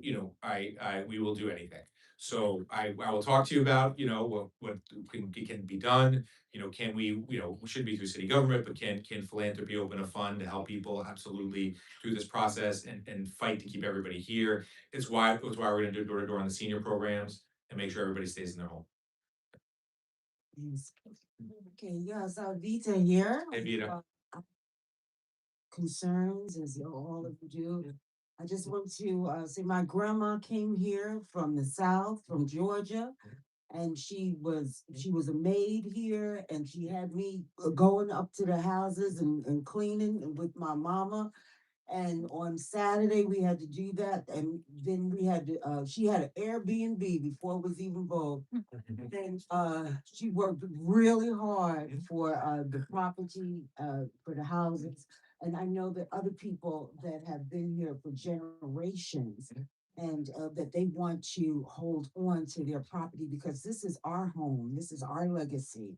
And this is our history, and our houses are monuments. And I just wanna, say that I'm grateful that we have all come together, you know, so many people came out on, short notice and that your voices are valued and they need to be heard. And if I have a coworker and I'm gonna ask, I'll ask Michelle, Michelle, what do you think about this and that? Or, I'll ask Erica, I'm going to ask if I need some help. He's asking because he does need ideas. We need forums like this to help formulate our city. We can't just lay it on somebody else's responsibility because it is our responsibility. Now, I just want to mention something about general contractors that the bidding and how does that operate? Because people, they're the ones that have to work in the city and they have to be paid. So what is the competitive rates that we're dealing with when it comes time for the work to be done in the city? And is it, you know, like really, is it announced? Is it out there so that people can really come in and say, okay, here's my price, and like have a bit of a, you know, a war, bidding war a bit, so that we get the best prices. Thank you. I just have something else I wanted to say about the youth council. Yes. That I thought that was a very good idea on the other night when I was at the public hearing meeting. But what I wanted to see was representation from the other high schools, the large high school. Challenges because of the economic degradation that is happening in that climate. And we need to have representation from them also. And in the budget, we need to have for the education, we need to have more guidance counselors because at the beginning of the year, they have maybe, I think it's like 4 guidance counselors, maybe 4 or 5 guidance counselors that are in the high school and they announce themselves at the beginning of the year, but they don't keep after those kids. And so we need to be able to have that because I'm into prevention. Because what happens is that the prisons are another part of our budget. And if we can prevent our kids from going to, going to prison, and that starts like in the early ages, right? So for us to nurture and love them so that they know that they are, that they matter, that they're careful. Yeah, thank you, Nathan. I just want to say, Yeah. I'm very happy about the tax for the cannabis. Yeah. Because that will help contribute to the budget. Sure. We can even have the alcohol. Yep, I got A tax on that Yeah. also, and also tourism is very important to Jersey City because that's how New York. One of the reasons why they have so much money is because of the tourism. So we say, okay, we can't have the museum, which I think that the museum could be in the like Liberty State, the Science Center, that kind of thing. We could have technological displays and more marketing for that. So that, and this person over here, this young lady over here, she said something about that they didn't have to pay taxes in their state, have to not have to pay, Right, yeah. but they were not. Yeah, Florida. I'd like to know more. No, 100%. So thank you. So we'll do a couple different pieces there. Obviously on the youth, 100% hear what you're saying. We'll work with the youth council on making sure that they're representative of the whole city, as well as just increasing our opportunities for young people there. I appreciate your collaboration on all these ideas. We want every idea that's here. As folks have said, there's smart people in Jersey City. It's why we're taking every idea and putting it on our list to kind of track down and run through. And then in terms of the look at what happened in Florida and what they did. Sometimes there's other things. Florida oftentimes funds their city governments through sales tax. Sales tax obviously can hit people when they're at the grocery store and things like that. The sales tax in Jersey City only goes to the state, doesn't go to us. So we'll continue to look at all these things and every idea we have, and I hear where your heart is and how, you know, both for keeping people in their homes and for our youth. So thank you, Vita. Yes, yes, thank you. Megan Clifford, by the way. Okay. So I just want to say, by the way, for everybody here, it has been incredible to hear from all of you. You are very lucky to have these type of constituents, because every single person has been smart and pointed and more eloquent than I can actually be. Yep. So thank you for that. And have been drawn to tears multiple times from people in this room as well. Just a little background about me. I actually helped set up the Center for Urban Design and Resilience under Alex Washburn, who was the chief urban designer for New York City back in the day. That also helped actually enhance quality of life. That was actually one of the main points there. And so I think that we should actually be adopting some of those things that have been done previously. Sure. And then also too, I was also on the Presidential Council of Advisors for Science and Technology under Dr. William Rouse, who was appointed by President Barack Obama for 2013 to 2014. And we tackled many issues that were actually at such a grandiose level and scale that I think it would break you. Because in all honesty, even though you're here and you're in front of us and you're saying that this is transparent, it is still veiled transparency.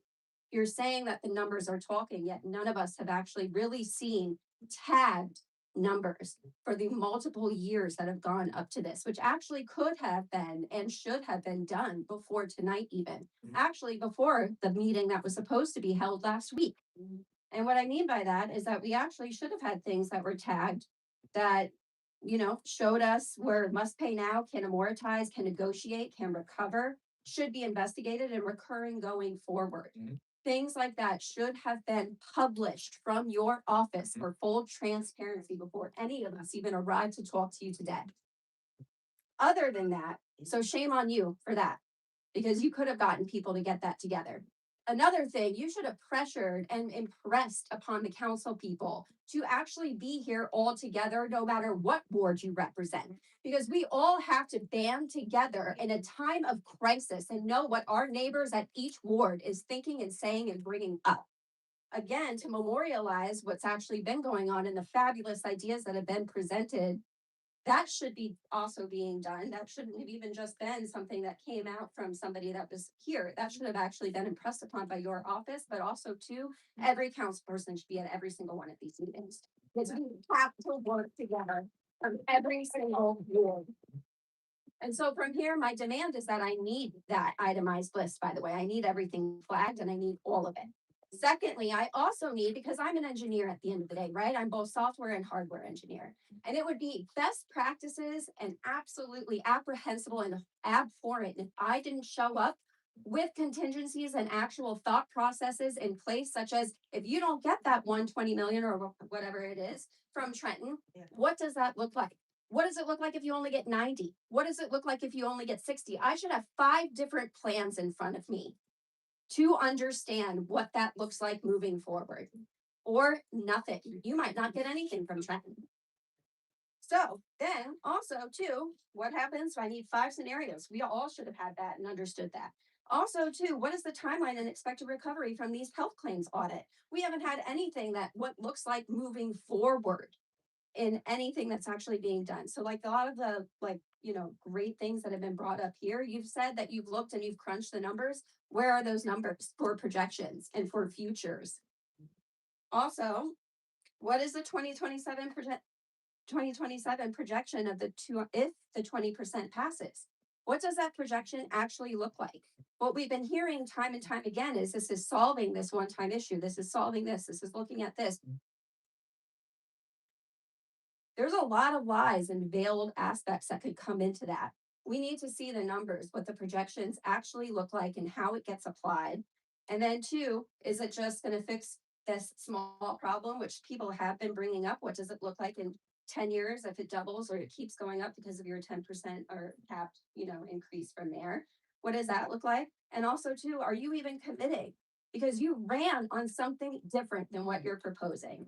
And I think that this is a bait and hook, and I'm hoping that I'm wrong in terms of that you're automatically came out and said 20% so you can get all of us riled up and come in here and then you say, well, look at what good I've done because I've solved it in all these other ways. I'm hoping that you actually have some integrity. But aside from that, against the campaign that you ran, Are you committing to a CPI, a continuous performance improvement linked cap or stabilization plan after this emergency year that's consistent with your campaign and your campaign promises? And then two, your foot should be on the necks of the Board of Education. I know that the city council is not directly Board of Education and everything else. But your foot should be on their necks. That's it. At least. There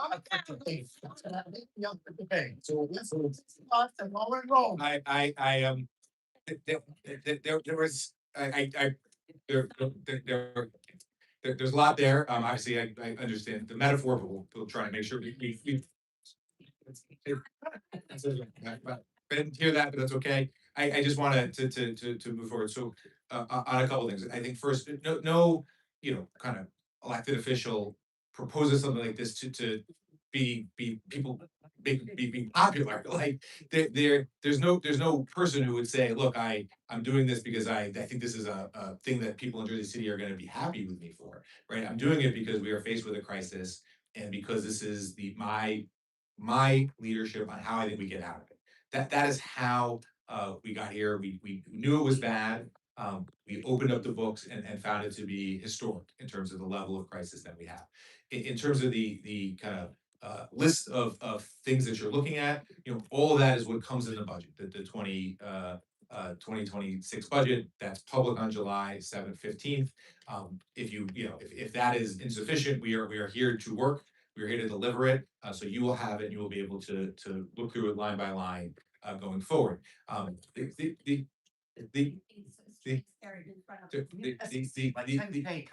I understand what you're saying. Yeah. The issue, right, and to multiple plans is yes, we have plans on the state funding piece.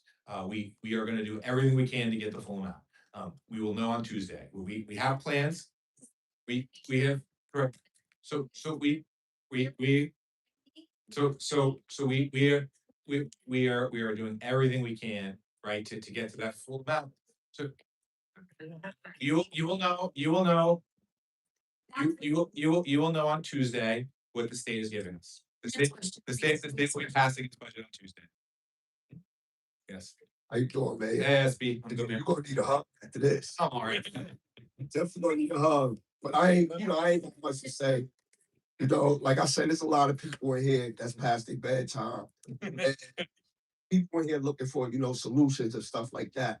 So Mayor, like I said, 20% is a lot. I know. And I'm learning. All this stuff is something new to me. That's why I sat here tonight, right? And I want to tell y'all, right? You know the things I do in the streets, Mayor. I ain't gotta explain all that. Crime is gonna go up. I'm telling y'all this. I ain't hear nobody say nothing like about crime. Crime is gonna go up. Once this, just think about this, right? Mayor, I sat here and I heard you say you deal with zero tolerance. Y'all just locked up one of y'all employees for $1,500. But nobody else got locked up for all these millions. I don't understand this. Yeah. And it's crazy. You know what I mean? Nobody's been accountable for all that stuff that's missing. And I did federal time. So I understand the ins and outs. So I'm surprised them people ain't come in here yet. Because you know what it's called? It's the politics shuffle. Yeah. That's what's going on, man. I appreciate it. We welcome, like I said, the investigations. We want them here. I hear you. It's not just Jersey City, it's our whole country. People get locked up for the small stuff and the guys stealing billions get titles and awards. So that's the effed up system that we're in right now. And you're 100% right? People ask where'd the money go, right? It was all spent, it's all gone, it's all put us into this awful position and awful place. Now, in terms of what we're doing for the community, again, it gets that balance, and that's what's so hard here, right? This, like people said, could we go after some of the services for young people? I can't do that. Our young people need these services. That we need our public safety to keep folks safe, but the strains are going to be felt. And we're gonna do everything we can to get us through that place so that we're going forward and making sure we're doing everything we can to help folks through this really hard time. Yeah. When I first talked to you, do you remember what I said to you about Arlington Park? Yeah, I do. And you've been doing that. Only thing I told you was show up. Yep. Cause you're gonna get criticism, this and the third, just show Yeah, up. I got The people want you to show up, and you handling it good tonight, you answering everything, so I applaud you for that. Thanks, Bob.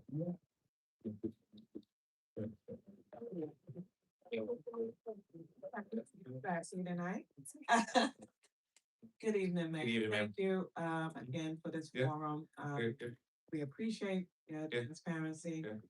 I just want to, press upon Yeah. you and your council, because you said you didn't agree on the budget when you were a Yeah. council person. Yeah. But I think what you should have done, since you, and we can't go back and change Correct. Understood. the past. You should have, at that time, had town hall meetings with your ward. Sure. Yep. And your other counterparts should Yep. have done the same thing. Yep, I hear you. Now, we hear now. Yep.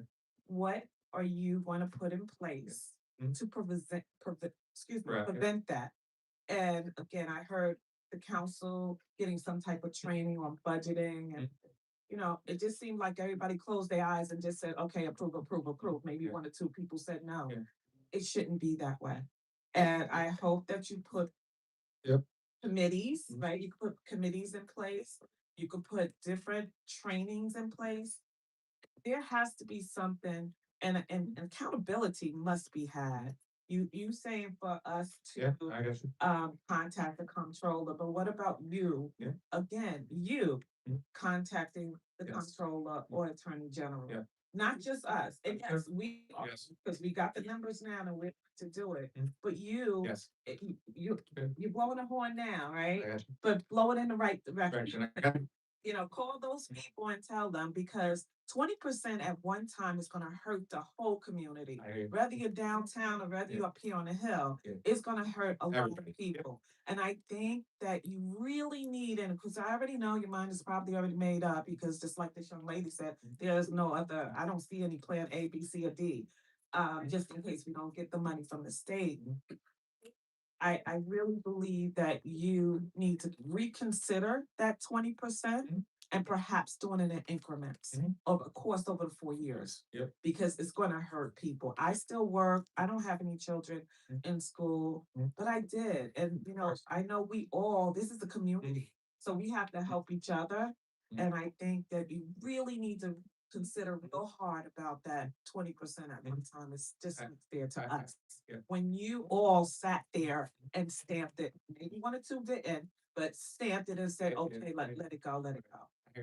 So thank you for sharing all that, and again, I would say repeat it, but it's important just to say it's heard, it sits with me.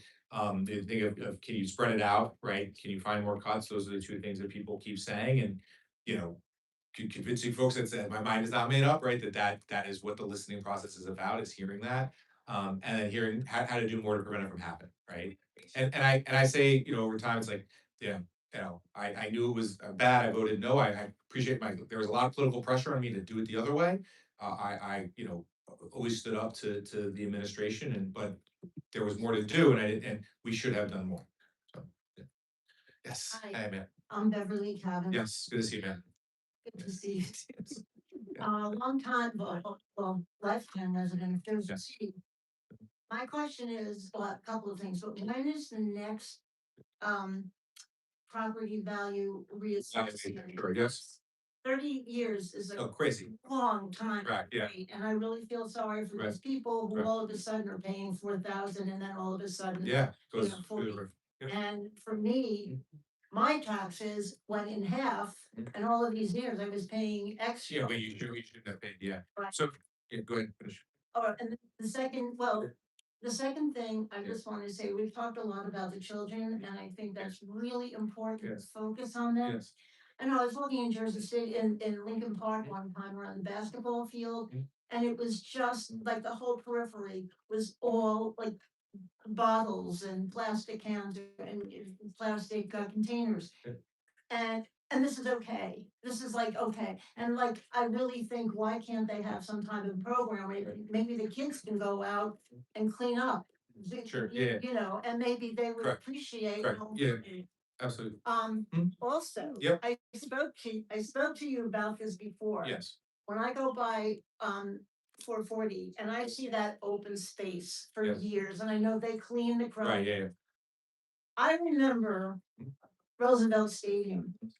And why can't we have something like a Chelsea Piers like that there? It would be so great for the kids. It would be great for the economy. It would be something that maybe NJCU could collaborate, like the phys ed program. I just wish I could see something like that there, and I think it would be great for Jersey City. Well, thank you, ma'am, on those things. So first, just the one thing that matters to everybody in this room, and just to get it moving, think about is the property tax revaluation. So, the last time it would happen it took 30 years. Last time it happened was 2018. It took 30 years for it to happen. It's supposed to happen basically every decade. And it was because of politics, right? Because folks in Greenville were paying more and folks downtown were paying less, and people politically benefited from that. My commitment is to make sure, we don't do it for 30 years, but the key thing for the city is it doesn't save us money, it just readjusts, right? Some people pay more, some people pay less. So my commitment is to do that, when we hit roughly that decade mark. So you have to go out for bid, you have to start that process. So we'll start that process in probably 2029, because that's when we've passed the decade mark. And then it'll happen, probably a year after that. So it's on the horizon, but a couple of years from now. And for folks here, just, it can, some people will benefit, some people will not, but that it's gonna be a couple of years down the road. But it's not a thing that solves our budget crisis, it just redistributes the money in the city. So, right. People are paying. Yeah, it was unfair because it happened 30 years, and we can't wait for 30 years. They would have gotten Right. more money. Understood, yeah. Steve, this is our final question. Yeah, okay. So, this is a tough position. Yes. Budgeting, balancing a budget is, it's balancing a budget, right? Yeah. At the end of the day, I'm trying to understand, while everyone is upset, understand if they were all upset about the 20% increase because it was a big surprise. Nobody likes surprises of this magnitude, especially when it comes to our finances. That said, I'm also concerned about a fire sale. Right. What are we going to do to prevent that from occurring next year? It's already kind of occurring. The bubble's popping in downtown Jersey City. Yep. People are ending up backward or upside down on their mortgages. So this is actually going to have huge ramifications if we don't. Correct. I think the core is to, and it just is again, stabilize, right? To prevent this from being this has been the year after year after year, which is why the frustration is so intense for people here. Because it's not like this is the city's proposing this because the city had not done this for years and ran this impossible budget deficit. But obviously the schools, because part of the state funding, partly their own decisions, have gotten us to 50% increase in 5 years. So to stop it, from running down is just drawing the line, right? Of doing the work that we have to do to make sure this doesn't continue to happen. From my perspective, at least from a downtown perspective, we have different buildings that have different issues that you're seeing, clerks that kick the can, different boards, etc. Right. Because construction wasn't enforcing, code Sure. enforcement wasn't enforcing, things weren't being enforced. Yes. Now they're all selling. Right. And these are buildings that have structural issues. These are buildings that have compliance issues. These are buildings that have, and they're all in downtown. I mean, they're all charging $1 million plus for these apartments. Right. I hear you. But these are all hidden issues. Right. They're there and cost a lot of money. Right. Wait, time. Right. What is to prevent? Yeah. What is to prevent next year's, budget, if it is an additional 20%, those people to not run and leave everybody else holding the bag? Well, understood. Obviously, we have a lot of work to do, but yeah, not there. But I hear what you're saying. All right. So let me. We have one more over there, and then this will be the last one. Yeah. Go for it. Ideas? Can we and so that we'll give you the specific contact information, but just for everyone, the general email address is jcideas@jcnj.org. So jcideas@jcnj.org, but we'll make sure you get the specific contact information. So it goes to city official. So let me just wrap up here for a minute. So I appreciate everybody, going into the late hours this evening and answering questions. We got happy to do this 4 more times in July. We'll put the other screens are off, I guess. All right. We see we put the times up again. I want to thank the elected officials who are here listening. It's a time for all of us to listen and have back and forth, but very appreciative of those folks and their ability to be here and to stay here. I was going to kind of wrap up with 2 or 3 comments, just very big picture. And they're what we've heard before, but I think it's important to just ground. So the first thing is, there were some comments, and I understood the cynicism of folks saying, "Look, I think your mind's made up," or think that they're sort of show. I don't think that's how I. It is not my vision of how to operate as a leader. You have to listen. You also then have to take what you listen and run it through an analysis to make sure that you don't just do the thing that sounds good. You have to do the tough things and the tough decisions to move us up. We have this extraordinary crisis, $200 million deficit, 90 million structural, 110 in bills.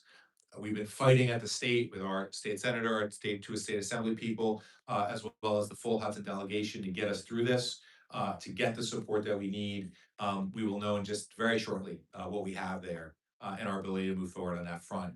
And then when it comes to the city, the comments were all there.